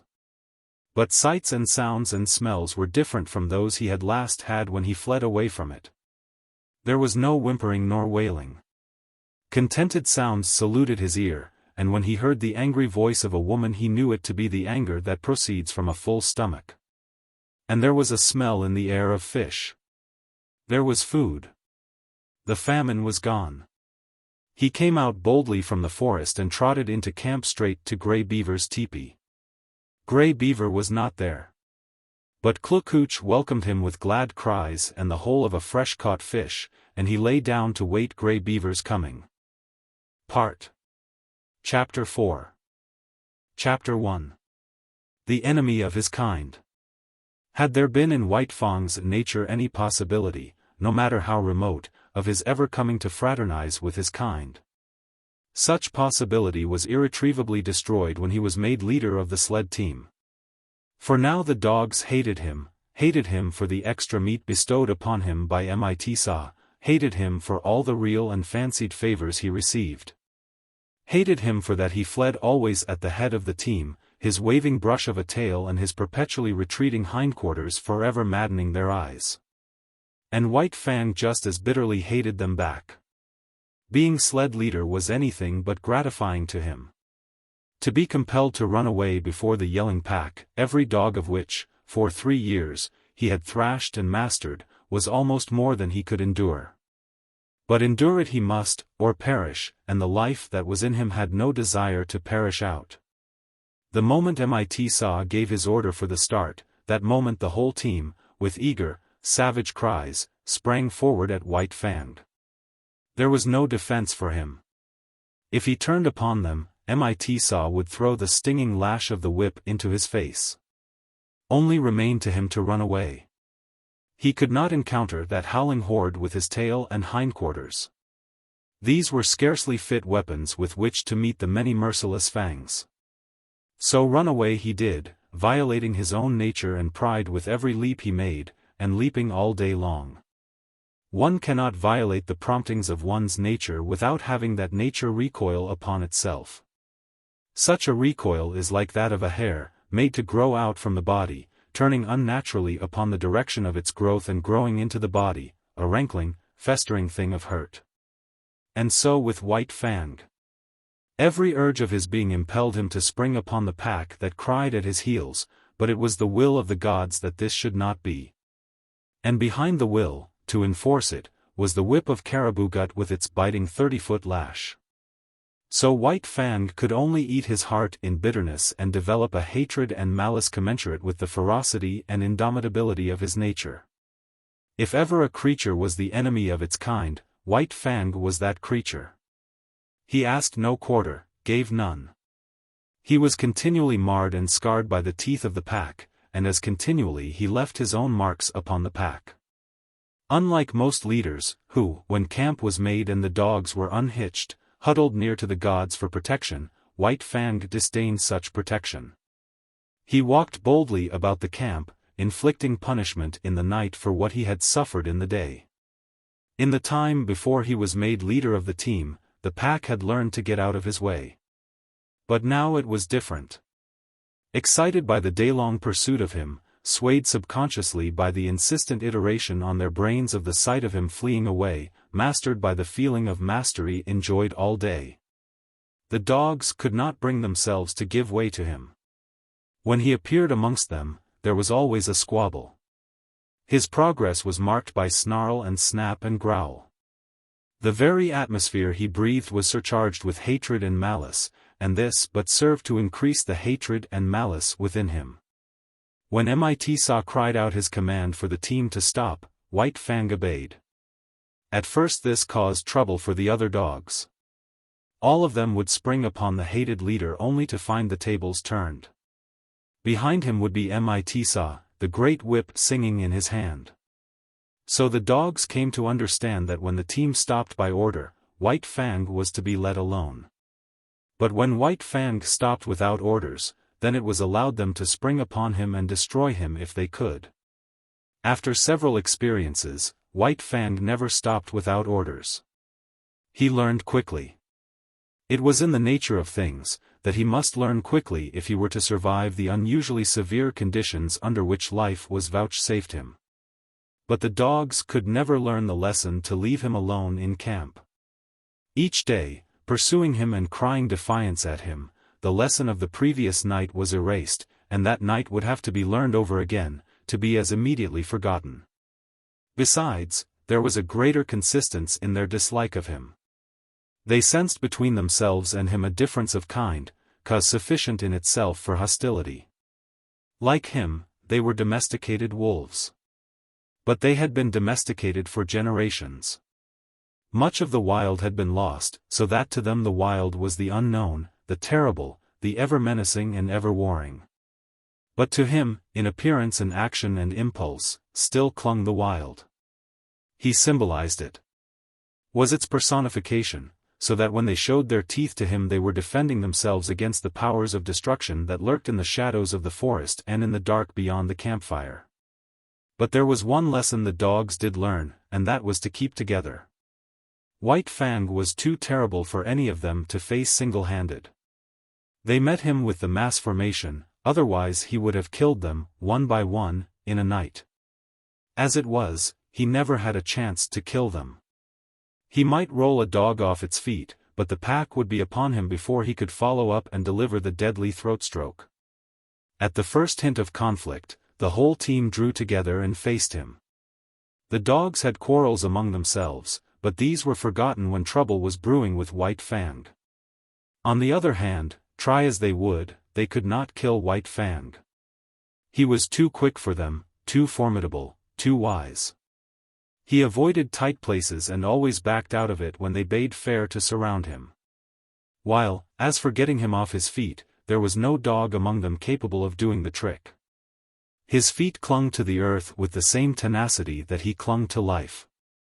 For that matter, life and footing were synonymous in this unending warfare with the pack, and none knew it better than White Fang. So he became the enemy of his kind, domesticated wolves that they were, softened by the fires of man, weakened in the sheltering shadow of man's strength. White Fang was bitter and implacable. The clay of him was so molded. He declared a vendetta against all dogs. And so terribly did he live this vendetta that Grey Beaver, fierce savage himself, could not but marvel at White Fang's ferocity. Never, he swore, had there been the like of this animal. And the Indians in strange villages swore likewise when they considered the tale of his killings amongst their dogs. When White Fang was nearly 5 years old, Grey Beaver took him on another great journey, and long remembered was the havoc he worked amongst the dogs of the many villages along the Mackenzie. Across the Rockies, and down the Porcupine to the Yukon. He reveled in the vengeance he wreaked upon his kind. They were ordinary, unsuspecting dogs. They were not prepared for his swiftness and directness, for his attack without warning. They did not know him for what he was, a lightning flash of slaughter. They bristled up to him, stiff-legged and challenging, while he, wasting no time on elaborate preliminaries, snapping into action like a steel spring, was at their throats and destroying them before they knew what was happening and while they were yet in the throes of surprise. He became an adept at fighting. He economized. He never wasted his strength, never tussled. He was in too quickly for that, and, if he missed, was out again too quickly. The dislike of the wolf for close quarters was his to an unusual degree. He could not endure a prolonged contact with another body. It smacked of danger. It made him frantic. He must be away, free, on his own legs, touching no living thing. It was the wild still clinging to him, asserting itself through him. This feeling had been accentuated by the Ishmaelite life he had led from his puppyhood. Danger lurked in contacts. It was the trap, ever the trap, the fear of it lurking deep in the life of him, woven into the fiber of him. In consequence, the strange dogs he encountered had no chance against him. He eluded their fangs. He got them, or got away, himself untouched in either event. In the natural course of things there were exceptions to this. There were times when several dogs, pitching onto him, punished him before he could get away, and there were times when a single dog scored deeply on him. But these were accidents. In the main, so efficient a fighter had he become, he went his way unscathed. Another advantage he possessed was that of correctly judging time and distance. Not that he did this consciously, however. He did not calculate such things. It was all automatic. His eyes saw correctly, and the nerves carried the vision correctly to his brain. The parts of him were better adjusted than those of the average dog. They worked together more smoothly and steadily. His was a better, far better, nervous, mental, and muscular coordination. When his eyes conveyed to his brain the moving image of an action, his brain without conscious effort, knew the space that limited that action and the time required for its completion. Thus, he could avoid the leap of another dog, or the drive of its fangs, and at the same moment could seize the infinitesimal fraction of time in which to deliver his own attack. Body and brain, his was a more perfected mechanism. Not that he was to be praised for it. Nature had been more generous to him than to the average animal, that was all. It was in the summer that White Fang arrived at Fort Yukon. Grey Beaver had crossed the great watershed between Mackenzie and the Yukon in the late winter, and spent the spring in hunting among the western outlying spurs of the Rockies. Then, after the breakup of the ice on the Porcupine, he had built a canoe and paddled down that stream to where it effected its junction with the Yukon just under the Arctic Circle. Here stood the old Hudson's Bay Company fort, and here were many Indians, much food, and unprecedented excitement. It was the summer of 1898, and thousands of gold hunters were going up the Yukon to Dawson and the Klondike. Still hundreds of miles from their goal, nevertheless many of them had been on the way for a year, and the least any of them had traveled to get that far was 5,000 miles. While some had come from the other side of the world. Here Grey Beaver stopped. A whisper of the gold rush had reached his ears, and he had come with several bales of furs, and another of gut-sewn mittens and moccasins. He would not have ventured so long a trip had he not expected generous profits. But what he had expected was nothing to what he realized. His wildest dreams had not exceeded 100% profit. He made 1,000%. And like a true Indian, he settled down to trade carefully and slowly, even if it took all summer and the rest of the winter to dispose of his goods. It was at Fort Yukon that White Fang saw his first white men. As compared with the Indians he had known, they were to him another race of beings, a race of superior gods. They impressed him as possessing superior power, and it is on power that Godhead rests. White Fang did not reason it out, did not in his mind make the sharp generalization that the white gods were more powerful. It was a feeling, nothing more, and yet none the less potent. As, in his puppyhood, the looming bulks of the teepees, man-reared, had affected him as manifestations of power, so was he affected now by the houses and the huge fort all of massive logs. Here was power. Those white gods were strong. They possessed greater mastery over matter than the gods he had known, most powerful among which was Grey Beaver. And yet Grey Beaver was as a child god among these white-skinned ones. To be sure, White Fang only felt these things. He was not conscious of them. Yet it is upon feeling, more often than thinking, that animals act, and every act White Fang now performed was based upon the feeling that the white men were the superior gods. In the first place, he was very suspicious of them. There was no telling what unknown terrors were theirs, what unknown hurts they could administer. He was curious to observe them, fearful of being noticed by them. For the first few hours he was content with slinking around and watching them from a safe distance. Then he saw that no harm befell the dogs that were near to them, and he came in closer. In turn he was an object of great curiosity to them. His wolfish appearance caught their eyes at once, and they pointed him out to one another. This act of pointing put White Fang on his guard, and when they tried to approach him he showed his teeth and backed away. Not one succeeded in laying a hand on him, and it was well that they did not. White Fang soon learned that very few of these gods, not more than a dozen, lived at this place. Every 2 or 3 days a steamer, another and colossal manifestation of power, came into the bank and stopped for several hours. The white men came from off these steamers and went away on them again. There seemed untold numbers of these white men.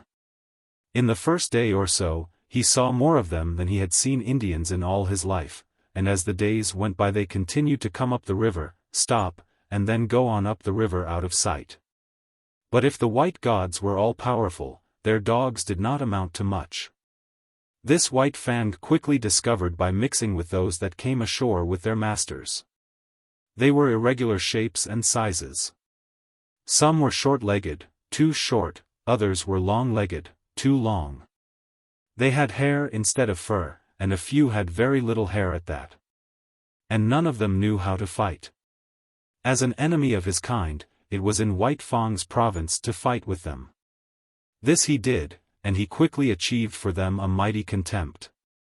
They were soft and helpless, made much noise, and floundered around clumsily trying to accomplish by main strength what he accomplished by dexterity and cunning.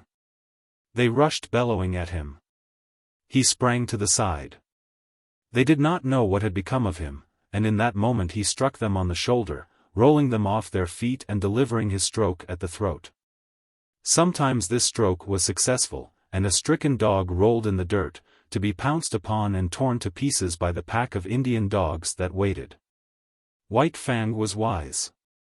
He had long since learned that the gods were made angry when their dogs were killed. The white men were no exception to this.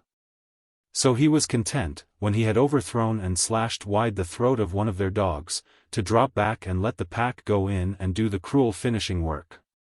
It was then that the white men rushed in, visiting their wrath heavily on the pack, while White Fang went free. He would stand off at a little distance and look on, while stones, clubs, axes, and all sorts of weapons fell upon his fellows. White Fang was very wise. But his fellows grew wise in their own way. And in this White Fang grew wise with them. They learned that it was when a steamer first tied to the bank that they had their fun. After the first 2 or 3 strange dogs had been downed and destroyed, the white men hustled their own animals back on board and wreaked savage vengeance on the offenders. One white man, having seen his dog, a setter, torn to pieces before his eyes, drew a revolver. He fired rapidly, 6 times, and 6 of the pack lay dead or dying, another manifestation of power that sank deep into White Fang's consciousness. White Fang enjoyed it all. He did not love his kind, and he was shrewd enough to escape hurt himself. At first, the killing of the white men's dogs had been a diversion. After a time it became his occupation. There was no work for him to do. Grey Beaver was busy trading and getting wealthy. So White Fang hung around the landing with the disreputable gang of Indian dogs, waiting for steamers. With the arrival of a steamer the fun began. After a few minutes, by the time the white men had got over their surprise, the gang scattered. The fun was over until the next steamer should arrive. But it can scarcely be said that White Fang was a member of the gang. He did not mingle with it, but remained aloof, always himself, and was even feared by it. It is true, he worked with it. He picked the quarrel with the strange dog while the gang waited. And when he had overthrown the strange dog the gang went in to finish it. But it is equally true that he then withdrew, leaving the gang to receive the punishment of the outraged gods. It did not require much exertion to pick these quarrels. All he had to do, when the strange dogs came ashore, was to show himself. When they saw him they rushed for him. It was their instinct. He was the wild, the unknown, the terrible, the ever-menacing, the thing that prowled in the darkness around the fires of the primeval world when they, cowering close to the fires, were reshaping their instincts, learning to fear the wild out of which they had come, and which they had deserted and betrayed. Generation by generation, down all the generations, had this fear of the wild been stamped into their natures. For centuries the wild had stood for terror and destruction. And during all this time free license had been theirs, from their masters, to kill the things of the wild. In doing this they had protected both themselves and the gods whose companionship they shared.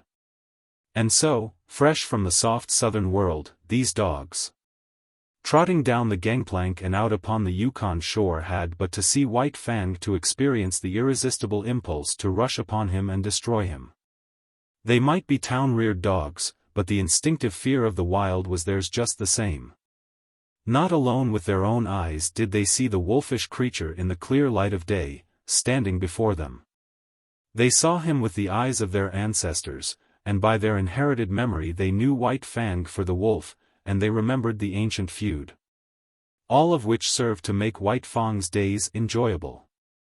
If the sight of him drove these strange dogs upon him, so much the better for him, so much the worse for them.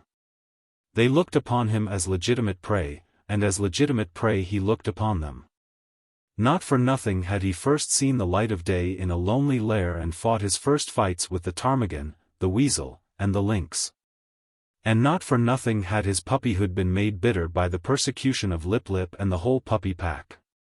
It might have been otherwise, and he would then have been otherwise.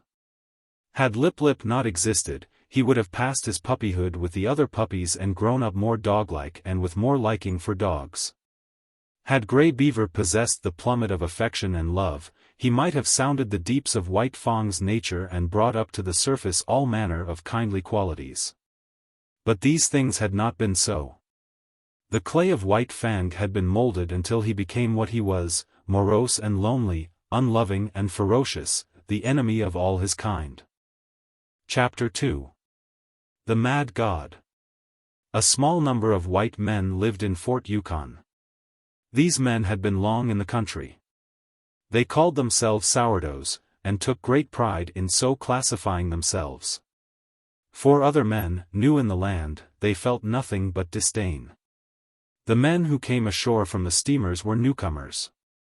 They were known as chechaquos, and they always wilted at the application of the name. They made their bread with baking powder. This was the invidious distinction between them and the sourdoughs, who, forsooth, made their bread from sourdough because they had no baking powder. All of which is neither here nor there. The men in the fort disdained the newcomers and enjoyed seeing them come to grief.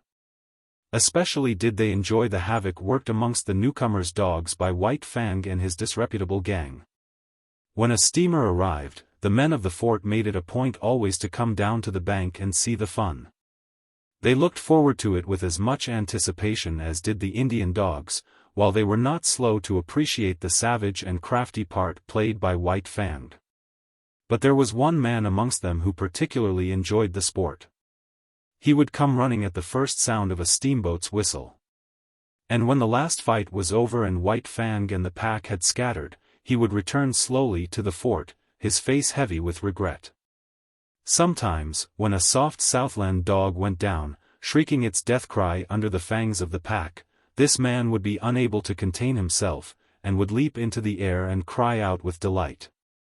And always he had a sharp and covetous eye for White Fang. This man was called Beauty by the other men of the fort. No one knew his first name, and in general he was known in the country as Beauty Smith. But he was anything save a beauty. To antithesis was due his naming. He was preeminently unbeautiful.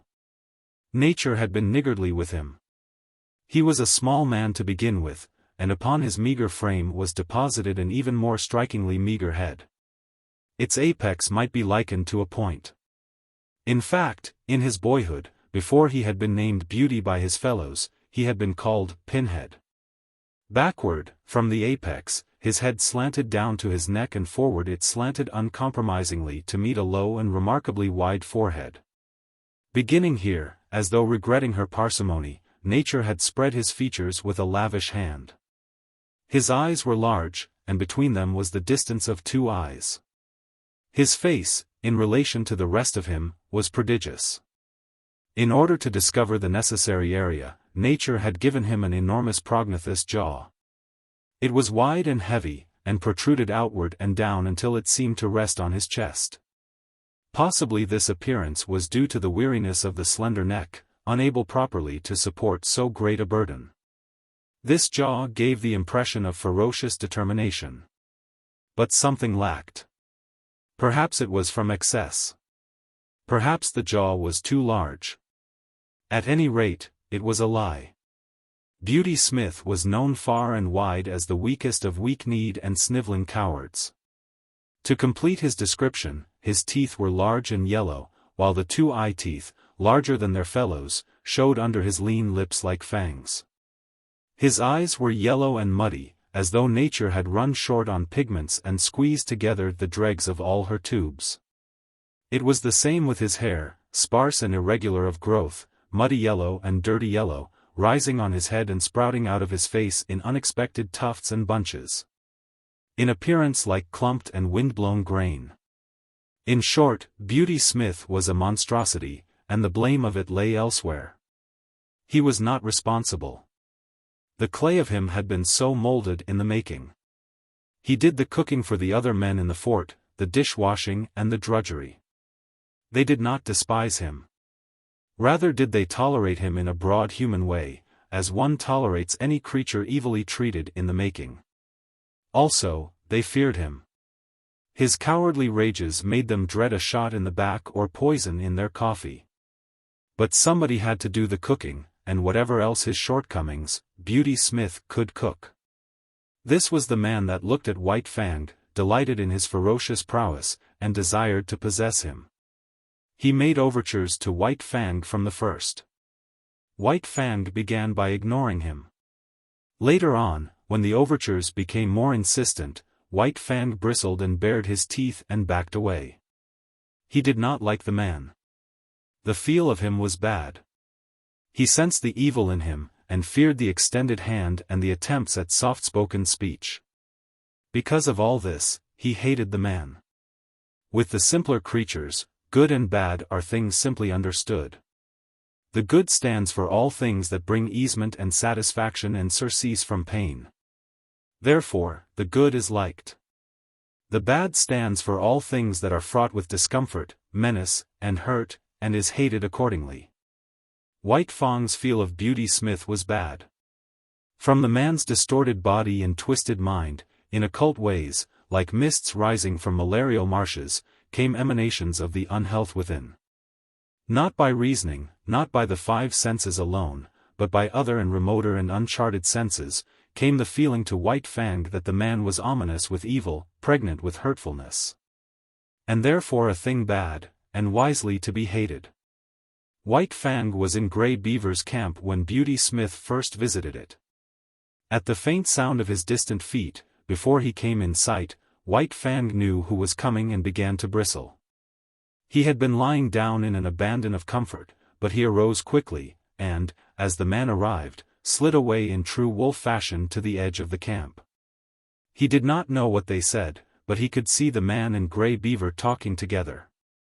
Once, the man pointed at him, and White Fang snarled back as though the hand were just descending upon him instead of being, as it was, 50 feet away. The man laughed at this. And White Fang slunk away to the sheltering woods, his head turned to observe as he glided softly over the ground. Grey Beaver refused to sell the dog. He had grown rich with his trading and stood in need of nothing. Besides, White Fang was a valuable animal, the strongest sled dog he had ever owned, and the best leader. Furthermore, there was no dog like him on the Mackenzie nor the Yukon. He could fight. He killed other dogs as easily as men killed mosquitoes. Beauty Smith's eyes lighted up at this, and he licked his thin lips with an eager tongue. No, White Fang was not for sale at any price. But Beauty Smith knew the ways of Indians. He visited Grey Beaver's camp often, and hidden under his coat was always a black bottle or so. One of the potencies of whiskey is the breeding of thirst. Grey Beaver got the thirst. His fevered membranes and burnt stomach began to clamor for more and more of the scorching fluid. While his brain, thrust all awry by the unwanted stimulant, permitted him to go any length to obtain it. The money he had received for his furs and mittens and moccasins began to go. It went faster and faster, and the shorter his money sack grew, the shorter grew his temper. In the end his money and goods and temper were all gone. Nothing remained to him but his thirst, a prodigious possession in itself that grew more prodigious with every sober breath he drew. Then it was that Beauty Smith had talked with him again about the sale of White Fang, but this time the price offered was in bottles, not dollars, and Grey Beaver's ears were more eager to hear. "You catch dog, you take all right," was his last word. The bottles were delivered, but after 2 days. "You catch dog," were Beauty Smith's words to Grey Beaver. White Fang slunk into camp one evening and dropped down with a sigh of content. The dreaded white god was not there. For days his manifestations of desire to lay hands on him had been growing more insistent, and during that time White Fang had been compelled to avoid the camp. He did not know what evil was threatened by those insistent hands. He knew only that they did threaten evil of some sort, and that it was best for him to keep out of their reach. But scarcely had he lain down when Grey Beaver staggered over to him and tied a leather thong around his neck. He sat down beside White Fang, holding the end of the thong in his hand. In the other hand he held a bottle, which, from time to time, was inverted above his head to the accompaniment of gurgling noises. An hour of this passed, when the vibrations of feet in contact with the ground foreran the one who approached.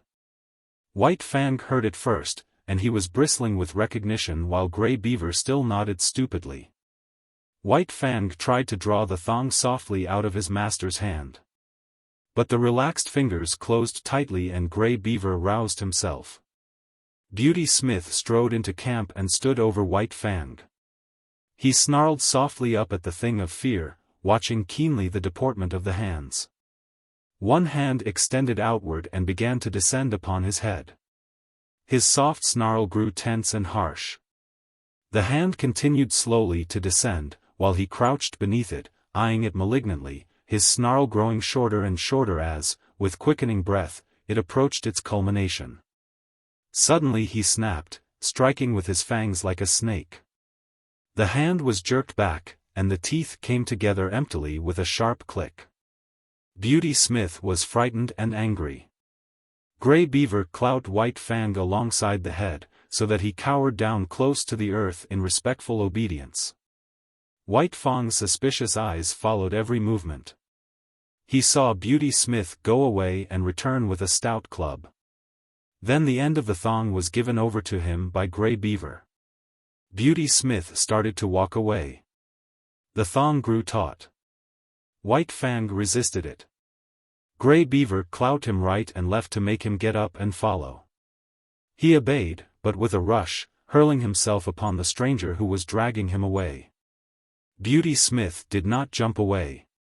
He had been waiting for this. He swung the club smartly, stopping the rush midway and smashing White Fang down upon the ground. Grey Beaver laughed and nodded approval. Beauty Smith tightened the thong again, and White Fang crawled limply and dizzily to his feet. He did not rush a second time. One smash from the club was sufficient to convince him that the white god knew how to handle it, and he was too wise to fight the inevitable. So he followed morosely at Beauty Smith's heels, his tail between his legs, yet snarling softly under his breath. But Beauty Smith kept a wary eye on him, and the club was held always ready to strike. At the fort Beauty Smith left him securely tied and went in to bed. White Fang waited an hour. Then he applied his teeth to the thong, and in the space of 10 seconds was free. He had wasted no time with his teeth. There had been no useless gnawing. The thong was cut across, diagonally, almost as clean as though done by a knife. White Fang looked up at the fort, at the same time bristling and growling. Then he turned and trotted back to Grey Beaver's camp. He owed no allegiance to this strange and terrible god. He had given himself to Grey Beaver, and to Grey Beaver he considered he still belonged. But what had occurred before was repeated, with a difference. Grey Beaver again made him fast with a thong, and in the morning turned him over to Beauty Smith.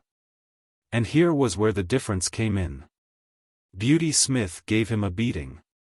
Tied securely, White Fang could only rage futilely and endure the punishment.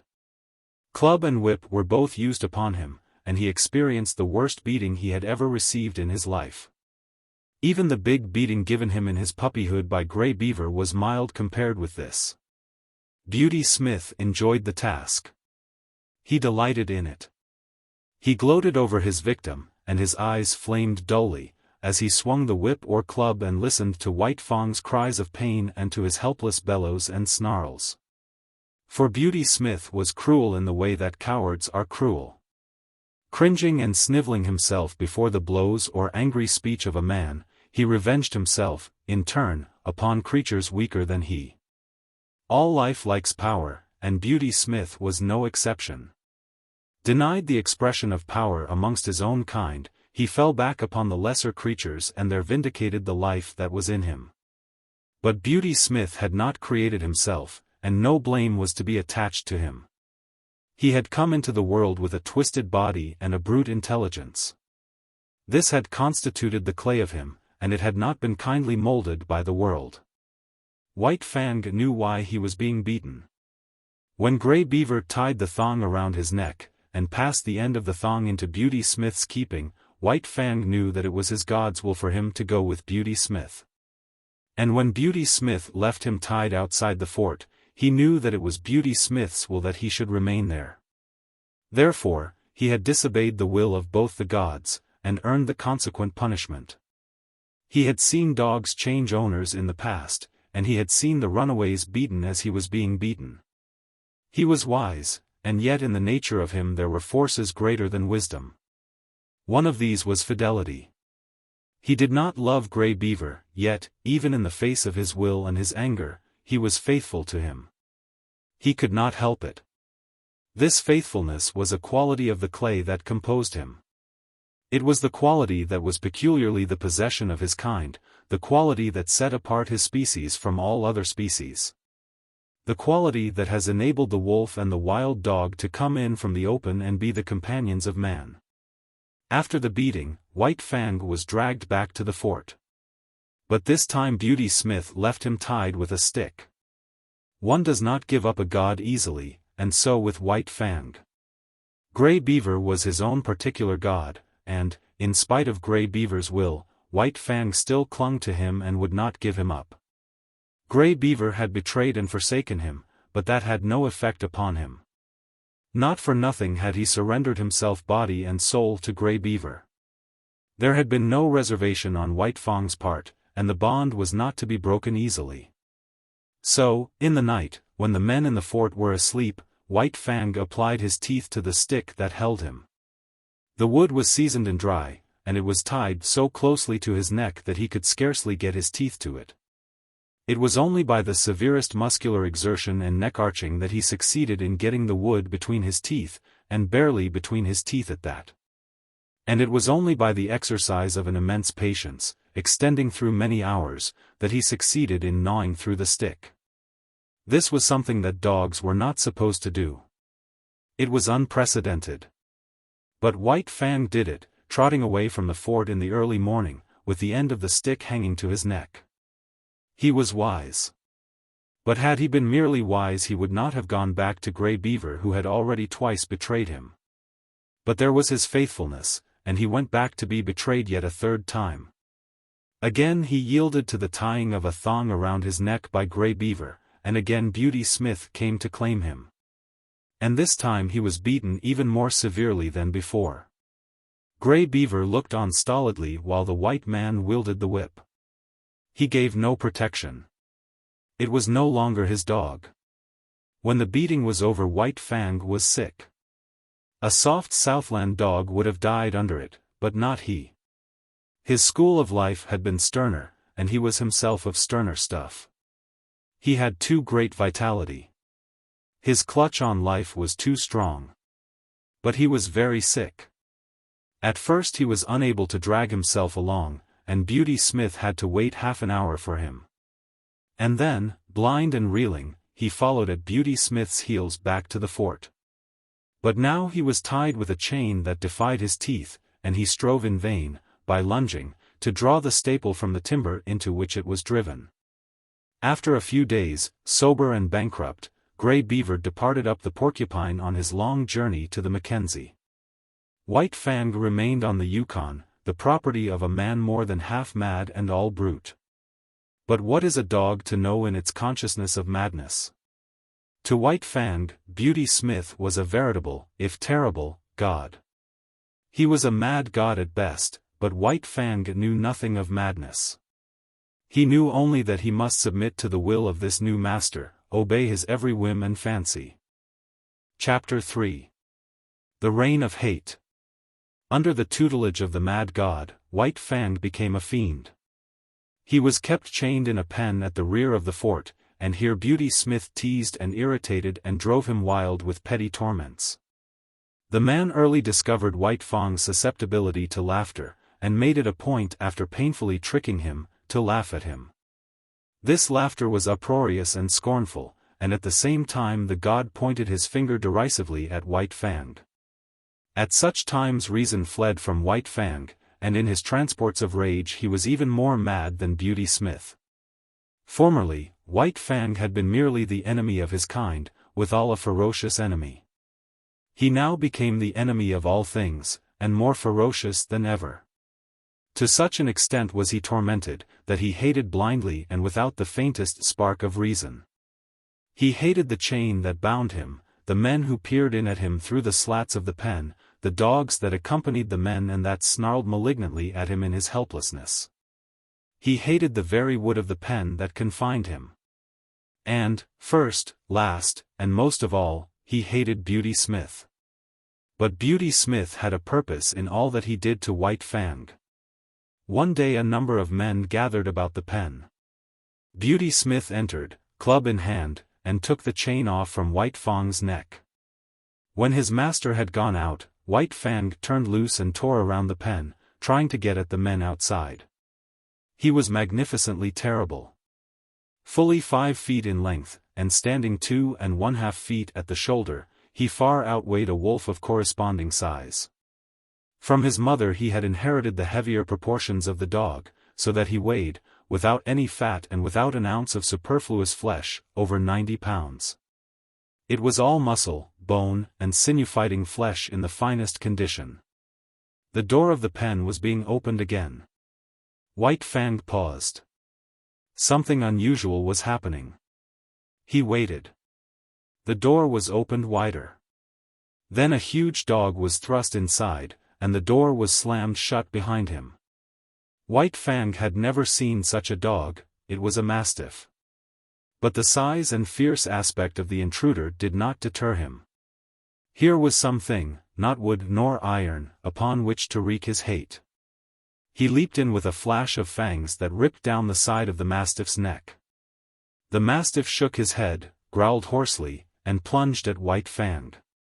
But White Fang was here, there, and everywhere, always evading and eluding, and always leaping in and slashing with his fangs and leaping out again in time to escape punishment. The men outside shouted and applauded, while Beauty Smith, in an ecstasy of delight, gloated over the ripping and mangling performed by White Fang. There was no hope for the mastiff from the first. He was too ponderous and slow. In the end, while Beauty Smith beat White Fang back with a club, the mastiff was dragged out by its owner. Then there was a payment of bets, and money clinked in Beauty Smith's hand. White Fang came to look forward eagerly to the gathering of the men around his pen. It meant a fight. And this was the only way that was now vouchsafed him of expressing the life that was in him. Tormented, incited to hate, he was kept a prisoner so that there was no way of satisfying that hate except at the times his master saw fit to put another dog against him. Beauty Smith had estimated his powers well, for he was invariably the victor. One day, 3 dogs were turned in upon him in succession. Another day a full-grown wolf, fresh caught from the wild, was shoved in through the door of the pen. And on still another day 2 dogs were set against him at the same time. This was his severest fight, and though in the end he killed them both, he was himself half killed in doing it.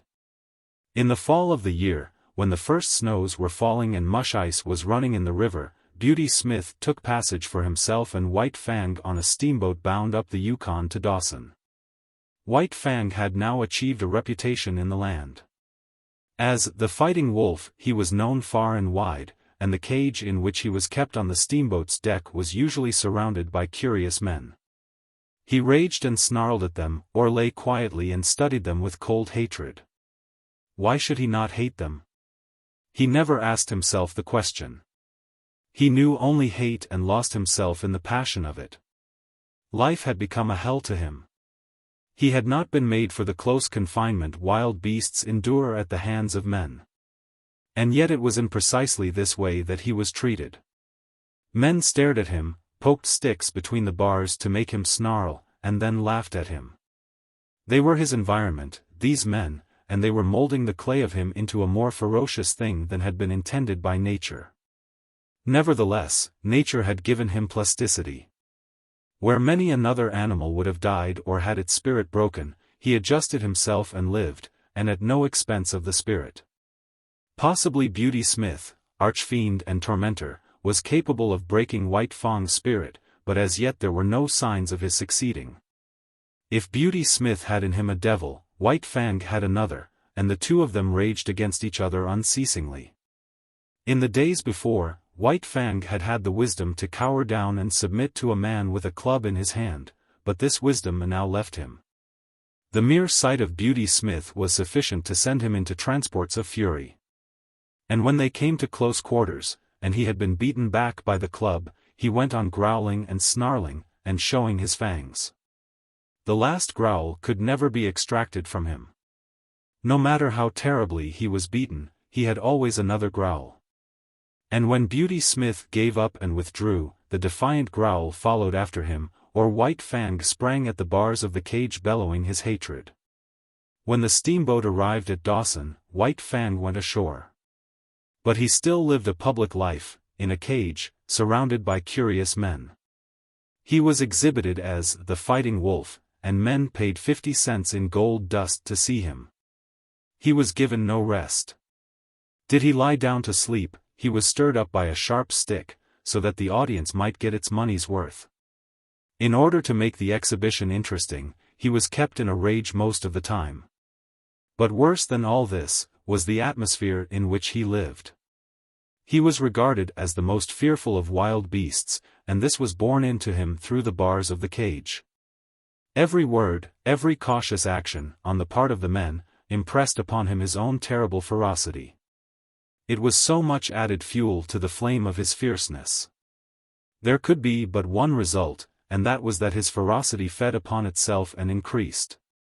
It was another instance of the plasticity of his clay, of his capacity for being molded by the pressure of environment. In addition to being exhibited, he was a professional fighting animal.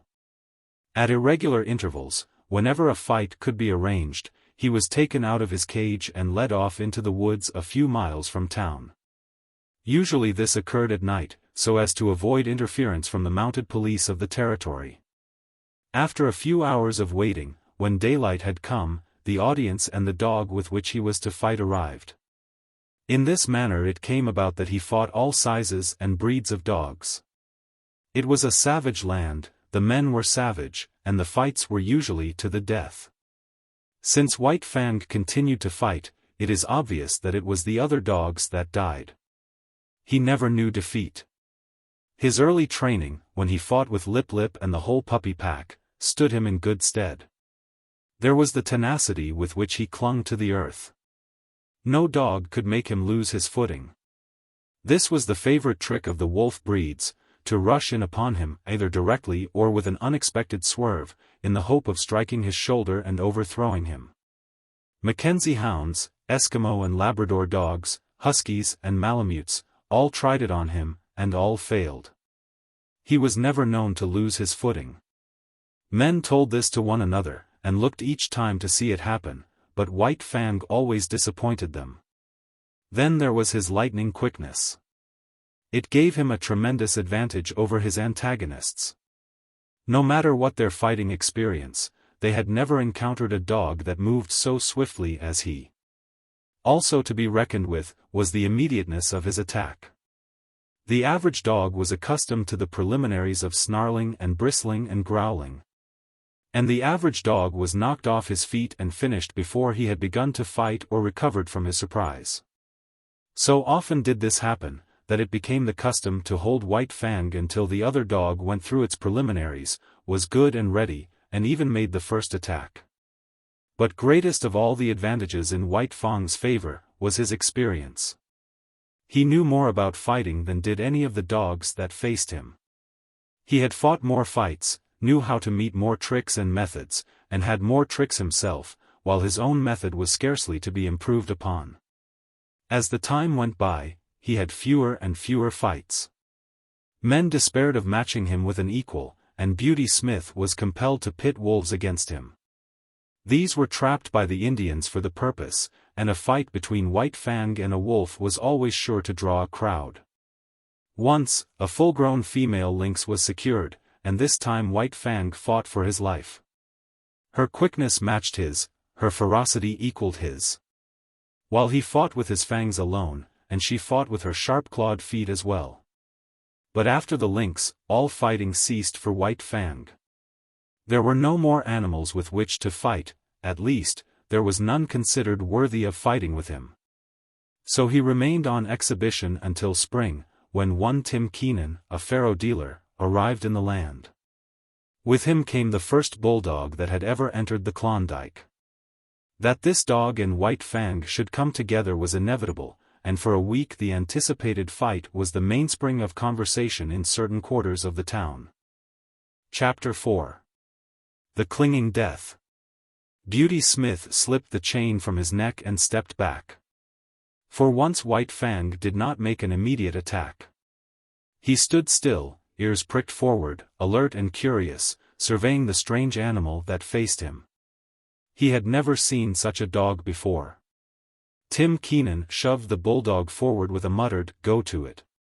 The animal waddled toward the center of the circle, short and squat and ungainly.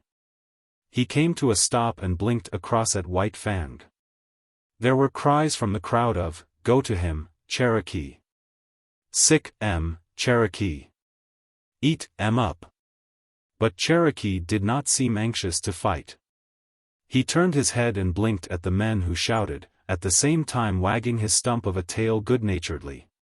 He was not afraid, but merely lazy. Besides, it did not seem to him that it was intended he should fight with the dog he saw before him. He was not used to fighting with that kind of dog, and he was waiting for them to bring on the real dog. Tim Keenan stepped in and bent over Cherokee, fondling him on both sides of the shoulders with hands that rubbed against the grain of the hair and that made slight, pushing forward movements. These were so many suggestions. Also, their effect was irritating, for Cherokee began to growl, very softly, deep down in his throat. There was a correspondence in rhythm between the growls and the movements of the man's hands. The growl rose in the throat with the culmination of each forward-pushing movement, and ebbed down to start up afresh with the beginning of the next movement. The end of each movement was the accent of the rhythm, the movement ending abruptly and the growling rising with a jerk. This was not without its effect on White Fang. The hair began to rise on his neck and across the shoulders. Tim Keenan gave a final shove forward and stepped back again. As the impetus that carried Cherokee forward died down, he continued to go forward of his own volition, in a swift, bow-legged run. Then White Fang struck. A cry of startled admiration went up. He had covered the distance and gone in more like a cat than a dog, and with the same cat-like swiftness he had slashed with his fangs and leaped clear. The bulldog was bleeding back of one ear from a rip in his thick neck. He gave no sign, did not even snarl, but turned and followed after White Fang. The display on both sides, the quickness of the one and the steadiness of the other, had excited the partisan spirit of the crowd, and the men were making new bets and increasing original bets. Again, and yet again, White Fang sprang in, slashed, and got away untouched, and still his strange foe followed after him, without too great haste, not slowly, but deliberately and determinedly. In a businesslike sort of way. There was purpose in his method, something for him to do that he was intent upon doing and from which nothing could distract him. His whole demeanor, every action, was stamped with this purpose. It puzzled White Fang. Never had he seen such a dog. It had no hair protection. It was soft, and bled easily. There was no thick mat of fur to baffle White Fang's teeth as they were often baffled by dogs of his own breed. Each time that his teeth struck they sank easily into the yielding flesh, while the animal did not seem able to defend itself. Another disconcerting thing was that it made no outcry, such as he had been accustomed to with the other dogs he had fought. Beyond a growl or a grunt, the dog took its punishment silently. And never did it flag in its pursuit of him. Not that Cherokee was slow. He could turn and whirl swiftly enough, but White Fang was never there. Cherokee was puzzled, too. He had never fought before with a dog with which he could not close. The desire to close had always been mutual. But here was a dog that kept at a distance, dancing and dodging here and there and all about. And when it did get its teeth into him, it did not hold on but let go instantly and darted away again. But White Fang could not get at the soft underside of the throat. The bulldog stood too short, while its massive jaws were an added protection. White Fang darted in and out unscathed, while Cherokee's wounds increased. Both sides of his neck and head were ripped and slashed. He bled freely, but showed no signs of being disconcerted. He continued his plodding pursuit, though once, for the moment baffled, he came to a full stop and blinked at the men who looked on. At the same time wagging his stump of a tail as an expression of his willingness to fight. In that moment White Fang was in upon him and out, in passing ripping his trimmed remnant of an ear. With a slight manifestation of anger, Cherokee took up the pursuit again, running on the inside of the circle White Fang was making, and striving to fasten his deadly grip on White Fang's throat.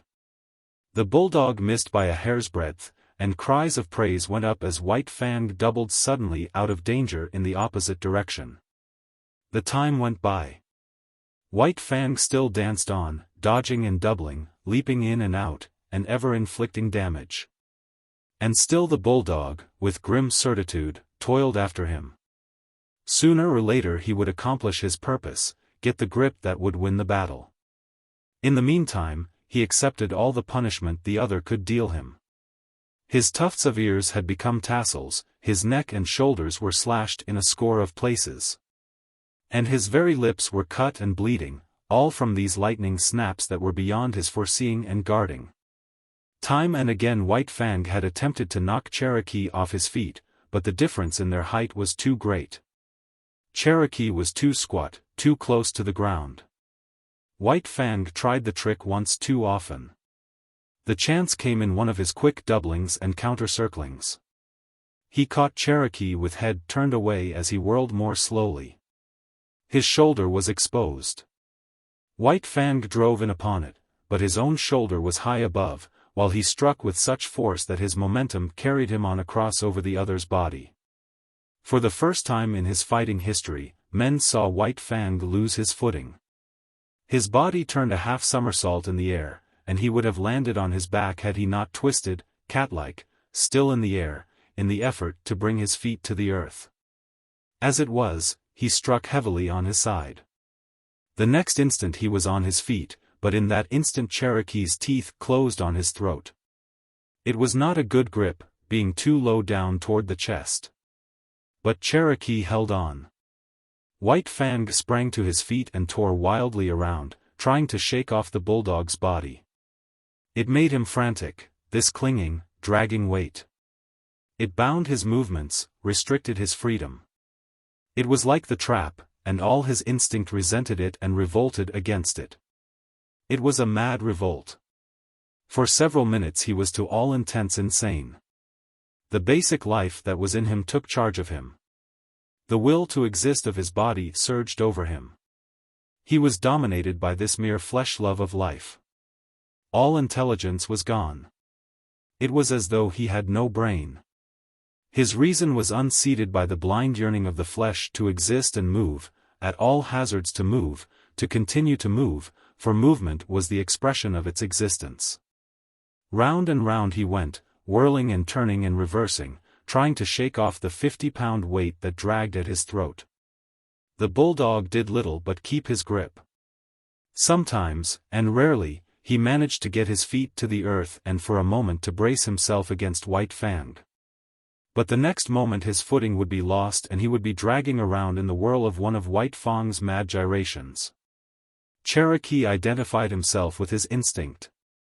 He knew that he was doing the right thing by holding on, and there came to him certain blissful thrills of satisfaction. At such moments he even closed his eyes and allowed his body to be hurled hither and thither, willy-nilly, careless of any hurt that might thereby come to it. That did not count. The grip was the thing, and the grip he kept. White Fang ceased only when he had tired himself out. He could do nothing, and he could not understand. Never, in all his fighting, had this thing happened. The dogs he had fought with did not fight that way. With them it was snap and slash and get away, snap and slash and get away. He lay partly on his side, panting for breath. Cherokee, still holding his grip, urged against him, trying to get him over entirely on his side. White Fang resisted, and he could feel the jaws shifting their grip, slightly relaxing and coming together again in a chewing movement. Each shift brought the grip closer to his throat. The bulldog's method was to hold what he had, and when opportunity favored to work in for more. Opportunity favored when White Fang remained quiet. When White Fang struggled, Cherokee was content merely to hold on. The bulging back of Cherokee's neck was the only portion of his body that White Fang's teeth could reach. He got hold toward the base where the neck comes out from the shoulders, but he did not know the chewing method of fighting, nor were his jaws adapted to it. He spasmodically ripped and tore with his fangs for a space. Then a change in their position diverted him. The bulldog had managed to roll him over on his back, and still hanging on to his throat, was on top of him. Like a cat, White Fang bowed his hindquarters in, and, with the feet digging into his enemy's abdomen above him, he began to claw with long tearing strokes. Cherokee might well have been disemboweled had he not quickly pivoted on his grip and got his body off of White Fang's and at right angles to it. There was no escaping that grip. It was like fate itself, and as inexorable. Slowly it shifted up along the jugular. All that saved White Fang from death was the loose skin of his neck and the thick fur that covered it. This served to form a large roll in Cherokee's mouth, the fur of which well-nigh defied his teeth. But bit by bit, whenever the chance offered, he was getting more of the loose skin and fur in his mouth. The result was that he was slowly throttling White Fang. The latter's breath was drawn with greater and greater difficulty as the moments went by. It began to look as though the battle were over. The backers of Cherokee waxed jubilant and offered ridiculous odds. White Fang's backers were correspondingly depressed, and refused bets of 10-1 and 20-1, though one man was rash enough to close a wager of 50-1. This man was Beauty Smith. He took a step into the ring and pointed his finger at White Fang. Then he began to laugh derisively and scornfully. This produced the desired effect. White Fang went wild with rage. He called up his reserves of strength, and gained his feet. As he struggled around the ring, the 50 pounds of his foe ever dragging on his throat, his anger passed on into panic. The basic life of him dominated him again, and his intelligence fled before the will of his flesh to live. Round and back again, stumbling and falling and rising, even uprearing at times on his hind legs and lifting his foe clear of the earth, he struggled vainly to shake off the clinging death. At last he fell, toppling backward, exhausted. And the bulldog promptly shifted his grip, getting in closer, mangling more and more of the fur-folded flesh, throttling White Fang more severely than ever. Shouts of applause went up for the victor, and there were many cries of "Cherokee! Cherokee!" To this Cherokee responded by vigorous wagging of the stump of his tail. But the clamor of approval did not distract him. There was no sympathetic relation between his tail and his massive jaws. The one might wag, but the others held their terrible grip on White Fang's throat. It was at this time that a diversion came to the spectators. There was a jingle of bells. Dog mushers' cries were heard. Everybody, save Beauty Smith, looked apprehensively, the fear of the police strong upon them. But they saw, up the trail, and not down, two men running with sled and dogs. They were evidently coming down the creek from some prospecting trip. At sight of the crowd they stopped their dogs and came over and joined it, curious to see the cause of the excitement. The dog musher wore a mustache, but the other, a taller and younger man, was smooth-shaven, his skin rosy from the pounding of his blood and the running in the frosty air. White Fang had practically ceased struggling.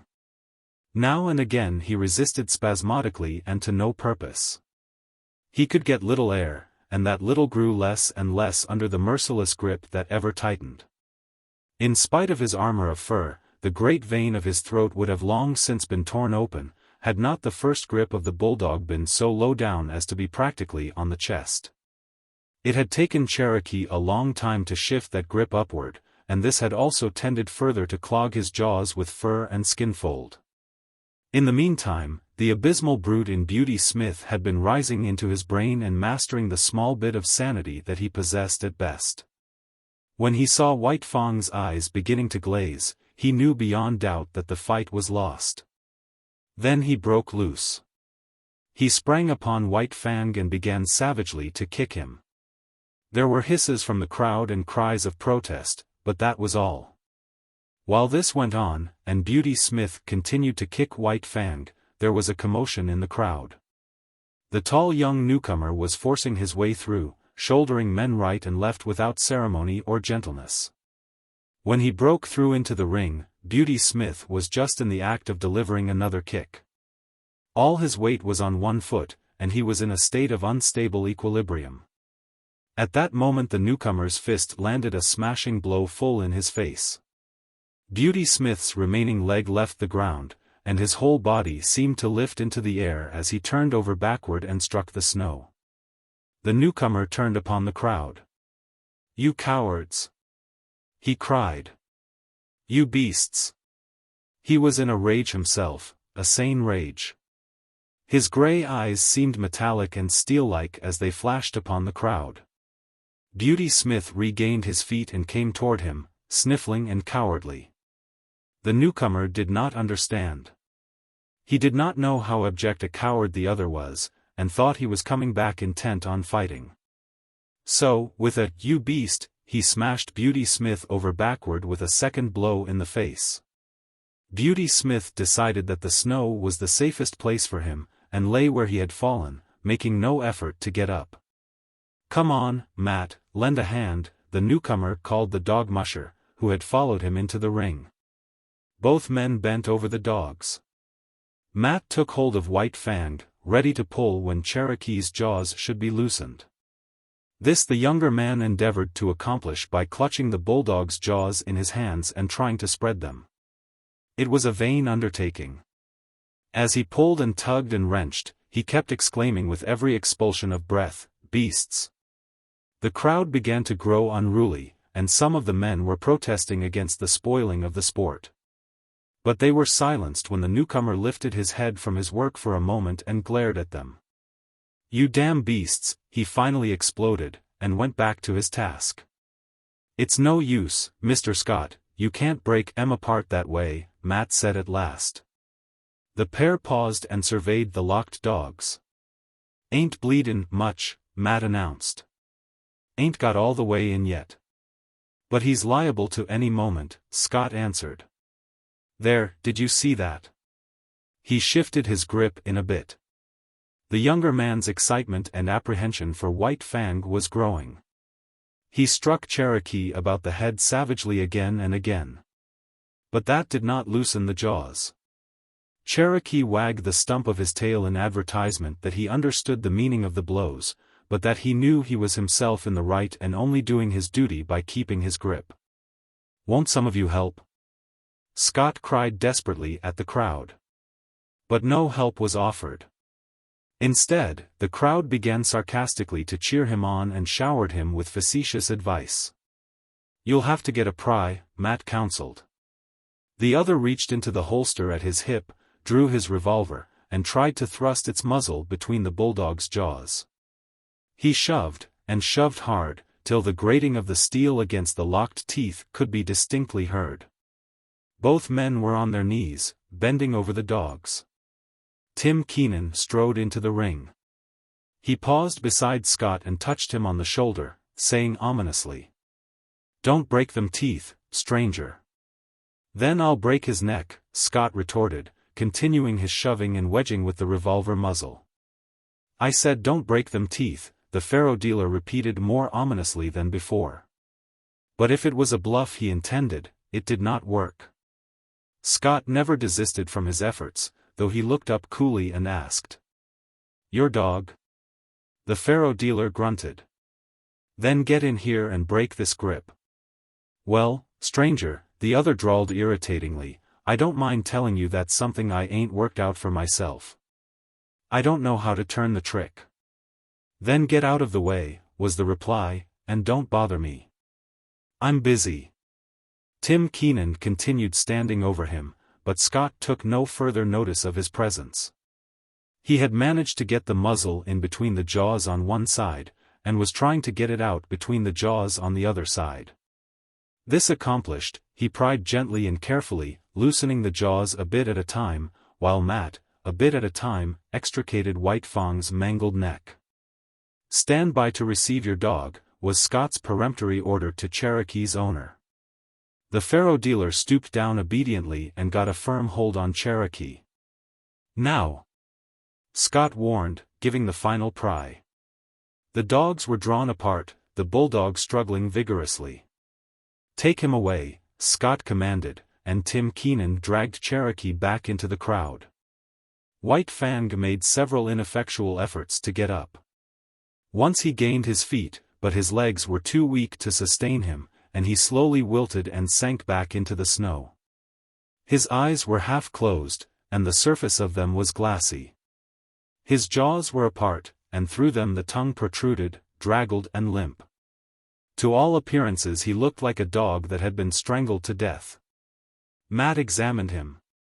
"Just about all in," he announced, "but he's breathin' all right." Beauty Smith had regained his feet and come over to look at White Fang. "Matt, how much is a good sled dog worth?" Scott asked. The dog musher, still on his knees and stooped over White Fang, calculated for a moment.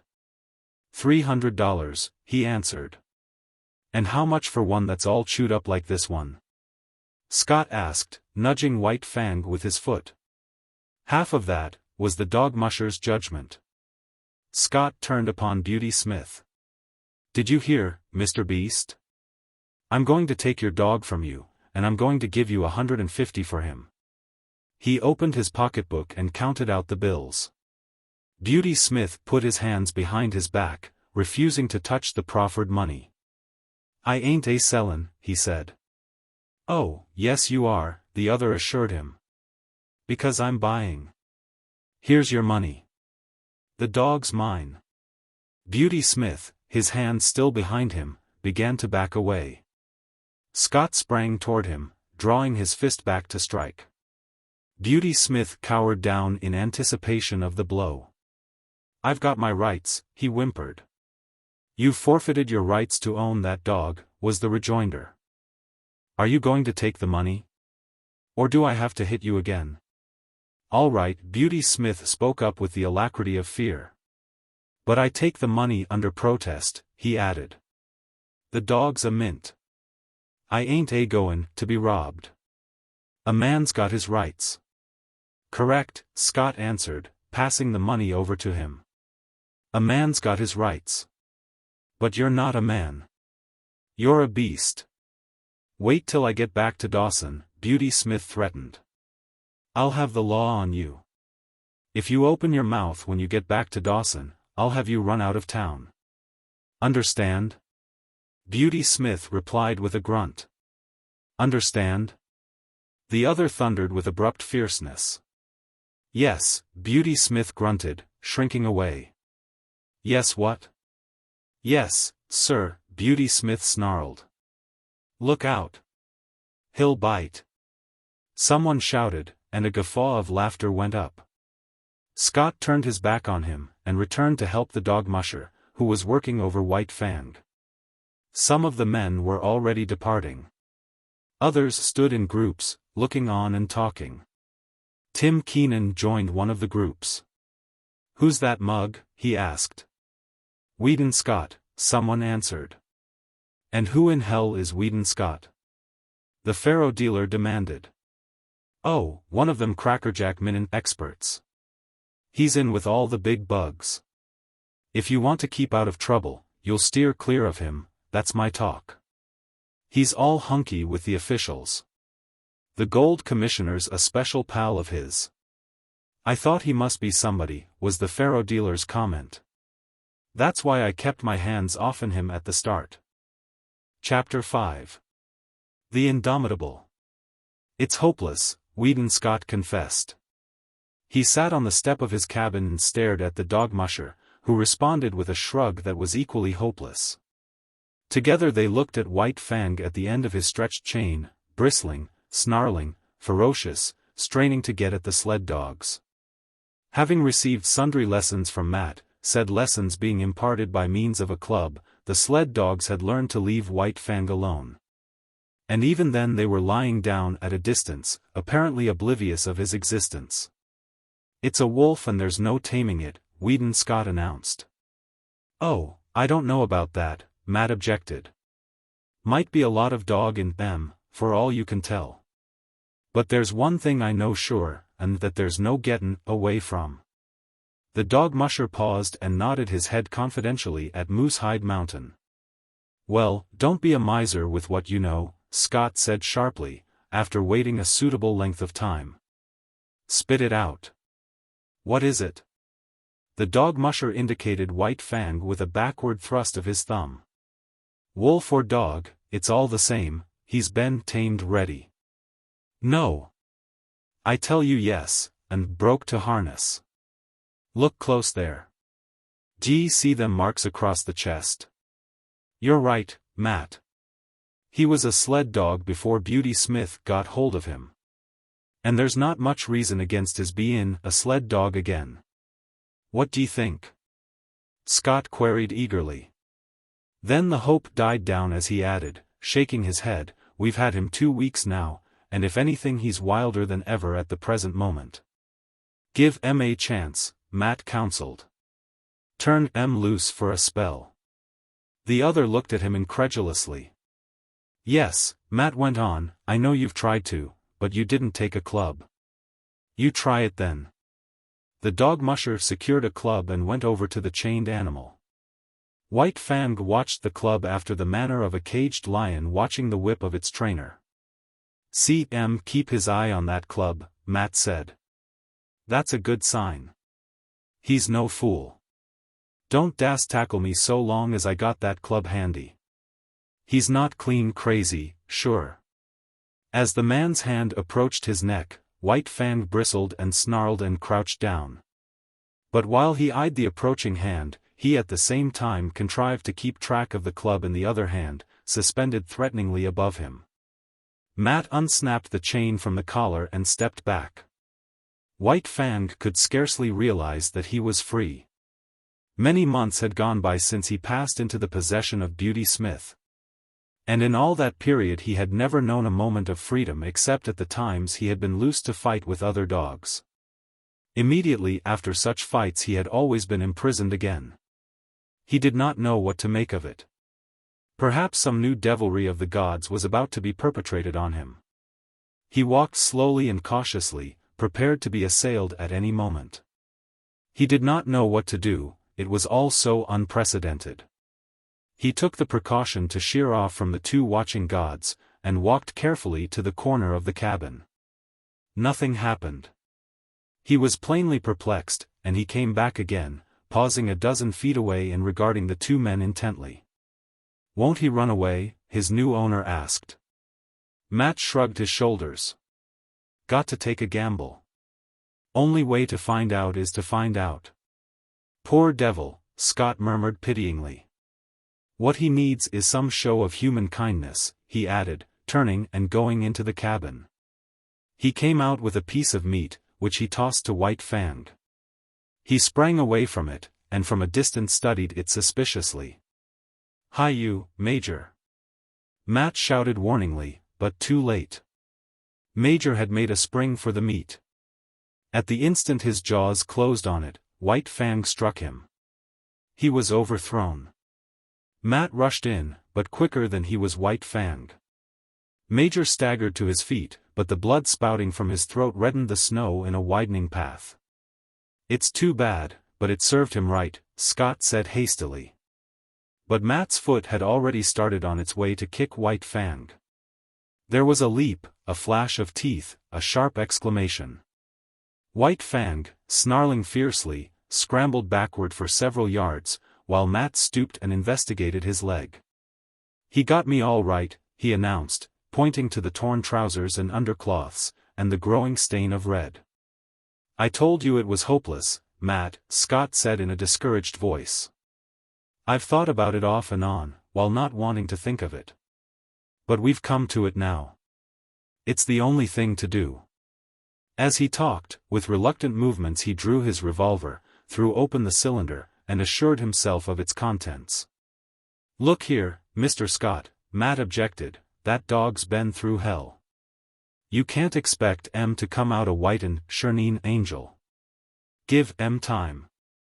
"Look at Major," the other rejoined. The dog musher surveyed the stricken dog.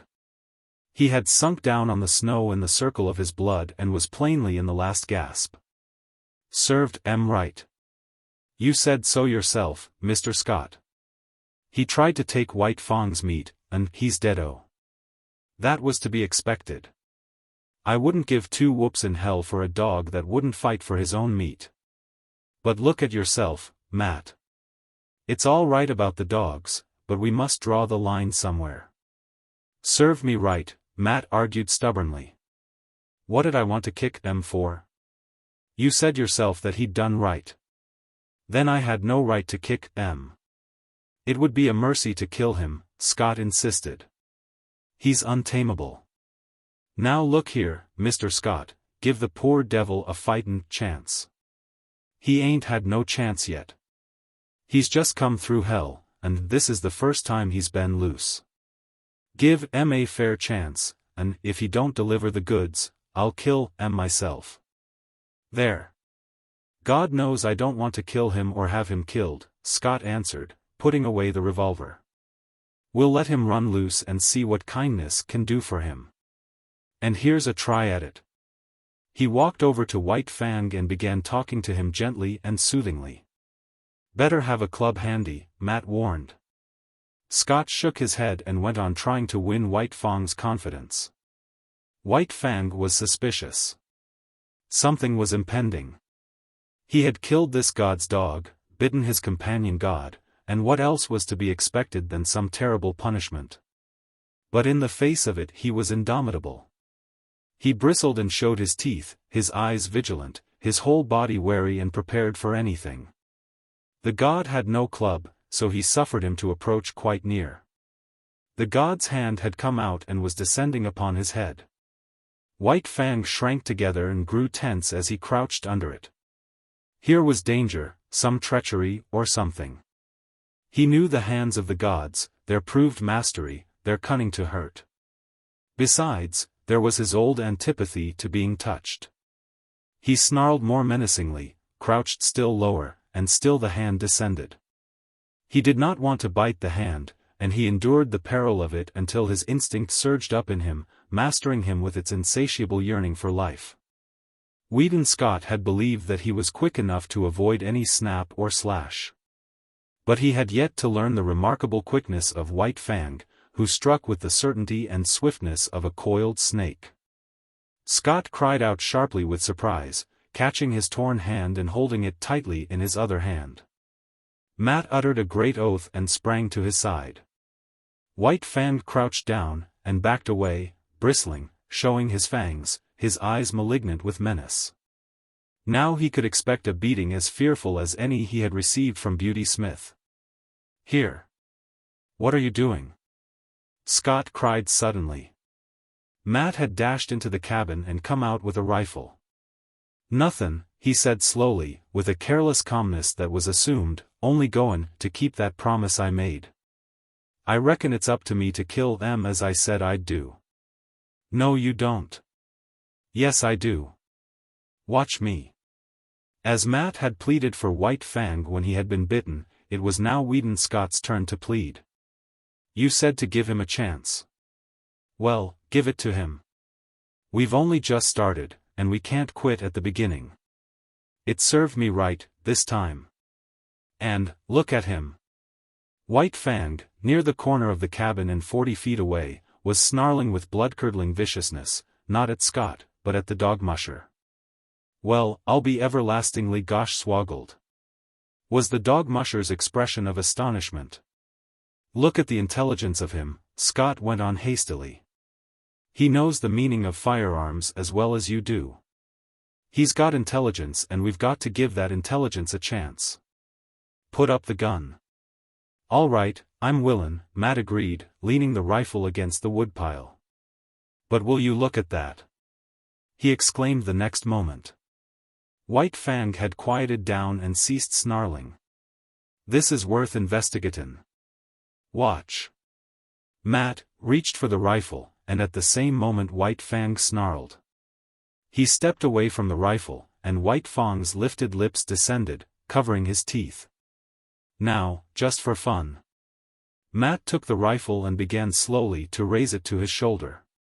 White Fang's snarling began with the movement, and increased as the movement approached its culmination. But the moment before the rifle came to a level on him, he leaped sidewise behind the corner of the cabin. Matt stood staring along the sights at the empty space of snow which had been occupied by White Fang.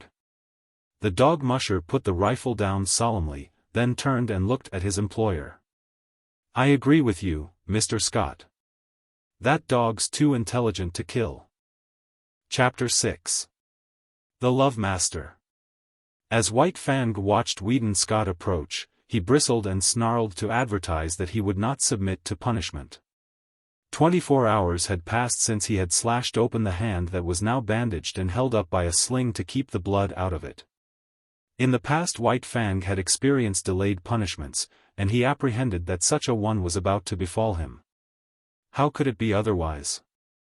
He had committed what was to him sacrilege, sunk his fangs into the holy flesh of a god, and of a white-skinned superior god at that. In the nature of things, and of intercourse with gods, something terrible awaited him. The god sat down several feet away. White Fang could see nothing dangerous in that. When the gods administered punishment they stood on their legs. Besides, this god had no club, no whip, no firearm.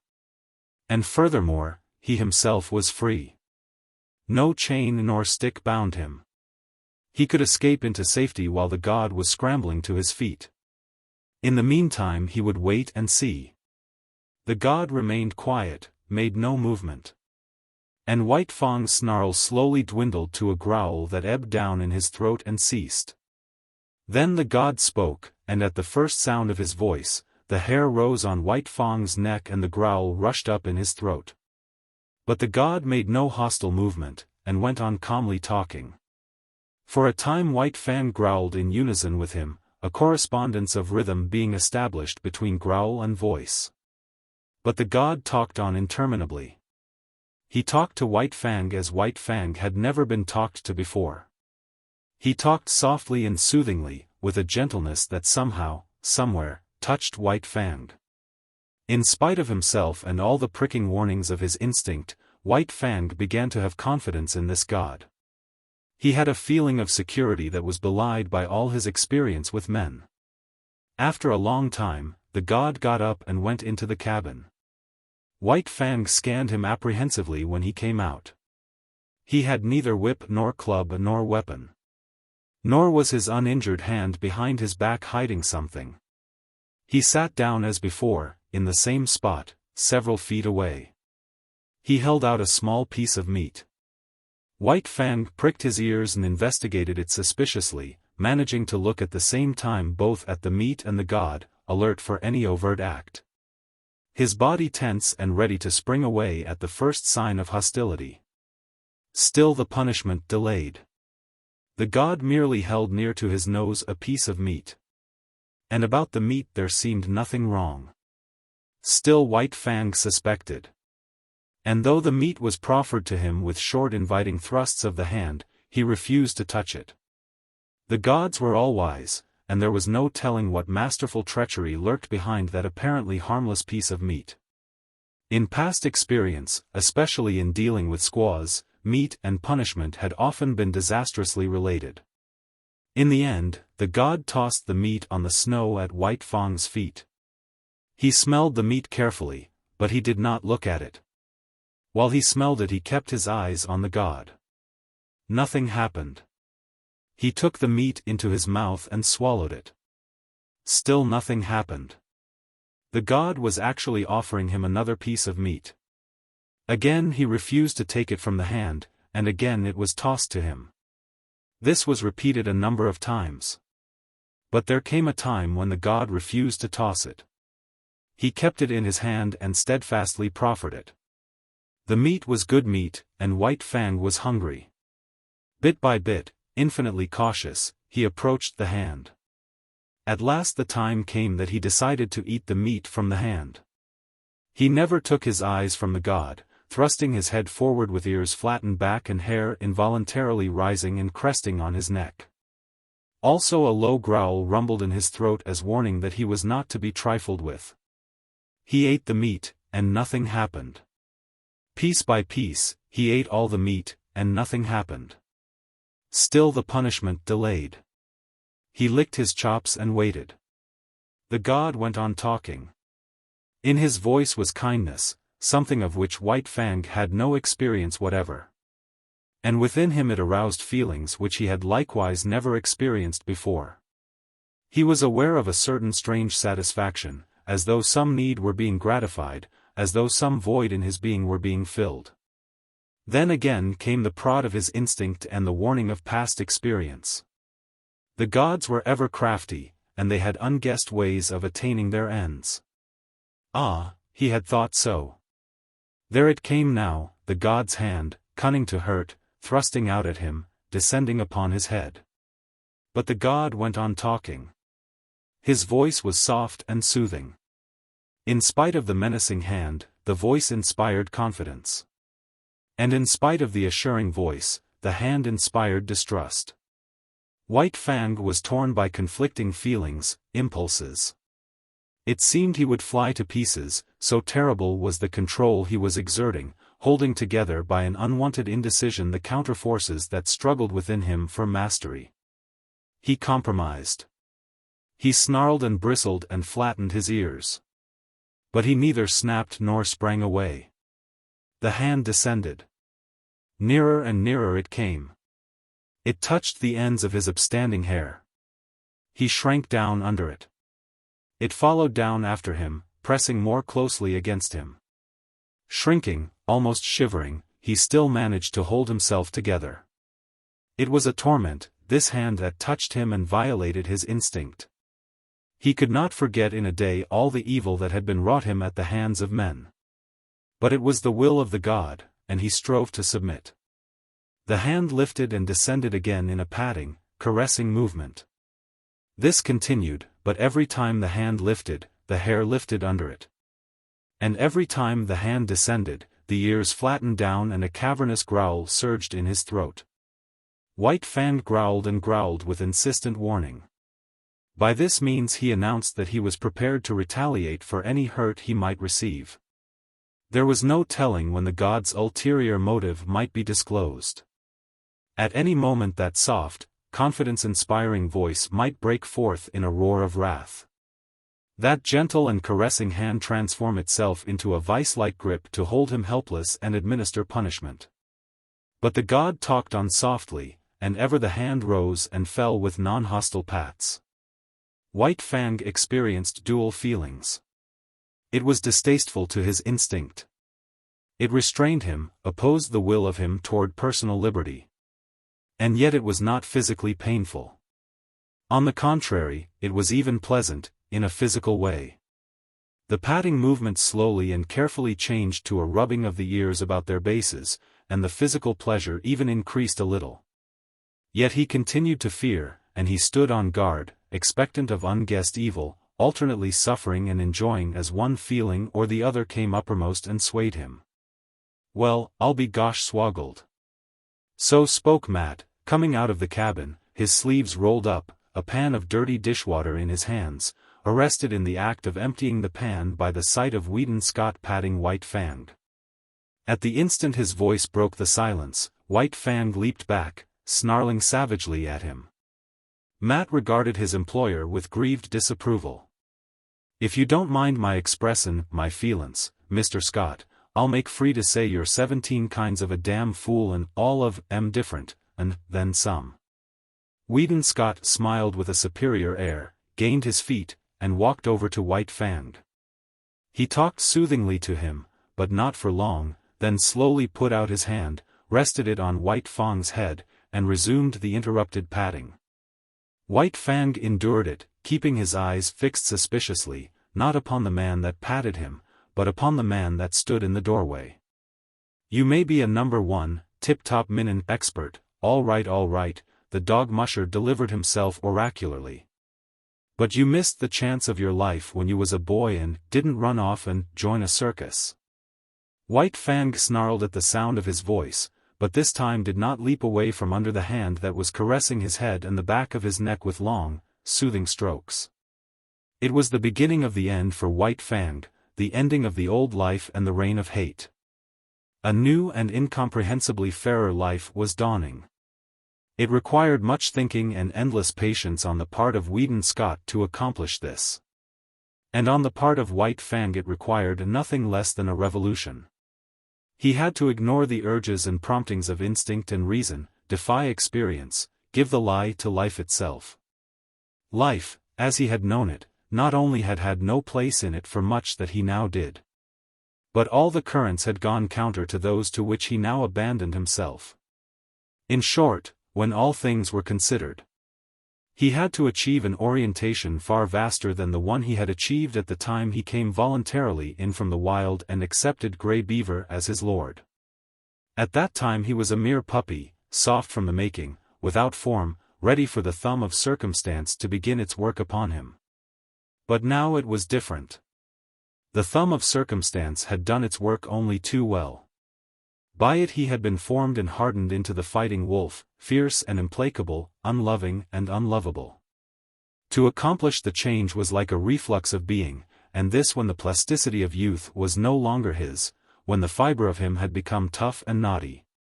When the warp and the woof of him had made of him an adamantine texture, harsh and unyielding. When the face of his spirit had become iron and all his instincts and axioms had crystallized into set rules, cautions, dislikes, and desires. Yet again, in this new orientation, it was the thumb of circumstance that pressed and prodded him, softening that which had become hard and remolding it into fairer form. Weedon Scott was in truth this thumb. He had gone to the roots of White Fang's nature, and with kindness touched to life potencies that had languished and well-nigh perished. One such potency was love. It took the place of like, which latter had been the highest feeling that thrilled him in his intercourse with the gods. But this love did not come in a day. It began with like and out of it slowly developed. White Fang did not run away, though he was allowed to remain loose, because he liked this new god. This was certainly better than the life he had lived in the cage of Beauty Smith, and it was necessary that he should have some god. The lordship of man was a need of his nature. The seal of his dependence on man had been set upon him in that early day when he turned his back on the wild and crawled to Grey Beaver's feet to receive the expected beating. This seal had been stamped upon him again, and ineradicably, on his second return from the wild, when the long famine was over and there was fish once more in the village of Grey Beaver. And so, because he needed a god and because he preferred Weedon Scott to Beauty Smith, White Fang remained. In acknowledgement of fealty, he proceeded to take upon himself the guardianship of his master's property. He prowled about the cabin while the sled dogs slept, and the first night visitor to the cabin fought him off with a club until Weedon Scott came to the rescue. But White Fang soon learned to differentiate between thieves and honest men, to appraise the true value of step and carriage. The man who traveled, loud-stepping, the direct line to the cabin door, he let alone, though he watched him vigilantly until the door opened and he received the endorsement of the master. But the man who went softly, by circuitous ways, peering with caution, seeking after secrecy, that was the man who received no suspension of judgment from White Fang, and who went away abruptly. Hurriedly, and without dignity. Weedon Scott had set himself the task of redeeming White Fang, or rather, of redeeming mankind from the wrong it had done White Fang. It was a matter of principle and conscience. He felt that the ill done White Fang was a debt incurred by man and that it must be paid. So he went out of his way to be especially kind to the fighting wolf. Each day he made it a point to caress and pet White Fang, and to do it at length. At first suspicious and hostile, White Fang grew to like this petting. But there was one thing that he never outgrew, his growling. Growl he would, from the moment the petting began till it ended. But it was a growl with a new note in it. A stranger could not hear this note, and to such a stranger the growling of White Fang was an exhibition of primordial savagery, nerve-wracking and blood-curdling.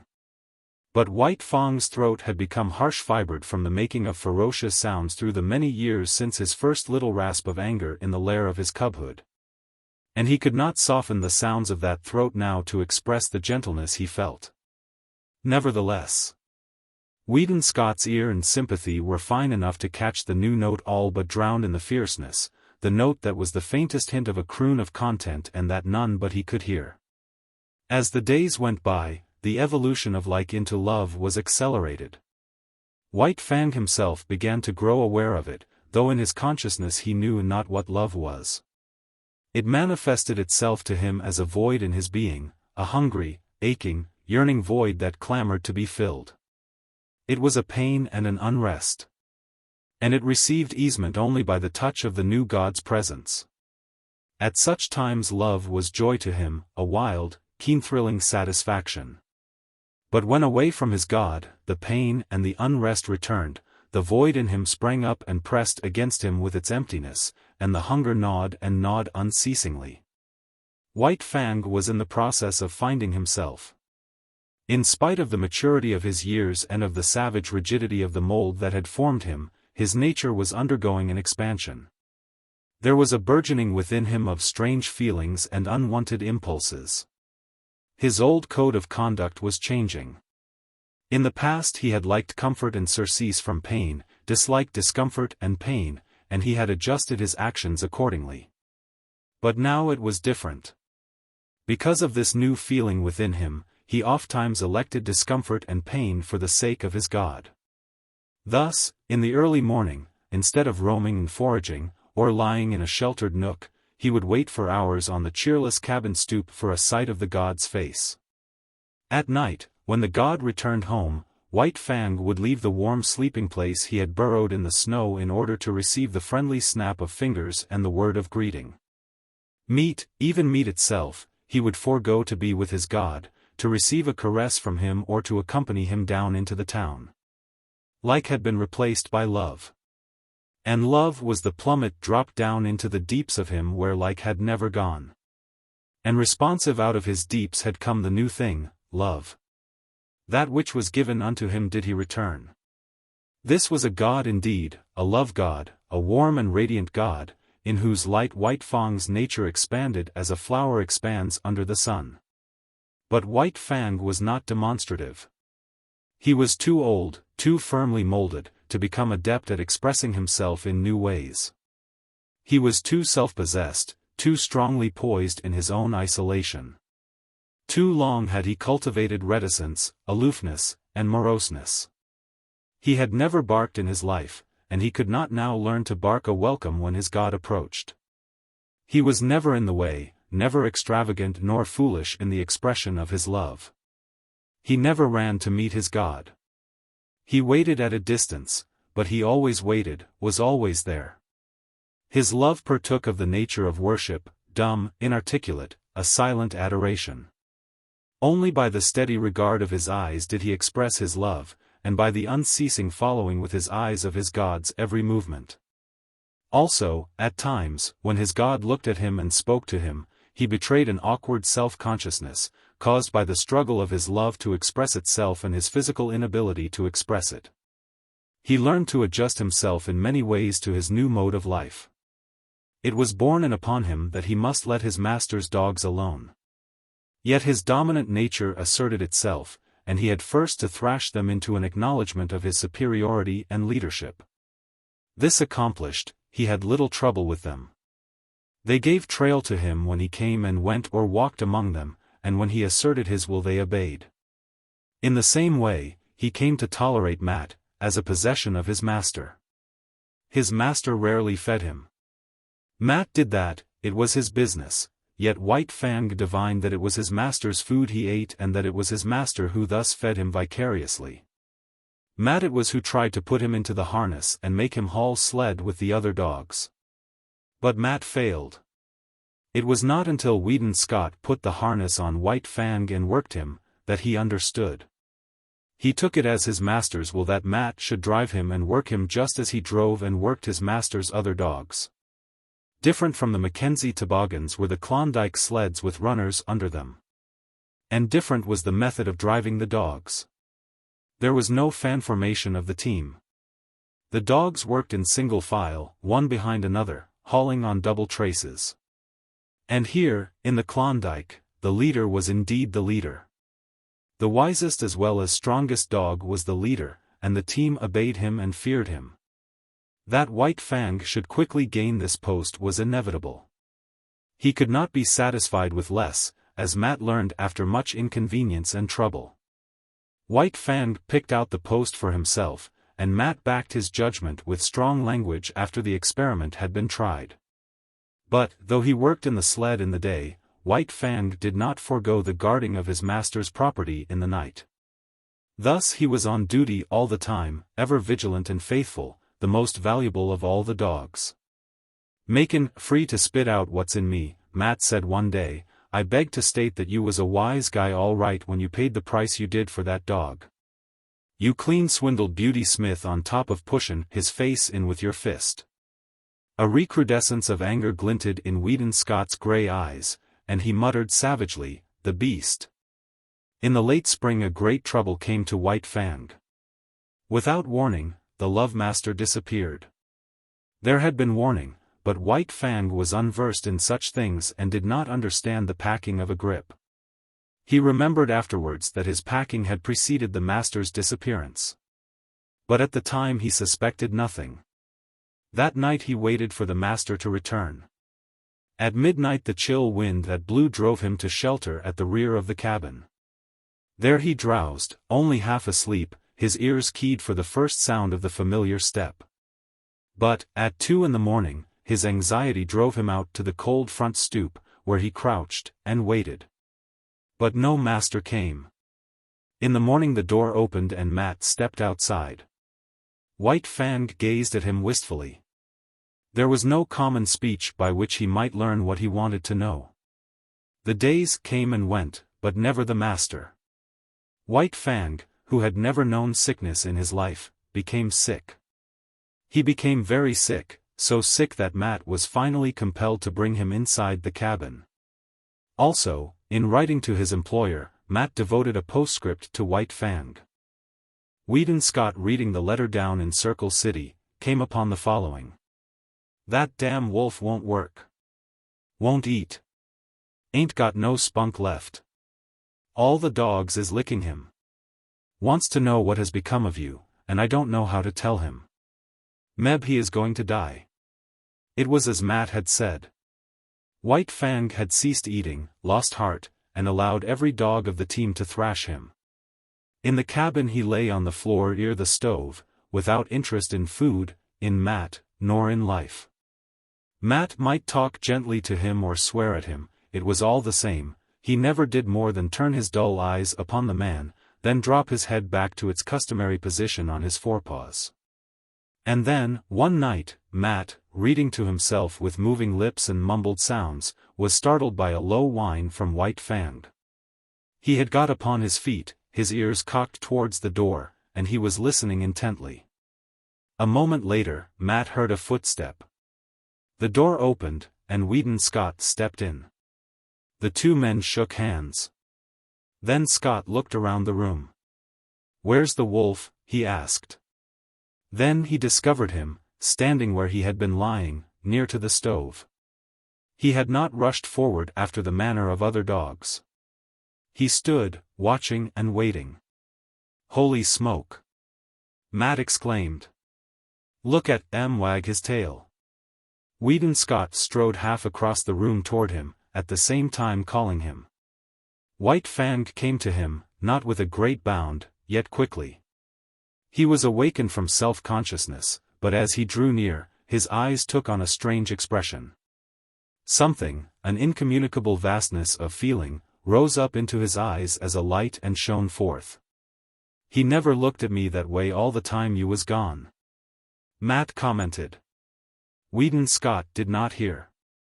He was squatting down on his heels, face to face with White Fang and petting him, rubbing at the roots of the ears, making long caressing strokes down the neck to the shoulders. Tapping the spine gently with the balls of his fingers. And White Fang was growling responsively, the crooning note of the growl more pronounced than ever. But that was not all. What of his joy, the great love in him, ever surging and struggling to express itself, succeeded in finding a new mode of expression. He suddenly thrust his head forward and nudged his way in between the master's arm and body. And here, confined, hidden from view all except his ears, no longer growling, he continued to nudge and snuggle. The two men looked at each other. Scott's eyes were shining. "Gosh!" said Matt in an awe-stricken voice. A moment later, when he had recovered himself, he said, "I always insisted that Wolf was a dog. Look at him." With the return of the Love Master, White Fang's recovery was rapid. 2 nights and a day he spent in the cabin. Then he sallied forth. The sled dogs had forgotten his prowess. They remembered only the latest, which was his weakness and sickness. At the sight of him as he came out of the cabin, they sprang upon him. "Talk about your roughhouses," Matt murmured gleefully, standing in the doorway and looking on. "Give em hell, you wolf. Give em hell, and then some." White Fang did not need the encouragement. The return of the Love Master was enough. Life was flowing through him again, splendid and indomitable. He fought from sheer joy, finding in it an expression of much that he felt and that otherwise was without speech. There could be but one ending. The team dispersed in ignominious defeat, and it was not until after dark that the dogs came sneaking back, one, by meekness and humility signifying their fealty to White Fang. Having learned to snuggle, White Fang was guilty of it often. It was the final word. He could not go beyond it. The one thing of which he had always been particularly jealous was his head. He had always disliked to have it touched. It was the wild in him, the fear of hurt and of the trap, that had given rise to the panicky impulses to avoid contacts. It was the mandate of his instinct that that head must be free. And now, with the Love Master, his snuggling was the deliberate act of putting himself into a position of hopeless helplessness. It was an expression of perfect confidence, of absolute self-surrender, as though he said, "I put myself into thy hands. Work thou thy will with me." One night, not long after the return, Scott and Matt sat at a game of cribbage preliminary to going to bed. 15-2, 15-4 and a pair makes 6, Matt was pegging up, when there was an outcry and sound of snarling without. They looked at each other as they started to rise to their feet. The wolves nailed somebody, Matt said. A wild scream of fear and anguish hastened them. Bring a light, Scott shouted, as he sprang outside. Matt followed with the lamp, and by its light they saw a man lying on his back in the snow. His arms were folded, one above the other, across his face and throat. Thus he was trying to shield himself from White Fang's teeth. And there was need for it. White Fang was in a rage, wickedly making his attack on the most vulnerable spot. From shoulder to wrist of the crossed arms, the coat sleeve, blue flannel shirt and undershirt were ripped in rags, while the arms themselves were terribly slashed and streaming blood. All this the two men saw in the first instant. The next instant Scott had White Fang by the throat and was dragging him clear. White Fang struggled and snarled, but made no attempt to bite, while he quickly quieted down at a sharp word from the master. Matt helped the man to his feet. As he arose he lowered his crossed arms, exposing the bestial face of Beauty Smith. The dog musher let go of him precipitately, with action similar to that of a man who has picked up live fire. Beauty Smith blinked in the lamplight and looked about him. He caught sight of White Fang and terror rushed into his face. At the same moment Matt noticed two objects lying in the snow. He held the lamp close to them, indicating them with his toe for his employer's benefit, a steel dog chain and a stout club. Scott saw and nodded. Not a word was spoken. The dog musher laid his hand on Beauty Smith's shoulder and faced him to the right about. No word needed to be spoken. Beauty Smith started. In the meantime the love master was patting White Fang and talking to him. Tried to steal you, eh? And you wouldn't have it. Well, he made a mistake, didn't he? Thought he had hold of 17 devils, the dog musher sniggered. White Fang, still wrought up and bristling, growled and growled, the hair slowly lying down, the crooning note remote and dim, but growing in his throat. Chapter 5. Chapter 1. The Long Trail. It was in the air. White Fang sensed the coming calamity, even before there was tangible evidence of it. In vague ways it was borne in upon him that a change was impending. He knew not how nor why, yet he got his feel of the oncoming event from the gods themselves. In ways subtler than they knew, they betrayed their intentions to the wolf dog that haunted the cabin stoop, and that, though he never came inside the cabin, knew what went on inside their brains. Listen to that, will you? The dog musher exclaimed at supper one night. Scott listened. Through the door came a low, anxious whine, like a sobbing under the breath that had just grown audible.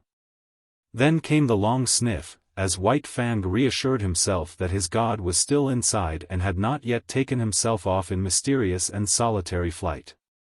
I do believe that wolf's on to you, the dog musher said.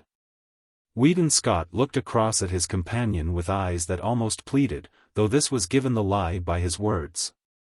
What the devil can I do with a wolf in California? He demanded. That's what I say, Matt answered. What the devil can you do with a wolf in California? But this did not satisfy Scott. The other seemed to be judging him in a noncommittal sort of way. White man's dogs would have no show against him, Scott went on. He'd kill them on sight. If he didn't bankrupt me with damaged suits, the authorities would take him away from me and electrocute him. He's a downright murderer, I know, was the dog musher's comment. Scott looked at him suspiciously. It would never do, he said decisively. It would never do. Matt concurred. Why, you'd have to hire a man, specially to take care of M. The other suspicion was allayed. He nodded cheerfully. In the silence that followed, the low, half-sobbing whine was heard at the door and then the long, questing sniff. There's no Deneen, he thinks a hell of a lot of you, Matt said. The other glared at him in sudden wrath. Damn it all, man. I know my own mind and what's best. I'm agreein' with you, only. Only what? Scott snapped out. Only, the dog musher began softly, then changed his mind and betrayed a rising anger of his own. Well, you needn't get so all fired het up about it. Judgin' by your actions one think you didn't know your own mind. Weedon Scott debated with himself for a while, and then said more gently, You are right, Matt. I don't know my own mind, and that's what's the trouble. Why, it would be rank ridiculousness for me to take that dog along, he broke out after another pause. I'm agreein' with you, was Matt's answer, and again his employer was not quite satisfied with him.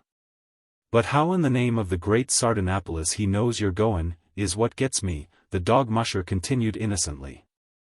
It's beyond me, Matt, Scott answered, with a mournful shake of the head. Then came the day when, through the open cabin door, White Fang saw the fatal grip on the floor and the love master packing things into it. Also, there were comings and goings, and the erstwhile placid atmosphere of the cabin was vexed with strange perturbations and unrest. Here was indubitable evidence. White Fang had already scented it. He now reasoned it. His god was preparing for another flight. And since he had not taken him with him before, so, now, he could look to be left behind. That night he lifted the long wolf howl. As he had howled, in his puppy days, when he fled back from the wild to the village to find it vanished and naught but a rubbish heap to mark the site of Grey Beaver's teepee. So now he pointed his muzzle to the cold stars and told to them his woe. Inside the cabin the two men had just gone to bed. He's gone off his food again, Matt remarked from his bunk. There was a grunt from Weedon Scott's bunk, and a stir of blankets. From the way he cut up the other time you went away, I wouldn't wonder this time but what he died. The blankets in the other bunk stirred irritably. Oh, shut up. Scott cried out through the darkness. You nag worse than a woman. I'm agreein' with you, the dog musher answered, and Weedon Scott was not quite sure whether or not the other had snickered. The next day White Fang's anxiety and restlessness were even more pronounced. He dogged his master's heels whenever he left the cabin, and haunted the front stoop when he remained inside. Through the open door he could catch glimpses of the luggage on the floor. The grip had been joined by 2 large canvas bags and a box. Matt was rolling the master's blankets and fur robe inside a small tarpaulin. White Fang whined as he watched the operation. Later on 2 Indians arrived. He watched them closely as they shouldered the luggage and were led off down the hill by Matt, who carried the bedding and the grip. But White Fang did not follow them. The master was still in the cabin. After a time, Matt returned. The master came to the door and called White Fang inside. You poor devil, he said gently, rubbing White Fang's ears and tapping his spine. I'm hitting the long trail, old man, where you cannot follow. Now give me a growl, the last, goodbye growl. But White Fang refused to growl. Instead, and after a wistful, searching look, he snuggled in, burrowing his head out of sight between the master's arm and body. There she blows! Matt cried. From the Yukon arose the hoarse bellowing of a river steamboat. You've got to cut it short. Be sure and lock the front door. I'll go out the back. Get a move on. The 2 doors slammed at the same moment, and Weedon Scott waited for Matt to come around to the front. From inside the door came a low whining and sobbing. Then there were long, deep-drawn sniffs. You must take good care of him, Matt, Scott said, as they started down the hill. Write and let me know how he gets along. Sure, the dog musher answered. But listen to that, will you? Both men stopped. White Fang was howling as dogs howl when their masters lie dead. He was voicing an utter woe, his cry bursting upward in great heartbreaking rushes, dying down into quavering misery, and bursting upward again with a rush upon rush of grief. The Aurora was the first steamboat of the year for the outside, and her decks were jammed with prosperous adventurers and broken gold seekers. All equally as mad to get to the outside as they had been originally to get to the inside. Near the gangplank, Scott was shaking hands with Matt, who was preparing to go ashore. But Matt's hand went limp in the other's grasp as his gaze shot past and remained fixed on something behind him. Scott turned to see. Sitting on the deck several feet away and watching wistfully was White Fang. The dog musher swore softly, in awe-stricken accents. Scott could only look in wonder. "Did you lock the front door?" Matt demanded. The other nodded, and asked, "How about the back?" "You just bet I did," was the fervent reply. White Fang flattened his ears ingratiatingly, but remained where he was, making no attempt to approach. "I'll have to take Em ashore with me." Matt made a couple of steps toward White Fang, but the latter slid away from him. The dog musher made a rush of it, and White Fang dodged between the legs of a group of men. Ducking, turning, doubling, he slid about the deck, eluding the other's efforts to capture him. But when the Love Master spoke, White Fang came to him with prompt obedience. "Won't come to the hand that's fed Em all these months," the dog musher muttered resentfully. "And you ain't never fed Em after them first days of gettin' acquainted. I'm blamed if I can see how he works it out that you're the boss." Scott, who had been patting White Fang, suddenly bent closer and pointed out fresh-made cuts on his muzzle, and a gash between the eyes. Matt bent over and passed his hand along White Fang's belly. "We plumb forgot the window. He's all cut and gouged underneath.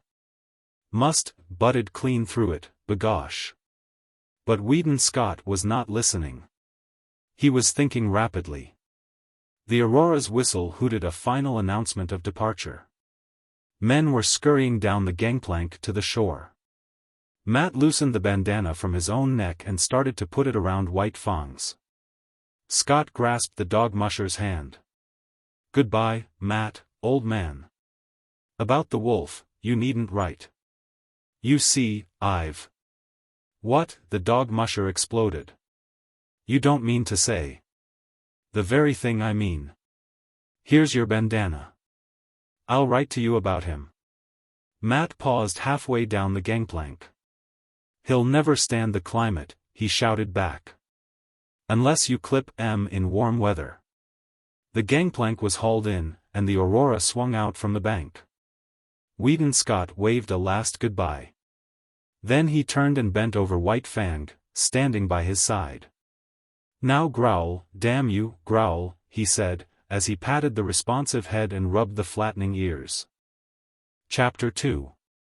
The Southland. White Fang landed from the steamer in San Francisco.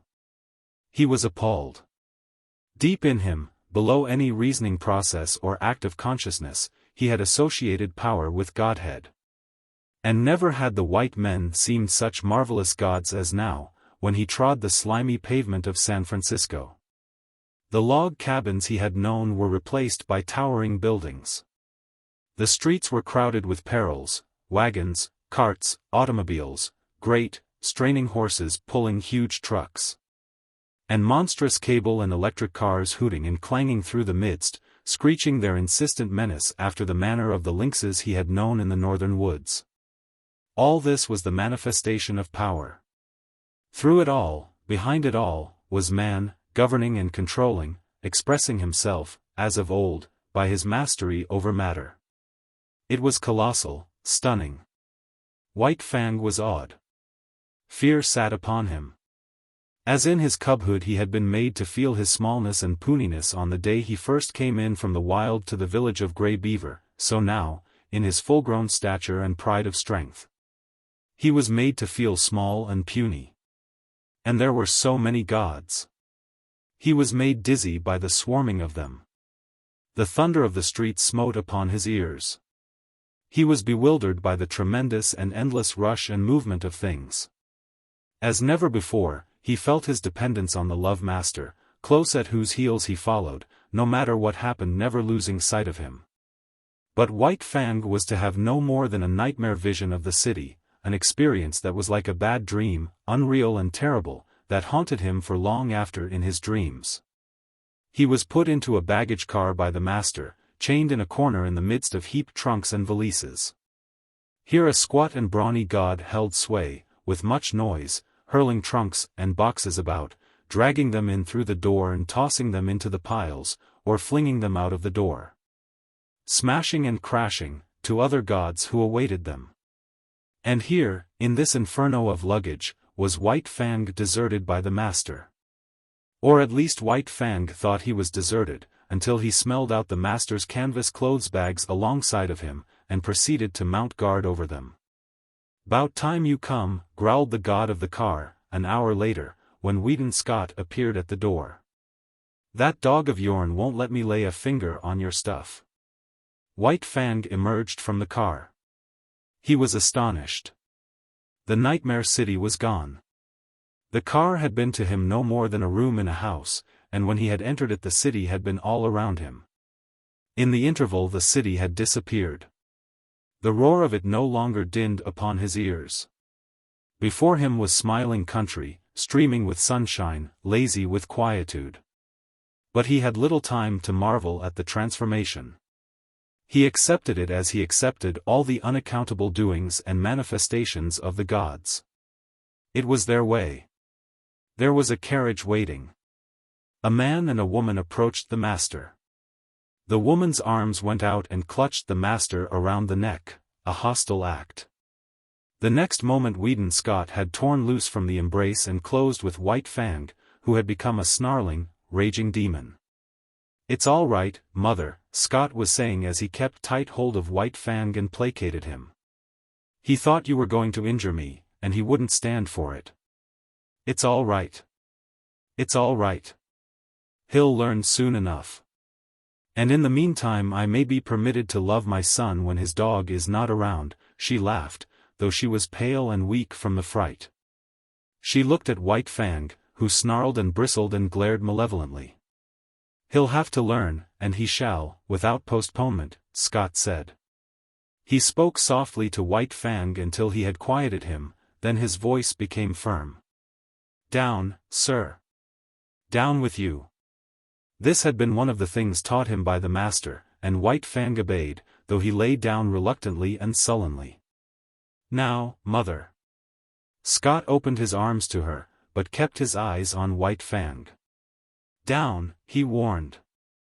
"Down." White Fang, bristling silently, half-crouching as he rose, sank back and watched the hostile act repeated.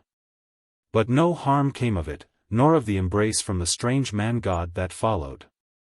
Then the clothes bags were taken into the carriage, the strange gods and the love-master followed, and White Fang pursued, now running vigilantly behind.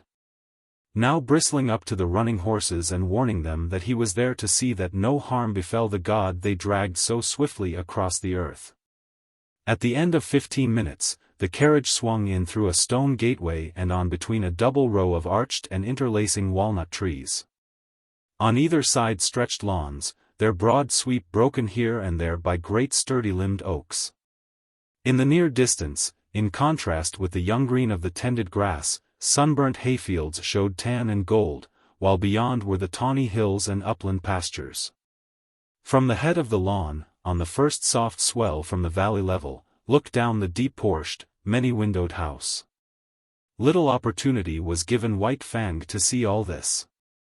Hardly had the carriage entered the grounds, when he was set upon by a sheepdog, bright-eyed, sharp-muzzled, righteously indignant and angry. It was between him and the master, cutting him off. White Fang snarled no warning, but his hair bristled as he made his silent and deadly rush. This rush was never completed. He halted with awkward abruptness, with stiff forelegs bracing himself against his momentum, almost sitting down on his haunches. So desirous was he of avoiding contact with the dog he was in the act of attacking. It was a female, and the law of his kind thrust a barrier between. For him to attack her would require nothing less than a violation of his instinct. But with the sheepdog it was otherwise. Being a female, she possessed no such instinct. On the other hand, being a sheepdog, her instinctive fear of the wild, and especially of the wolf, was unusually keen. White Fang was to her a wolf, the hereditary marauder who had preyed upon her flocks from the time sheep were first herded and guarded by some dim ancestor of hers. And so, as he abandoned his rush at her and braced himself to avoid the contact, she sprang upon him. He snarled involuntarily as he felt her teeth in his shoulder, but beyond this made no offer to hurt her. He backed away, stiff-legged with self-consciousness, and tried to go around her. He dodged this way and that, and curved and turned, but to no purpose. She remained always between him and the way he wanted to go. "Here, collie," called the strange man in the carriage. Weedon Scott laughed. "Never mind, father. It is good discipline. White Fang will have to learn many things, and it's just as well that he begins now. He'll adjust himself all right." The carriage drove on, and still Collie blocked White Fang's way.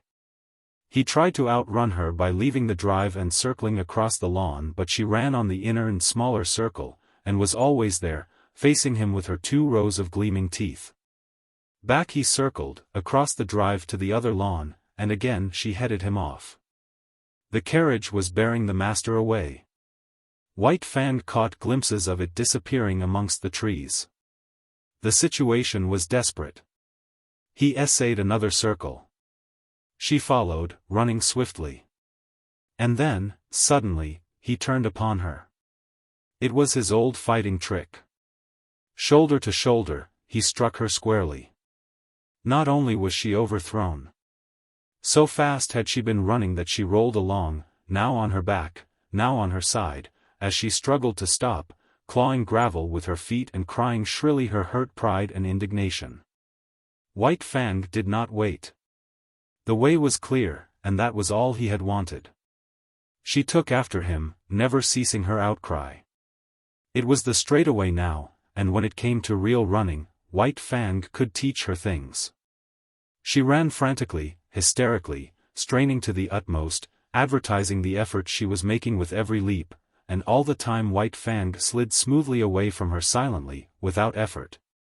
Gliding like a ghost over the ground. As he rounded the house to the porte-cochere, he came upon the carriage. It had stopped, and the master was alighting. At this moment, still running at top speed, White Fang became suddenly aware of an attack from the side. It was a deerhound rushing upon him. White Fang tried to face it. But he was going too fast, and the hound was too close. It struck him on the side. And such was his forward momentum and the unexpectedness of it, White Fang was hurled to the ground and rolled clear over. He came out of the tangle a spectacle of malignancy, ears flattened back, lips writhing, nose wrinkling, his teeth clipping together as the fangs barely missed the hound's soft throat. The master was running up, but was too far away, and it was Collie that saved the hound's life. Before White Fang could spring in and deliver the fatal stroke, and just as he was in the act of springing in, Collie arrived. She had been outmaneuvered and outrun, to say nothing of her having been unceremoniously tumbled in the gravel, and her arrival was like that of a tornado, made up of offended dignity, justifiable wrath, and instinctive hatred for this marauder from the wild. She struck White Fang at right angles in the midst of his spring, and again he was knocked off his feet and rolled over. The next moment the master arrived, and with one hand held White Fang, while the father called off the dogs. "I say, this is a pretty warm reception for a poor lone wolf from the Arctic," the master said, while White Fang calmed down under his caressing hand.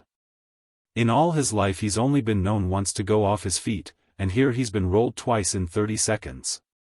The carriage had driven away, and other strange gods had appeared from out the house. Some of these stood respectfully at a distance.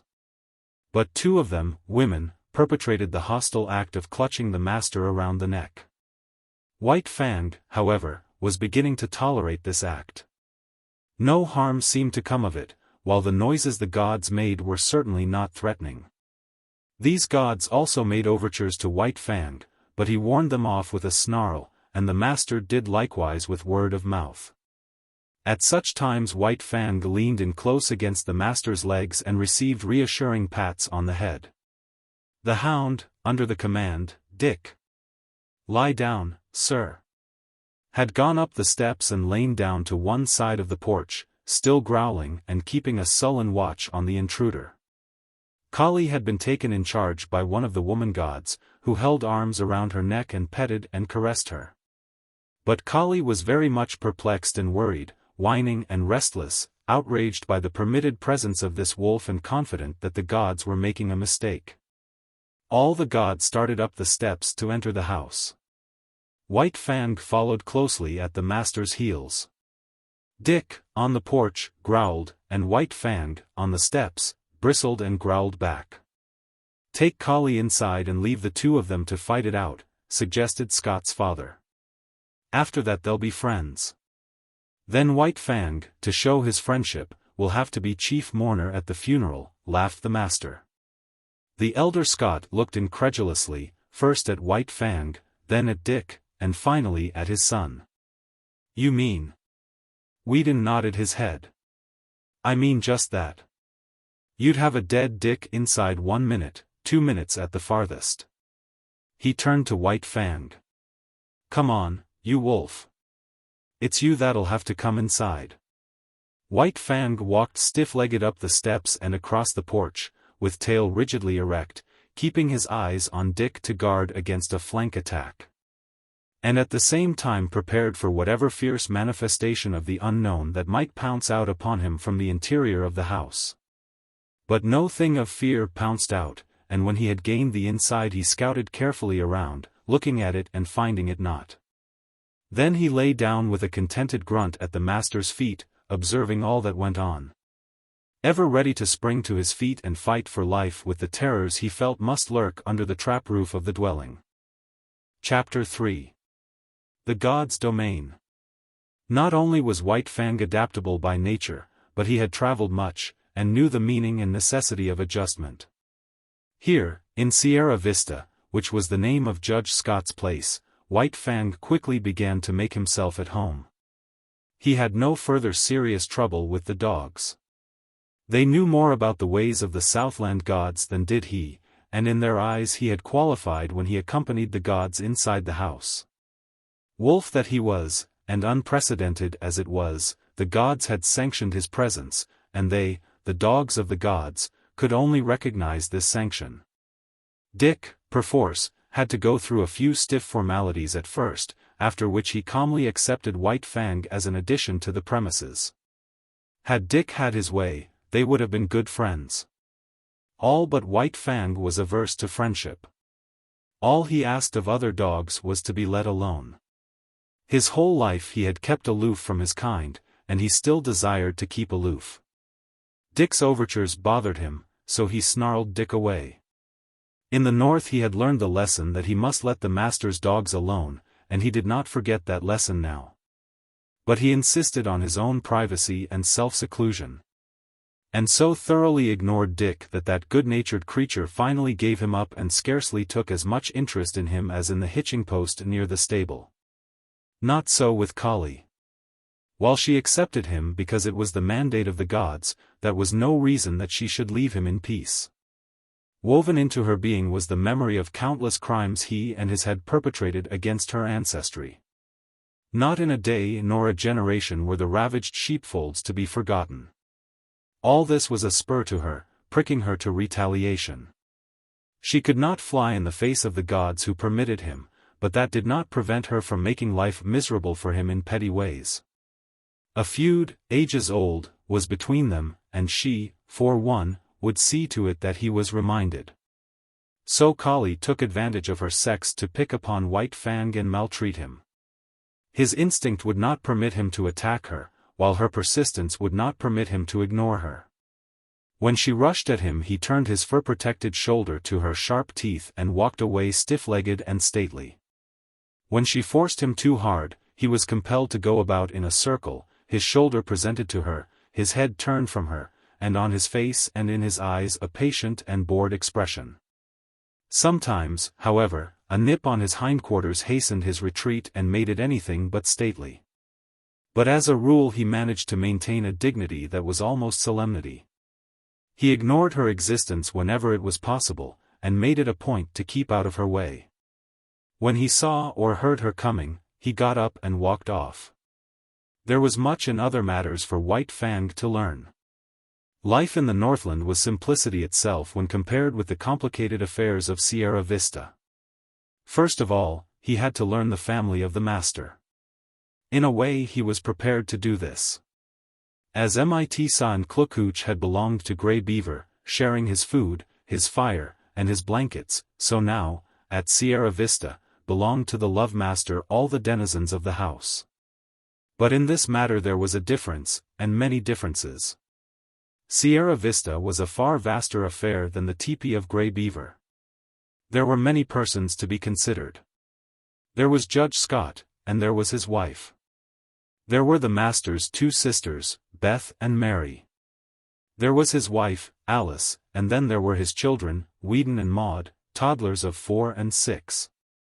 There was no way for anybody to tell him about all these people, and of blood ties and relationship he knew nothing whatever and never would be capable of knowing. Yet he quickly worked it out that all of them belonged to the master. Then, by observation, whenever opportunity offered, by study of action, speech, and the very intonations of the voice, he slowly learned the intimacy and the degree of favor they enjoyed with the master. And by this ascertained standard, White Fang treated them accordingly. What was of value to the master he valued, what was dear to the master was to be cherished by White Fang and guarded carefully. Thus it was with the two children.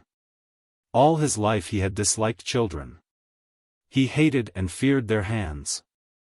The lessons were not tender that he had learned of their tyranny and cruelty in the days of the Indian villages.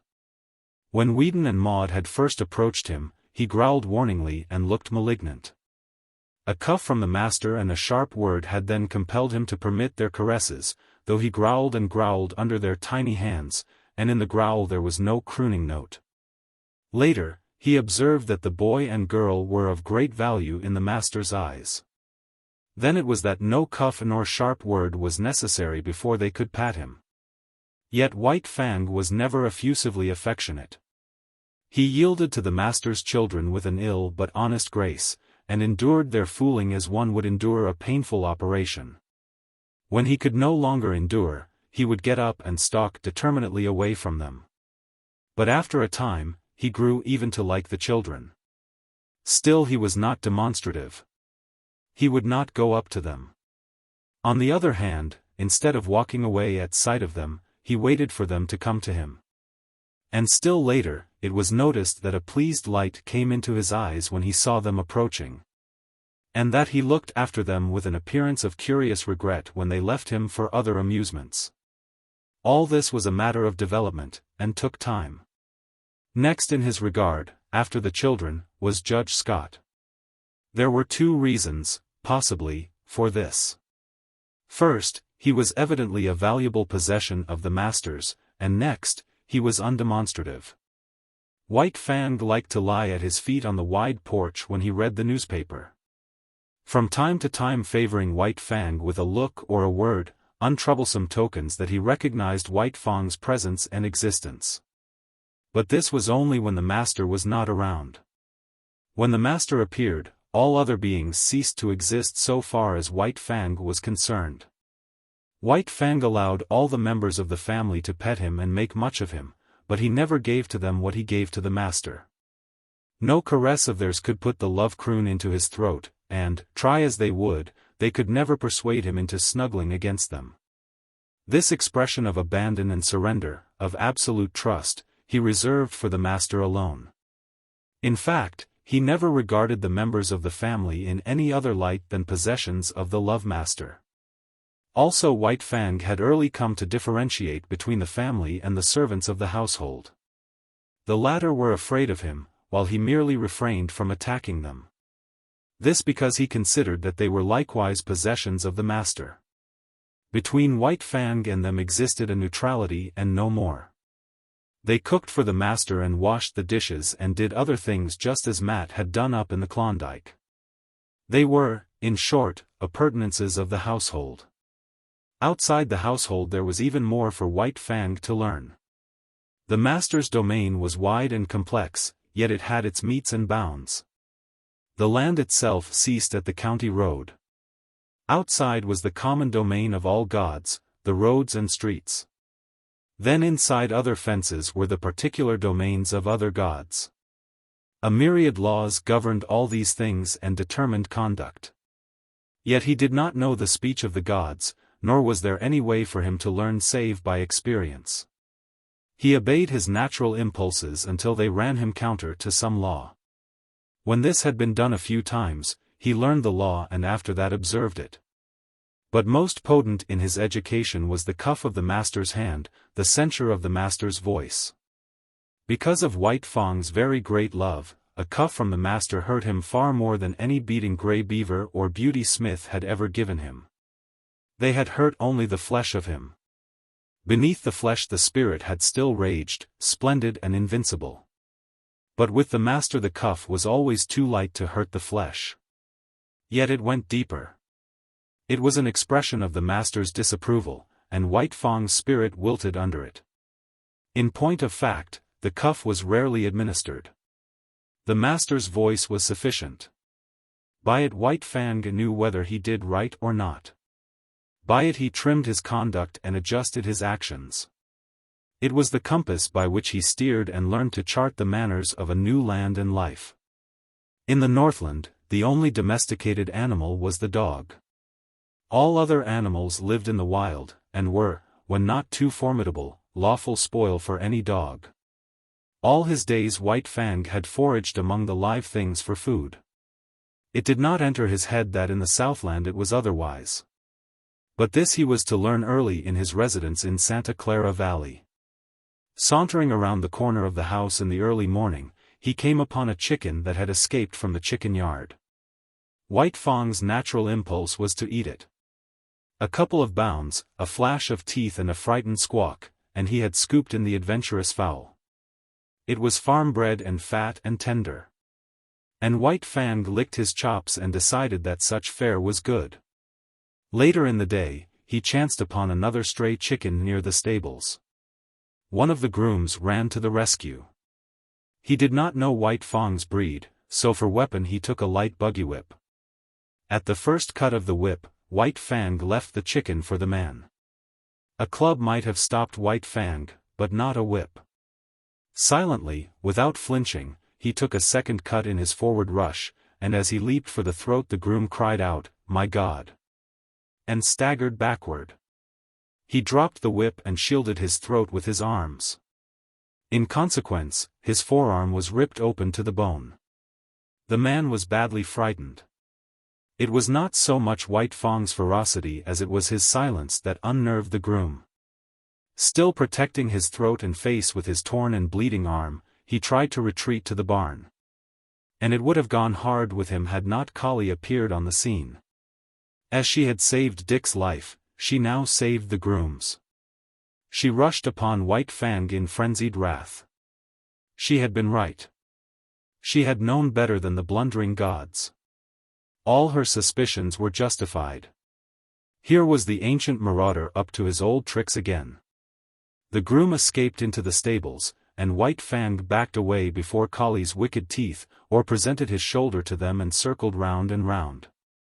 But Collie did not give over, as was her wont, after a decent interval of chastisement. On the contrary, she grew more excited and angry every moment, until, in the end, White Fang flung dignity to the winds and frankly fled away from her across the fields. "He'll learn to leave chickens alone," the master said. "But I can't give him the lesson until I catch him in the act." 2 nights later came the act, but on a more generous scale than the master had anticipated. White Fang had observed closely the chicken yards and the habits of the chickens. In the night-time, after they had gone to roost, he climbed to the top of a pile of newly hauled lumber. From there he gained the roof of a chicken house, passed over the ridgepole and dropped to the ground inside. A moment later he was inside the house, and the slaughter began.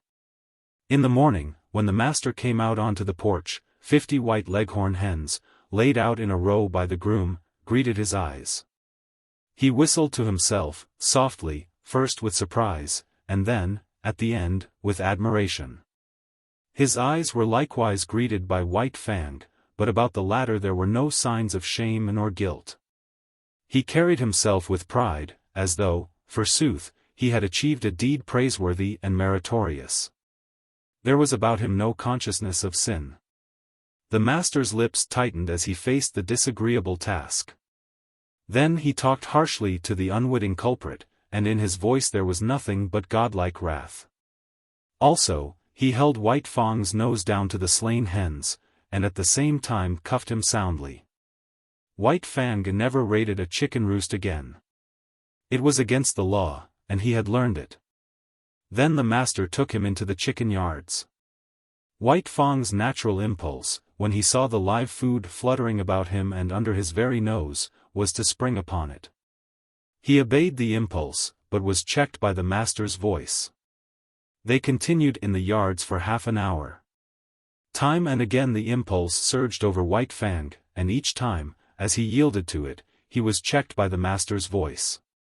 Thus it was he learned the law, and ere he left the domain of the chickens, he had learned to ignore their existence.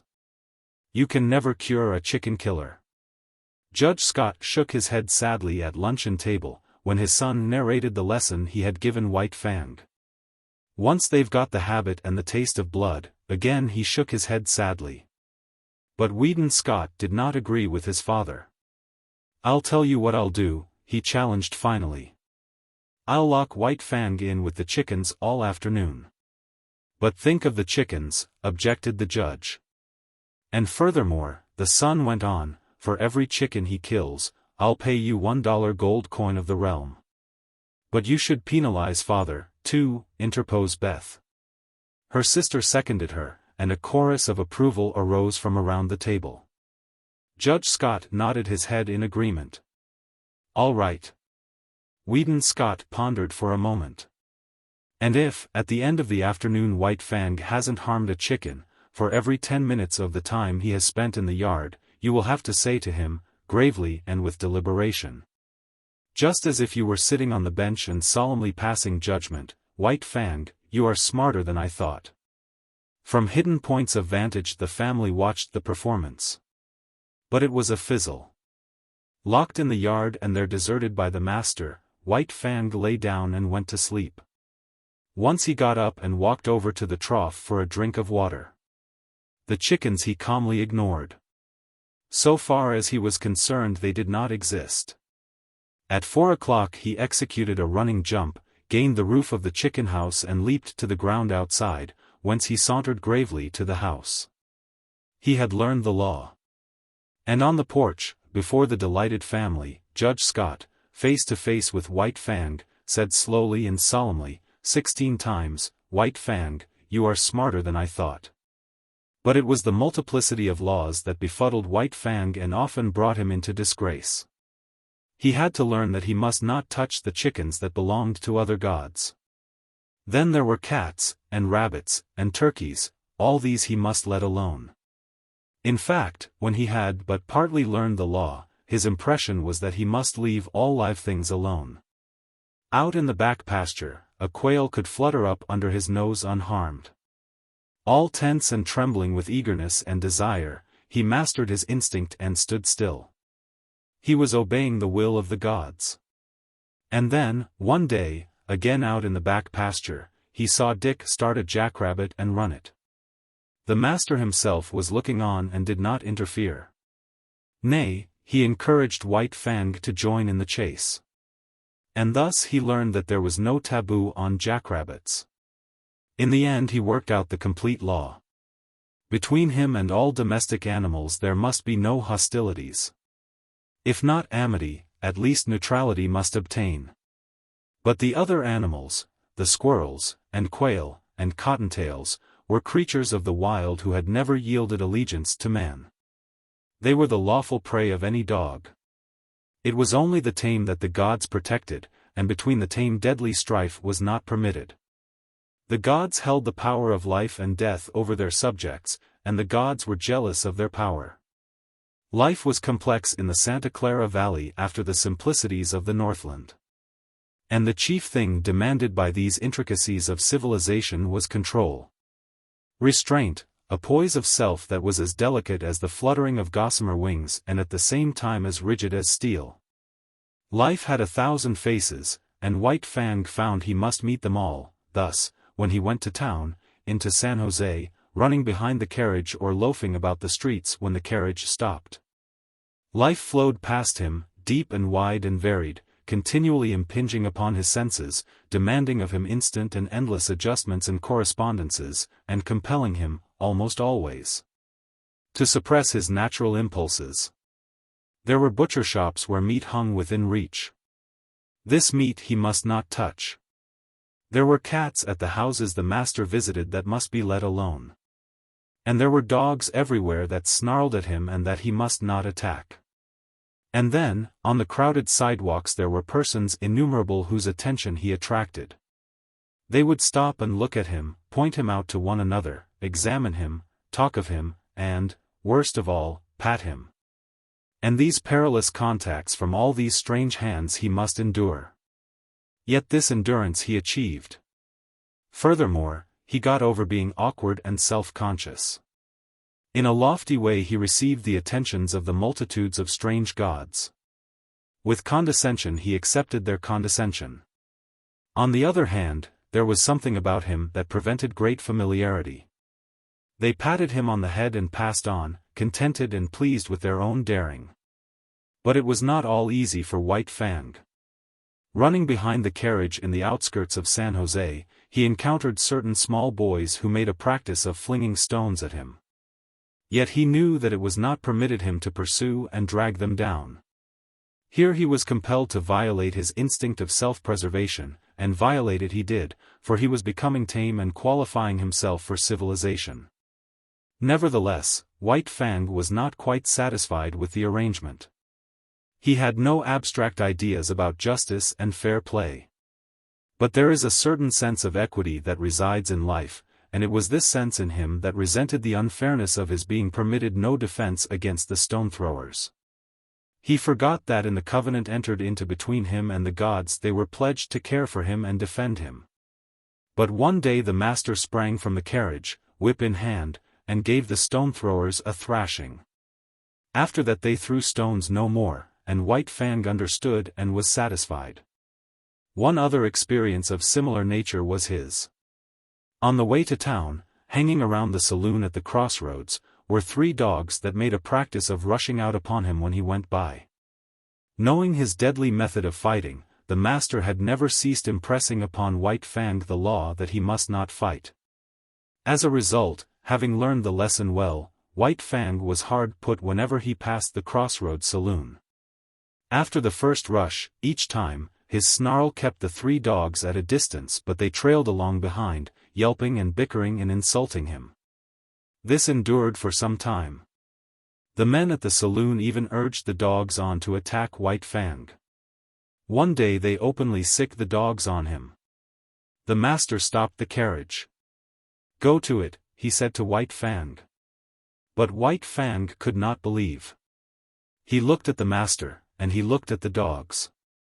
Then he looked back eagerly and questioningly at the master. The master nodded his head. "Go to them, old fellow.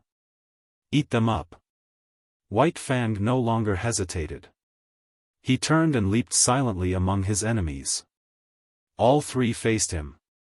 There was a great snarling and growling, a clashing of teeth and a flurry of bodies. The dust of the road arose in a cloud and screened the battle. But at the end of several minutes 2 dogs were struggling in the dirt and the 3rd was in full flight. He leaped a ditch, went through a rail fence, and fled across a field. White Fang followed, sliding over the ground in wolf fashion and with wolf speed, swiftly and without noise, and in the center of the field he dragged down and slew the dog. With this triple killing his main troubles with dogs ceased. The word went up and down the valley, and men saw to it that their dogs did not molest the fighting wolf. Chapter 4. The Call of Kind. The months came and went. There was plenty of food and no work in the Southland, and White Fang lived fat and prosperous and happy. Not alone was he in the geographical Southland, for he was in the Southland of life.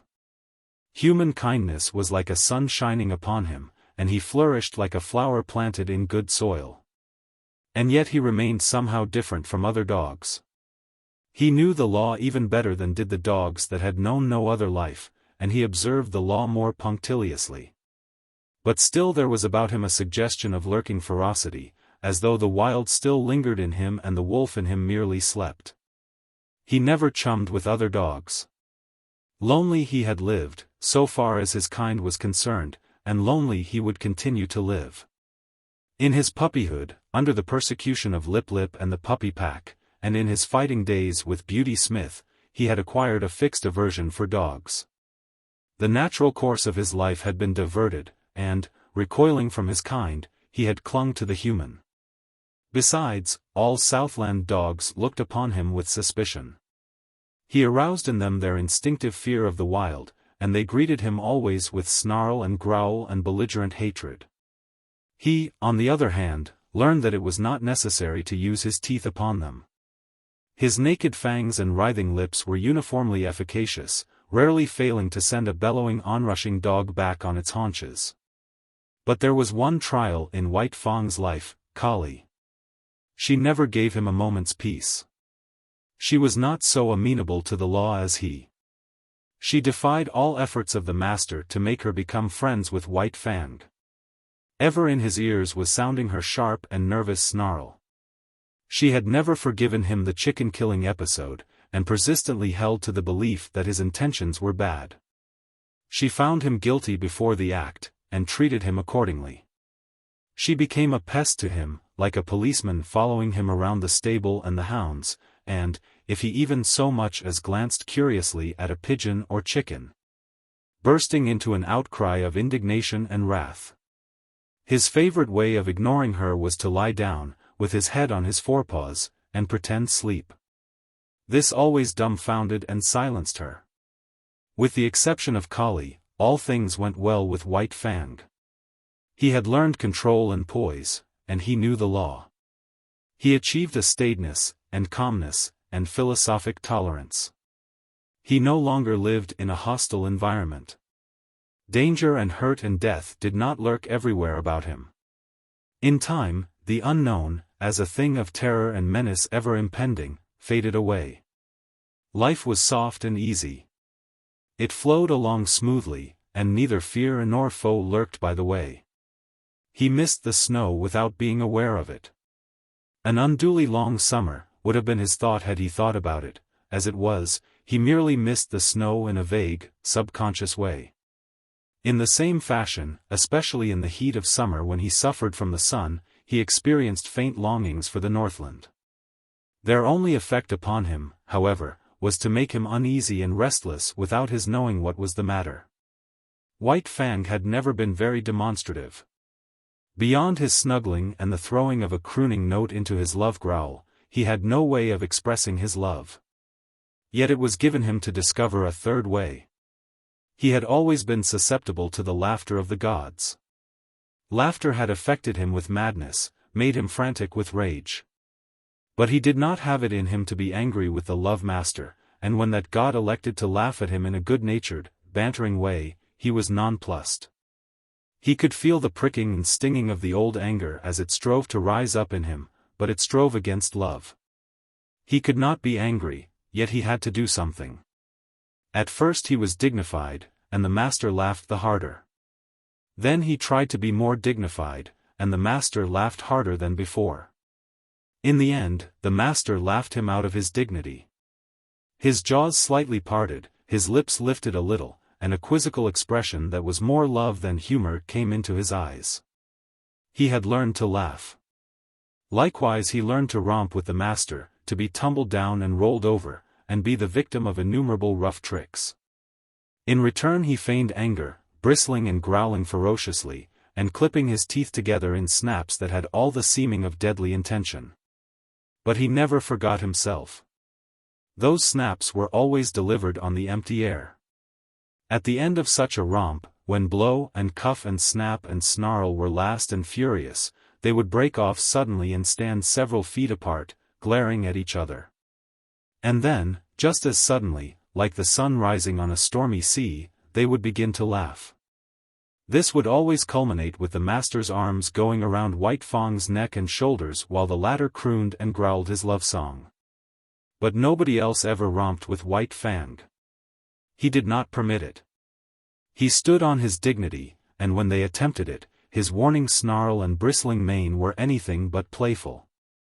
That he allowed the master these liberties was no reason that he should be a common dog, loving here and loving there, everybody's property for a romp and good time. He loved with single heart and refused to cheapen himself or his love. The master went out on horseback a great deal, and to accompany him was one of White Fang's chief duties in life. In the Northland he had evidenced his fealty by toiling in the harness, but there were no sleds in the Southland, nor did dogs pack burdens on their backs. So he rendered fealty in the new way, by running with the master's horse. The longest day never played White Fang out. His was the gait of the wolf, smooth, tireless and effortless, and at the end of 50 miles he would come in jauntily ahead of the horse.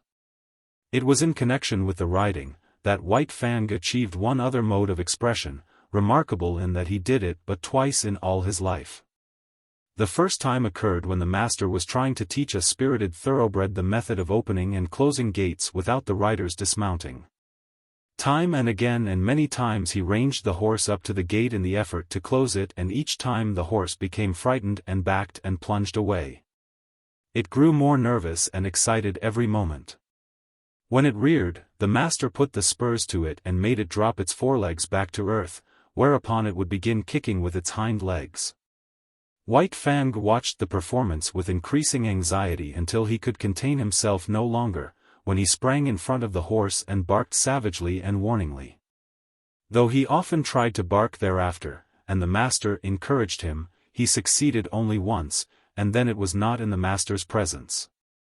A scamper across the pasture, a jackrabbit rising suddenly under the horse's feet, a violent shear, a stumble, a fall to earth, and a broken leg for the master, was the cause of it. White Fang sprang in a rage at the throat of the offending horse, but was checked by the master's voice. "Home! Go home," the master commanded when he had ascertained his injury. White Fang was disinclined to desert him. The master thought of writing a note, but searched his pockets vainly for pencil and paper. Again he commanded White Fang to go home. The latter regarded him wistfully, started away, then returned and whined softly. The master talked to him gently but seriously, and he cocked his ears, and listened with painful intentness. "That's all right, old fellow, you just run along home," ran the talk. "Go on home and tell them what's happened to me. Home with you, you wolf. Get along home." White Fang knew the meaning of home, and though he did not understand the remainder of the master's language, he knew it was his will that he should go home. He turned and trotted reluctantly away. Then he stopped, undecided, and looked back over his shoulder. "Go home," came the sharp command, and this time he obeyed. The family was on the porch, taking the cool of the afternoon, when White Fang arrived. He came in among them, panting, covered with dust. "Whedon's back," Whedon's mother announced. The children welcomed White Fang with glad cries and ran to meet him. He avoided them and passed down the porch, but they cornered him against a rocking chair and the railing. He growled and tried to push by them. Their mother looked apprehensively in their direction. "I confess, he makes me nervous around the children," she said. "I have a dread that he will turn upon them unexpectedly some day." Growling savagely, White Fang sprang out of the corner, overturning the boy and the girl. The mother called them to her and comforted them, telling them not to bother White Fang. "A wolf is a wolf," commented Judge Scott. "There is no trusting one." "But he is not all wolf," interposed Beth, standing for her brother in his absence. "You have only Whedon's opinion for that," rejoined the judge. "He merely surmises that there is some strain of dog in White Fang, but as he will tell you himself, he knows nothing about it. As for his appearance—" He did not finish his sentence. White Fang stood before him, growling fiercely. "Go away. Lie down, sir," Judge Scott commanded. White Fang turned to the lovemaster's wife. She screamed with fright as he seized her dress in his teeth and dragged on it till the frail fabric tore away. By this time he had become the center of interest. He had ceased from his growling and stood, head up, looking into their faces. His throat worked spasmodically, but made no sound, while he struggled with all his body, convulsed with the effort to rid himself of the incommunicable something that strained for utterance. "I hope he is not going mad," said Whedon's mother. "I told Whedon that I was afraid the warm climate would not agree with an Arctic animal." "He's trying to speak, I do believe," Beth announced. At this moment speech came to White Fang, rushing up in a great burst of barking. "Something has happened to Whedon," his wife said decisively. They were all on their feet now, and White Fang ran down the steps, looking back for them to follow. For the second and last time in his life he had barked and made himself understood. After this event he found a warmer place in the hearts of the Sierra Vista people, and even the groom whose arm he had slashed admitted that he was a wise dog even if he was a wolf. Judge Scott still held to the same opinion, and proved it to everybody's dissatisfaction by measurements and descriptions taken from the encyclopedia and various works on natural history. The days came and went, streaming their unbroken sunshine over the Santa Clara Valley.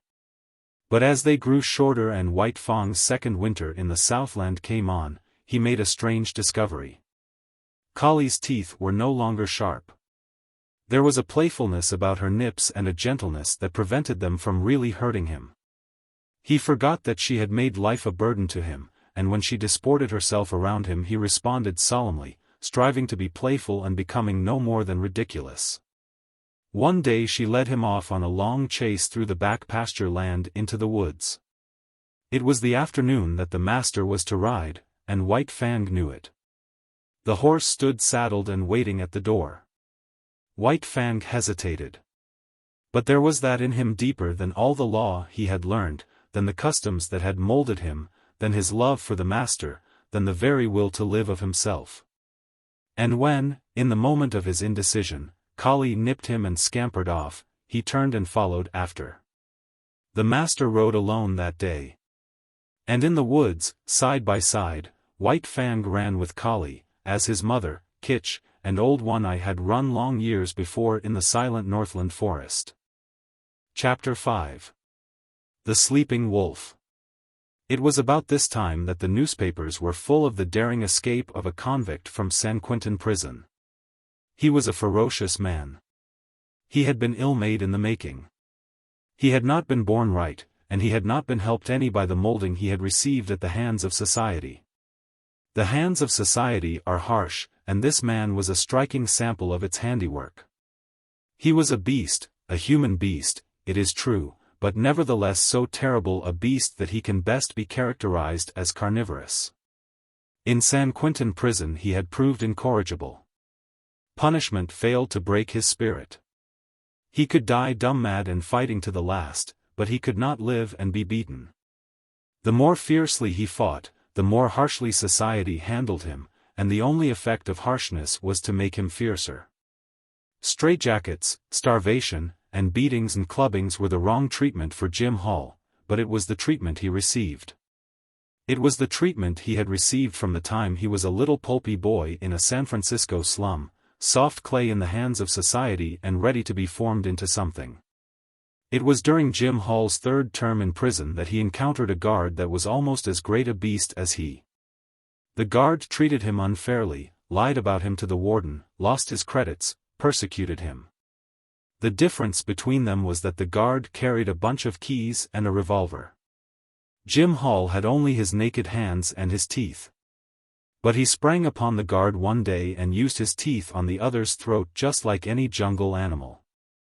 After this, Jim Hall went to live in the incorrigible cell. He lived there 3 years. The cell was of iron, the floor, the walls, the roof. He never left this cell. He never saw the sky nor the sunshine. Day was a twilight and night was a black silence. He was in an iron tomb, buried alive. He saw no human face, spoke to no human thing. When his food was shoved into him, he growled like a wild animal. He hated all things. For days and nights he bellowed his rage at the universe. For weeks and months he never made a sound, in the black silence eating his very soul. He was a man and a monstrosity, as fearful a thing of fear as ever gibbered in the visions of a maddened brain. And then, one night, he escaped. The warders said it was impossible, but nevertheless the cell was empty, and half in half out of it lay the body of a dead guard. 2 other dead guards marked his trail through the prison to the outer walls, and he had killed with his hands to avoid noise. He was armed with the weapons of the slain guards, a live arsenal that fled through the hills pursued by the organized might of society. A heavy price of gold was upon his head. Avaricious farmers hunted him with shotguns. His blood might pay off a mortgage or send a son to college. Public-spirited citizens took down their rifles and went out after him. A pack of bloodhounds followed the way of his bleeding feet. And the sleuth-hounds of the law, the paid fighting animals of society, with telephone, and telegraph, and special train, clung to his trail night and day. Sometimes they came upon him, and men faced him like heroes, or stampeded through barbed wire fences to the delight of the Commonwealth reading the account at the breakfast table. It was after such encounters that the dead and wounded were carted back to the towns, and their places filled by men eager for the manhunt. And then Jim Hall disappeared. The bloodhounds vainly quested on the lost trail. Inoffensive ranchers in remote valleys were held up by armed men and compelled to identify themselves. While the remains of Jim Hall were discovered on a dozen mountainsides by greedy claimants for blood money. In the meantime the newspapers were read at Sierra Vista, not so much with interest as with anxiety. The women were afraid.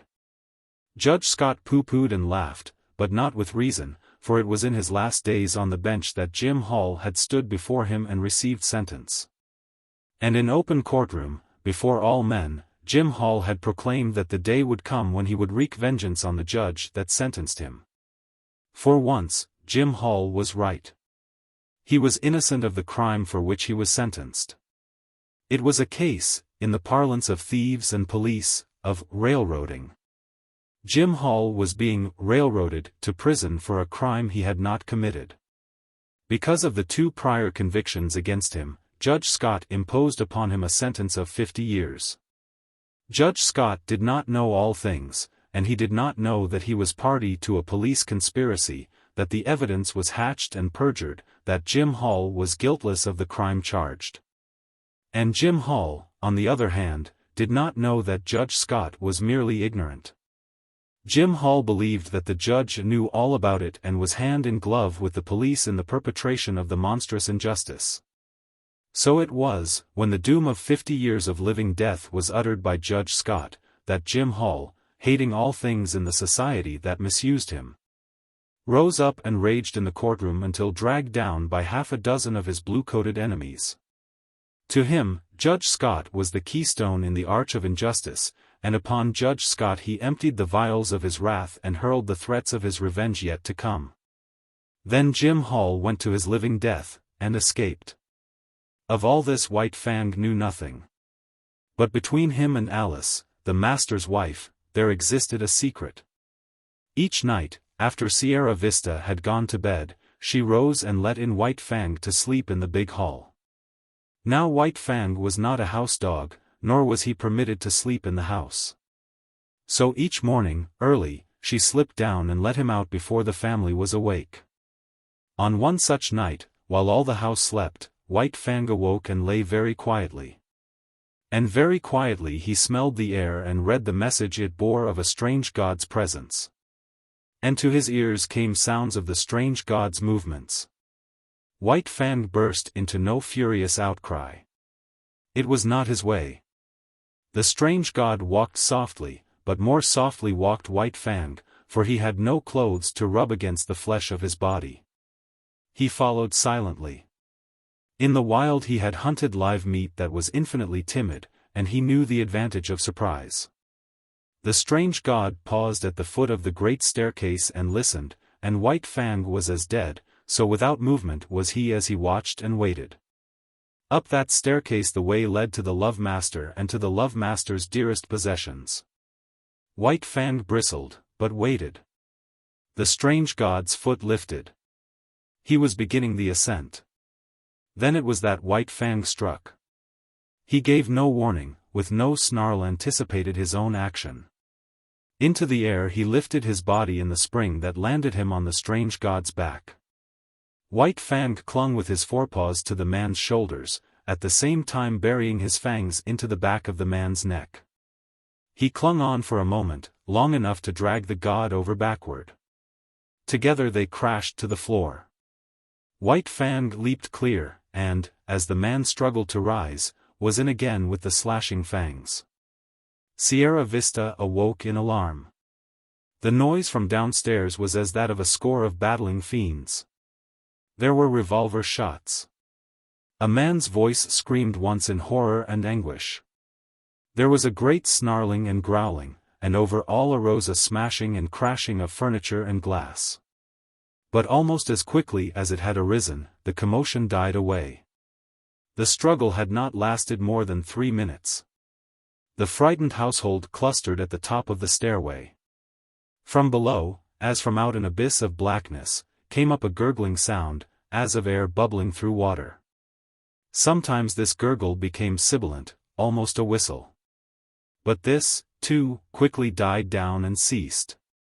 Then naught came up out of the blackness save a heavy panting of some creature struggling sorely for air. Weedon Scott pressed a button, and the staircase and downstairs hall were flooded with light. Then he and Judge Scott, revolvers in hand, cautiously descended. There was no need for this caution. White Fang had done his work. In the midst of the wreckage of overthrown and smashed furniture, partly on his side, his face hidden by an arm, lay a man. Weedon Scott bent over, removed the arm and turned the man's face upward. A gaping throat explained the manner of his death. "Jim Hall," said Judge Scott, and father and son looked significantly at each other. Then they turned to White Fang. He, too, was lying on his side. His eyes were closed, but the lid slightly lifted in an effort to look at them as they bent over him, and the tail was perceptibly agitated in a vain effort to wag. Weedon Scott patted him, and his throat rumbled an acknowledging growl. But it was a weak growl at best, and it quickly ceased. His eyelids drooped and went shut, and his whole body seemed to relax and flatten out upon the floor. "He's all in, poor devil," muttered the master. "We'll see about that," asserted the judge, as he started for the telephone. "Frankly, he has 1 chance in 1,000, announced the surgeon, after he had worked an hour and a half on White Fang. Dawn was breaking through the windows and dimming the electric lights. With the exception of the children, the whole family was gathered about the surgeon to hear his verdict. 1 broken hind leg, he went on. 3 broken ribs, 1 at least of which has pierced the lungs. He has lost nearly all the blood in his body. There is a large likelihood of internal injuries. He must have been jumped upon.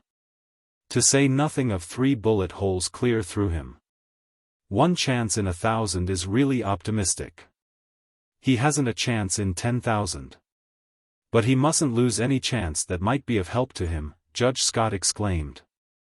"Never mind expense. Put him under the X-ray, anything. Weedon, telegraph at once to San Francisco for Dr. Nichols. No reflection on you, doctor, you understand, but he must have the advantage of every chance." The surgeon smiled indulgently. "Of course I understand. He deserves all that can be done for him. He must be nursed as you would nurse a human being, a sick child. And don't forget what I told you about temperature. I'll be back at 10 o'clock again." White Fang received the nursing.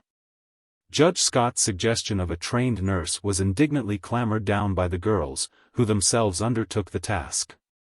And White Fang won out on the 1 chance in 10,000 denied him by the surgeon. The latter was not to be censured for his misjudgment. All his life he had tended and operated on the soft humans of civilization, who lived sheltered lives and had descended out of many sheltered generations. Compared with White Fang, they were frail and flabby, and clutched life without any strength in their grip. White Fang had come straight from the wild, where the weak perish early and shelter is vouchsafed to none. In neither his father nor his mother was there any weakness, nor in the generations before them. A constitution of iron and the vitality of the wild were White Fang's inheritance, and he clung to life, the whole of him and every part of him, in spirit and in flesh, with the tenacity that of old belonged to all creatures. Bound down a prisoner, denied even movement by the plaster casts and bandages, White Fang lingered out the weeks. He slept long hours and dreamed much, and through his mind passed an unending pageant of Northland visions. All the ghosts of the past arose and were with him. Once again he lived in the lair with Kitch, crept trembling to the knees of Grey Beaver to tender his allegiance, ran for his life before Lip Lip and all the howling bedlam of the puppy pack. He ran again through the silence, hunting his living food through the months of famine. And again he ran at the head of the team, the gut whips of Mitsa and Grey Beaver snapping behind, their voices crying, "Ra! Ra!" When they came to a narrow passage and the team closed together like a fan to go through. He lived again all his days with Beauty Smith and the fights he had fought. At such times he whimpered and snarled in his sleep, and they that looked on said that his dreams were bad. But there was one particular nightmare from which he suffered, the clanging monsters of electric cars that were to him colossal screaming lynxes. He would lie in a screen of bushes, watching for a squirrel to venture far enough out on the ground from its tree refuge. Then, when he sprang out upon it, it would transform itself into an electric car, menacing and terrible, towering over him like a mountain, screaming and clanging and spitting fire at him. It was the same when he challenged the hawk down out of the sky. Down out of the blue it would rush, as it dropped upon him, changing itself into the ubiquitous electric car. Or again, he would be in the pen of Beauty Smith. Outside the pen, men would be gathering, and he knew that a fight was on. He watched the door for his antagonist to enter. The door would open, and thrust in upon him would come the awful electric car. 1,000 times this occurred, and each time the terror it inspired was as vivid and great as ever. Then came the day when the last bandage and the last plaster cast were taken off. It was a gala day. All Sierra Vista was gathered around. The master rubbed his ears, and he crooned his love growl. The master's wife called him the Blessed Wolf, which name was taken up with acclaim, and all the women called him the Blessed Wolf. He tried to rise to his feet, and after several attempts fell down from weakness. He had lain so long that his muscles had lost their cunning, and all the strength had gone out of them. He felt a little shame because of his weakness, as though, forsooth, he were failing the gods in the service he owed them. Because of this he made heroic efforts to arise, and at last he stood on his 4 legs, tottering and swaying back and forth. "The Blessed Wolf," chorused the women. Judge Scott surveyed them triumphantly. "Out of your own mouths be it," he said. "Just as I contended right along. No mere dog could have done what he did. He's a wolf." "A blessed wolf," amended the judge's wife. "Yes, Blessed Wolf," agreed the judge. "And henceforth that shall be my name for him." "He'll have to learn to walk again," said the surgeon. "So he might as well start in right now. It won't hurt him. Take him outside." And outside he went, like a king, with all Sierra Vista about him and tending on him. He was very weak, and when he reached the lawn he lay down and rested for a while. Then the procession started on, little spurts of strength coming into White Fang's muscles as he used them, and the blood began to surge through them. The stables were reached, and there in the doorway lay Collie, a half-dozen pudgy puppies playing about her in the sun. White Fang looked on with a wondering eye. Collie snarled warningly at him, and he was careful to keep his distance. The master with his toe helped one sprawling puppy toward him. He bristled suspiciously, but the master warned him that all was well. "Collie, clasped in the arms of one of the women, watched him jealously and with a snarl warned him that all was not well. The puppy sprawled in front of him. He cocked his ears and watched it curiously. Then their noses touched, and he felt the warm little tongue of the puppy on his jowl. White Fang's tongue went out, he knew not why, and he licked the puppy's face. Hand-clapping and pleased cries from the gods greeted the performance. He was surprised, and looked at them in a puzzled way. Then his weakness asserted itself, and he lay down, his ears cocked, his head on one side, as he watched the puppy. The other puppies came sprawling toward him, to Kali's great disgust, and he gravely permitted them to clamber and tumble over him. At first, amid the applause of the gods, he betrayed a trifle of his old self-consciousness and awkwardness. This passed away as the puppy's antics and mauling continued, and he lay with half-shut patient eyes, drowsing in the sun.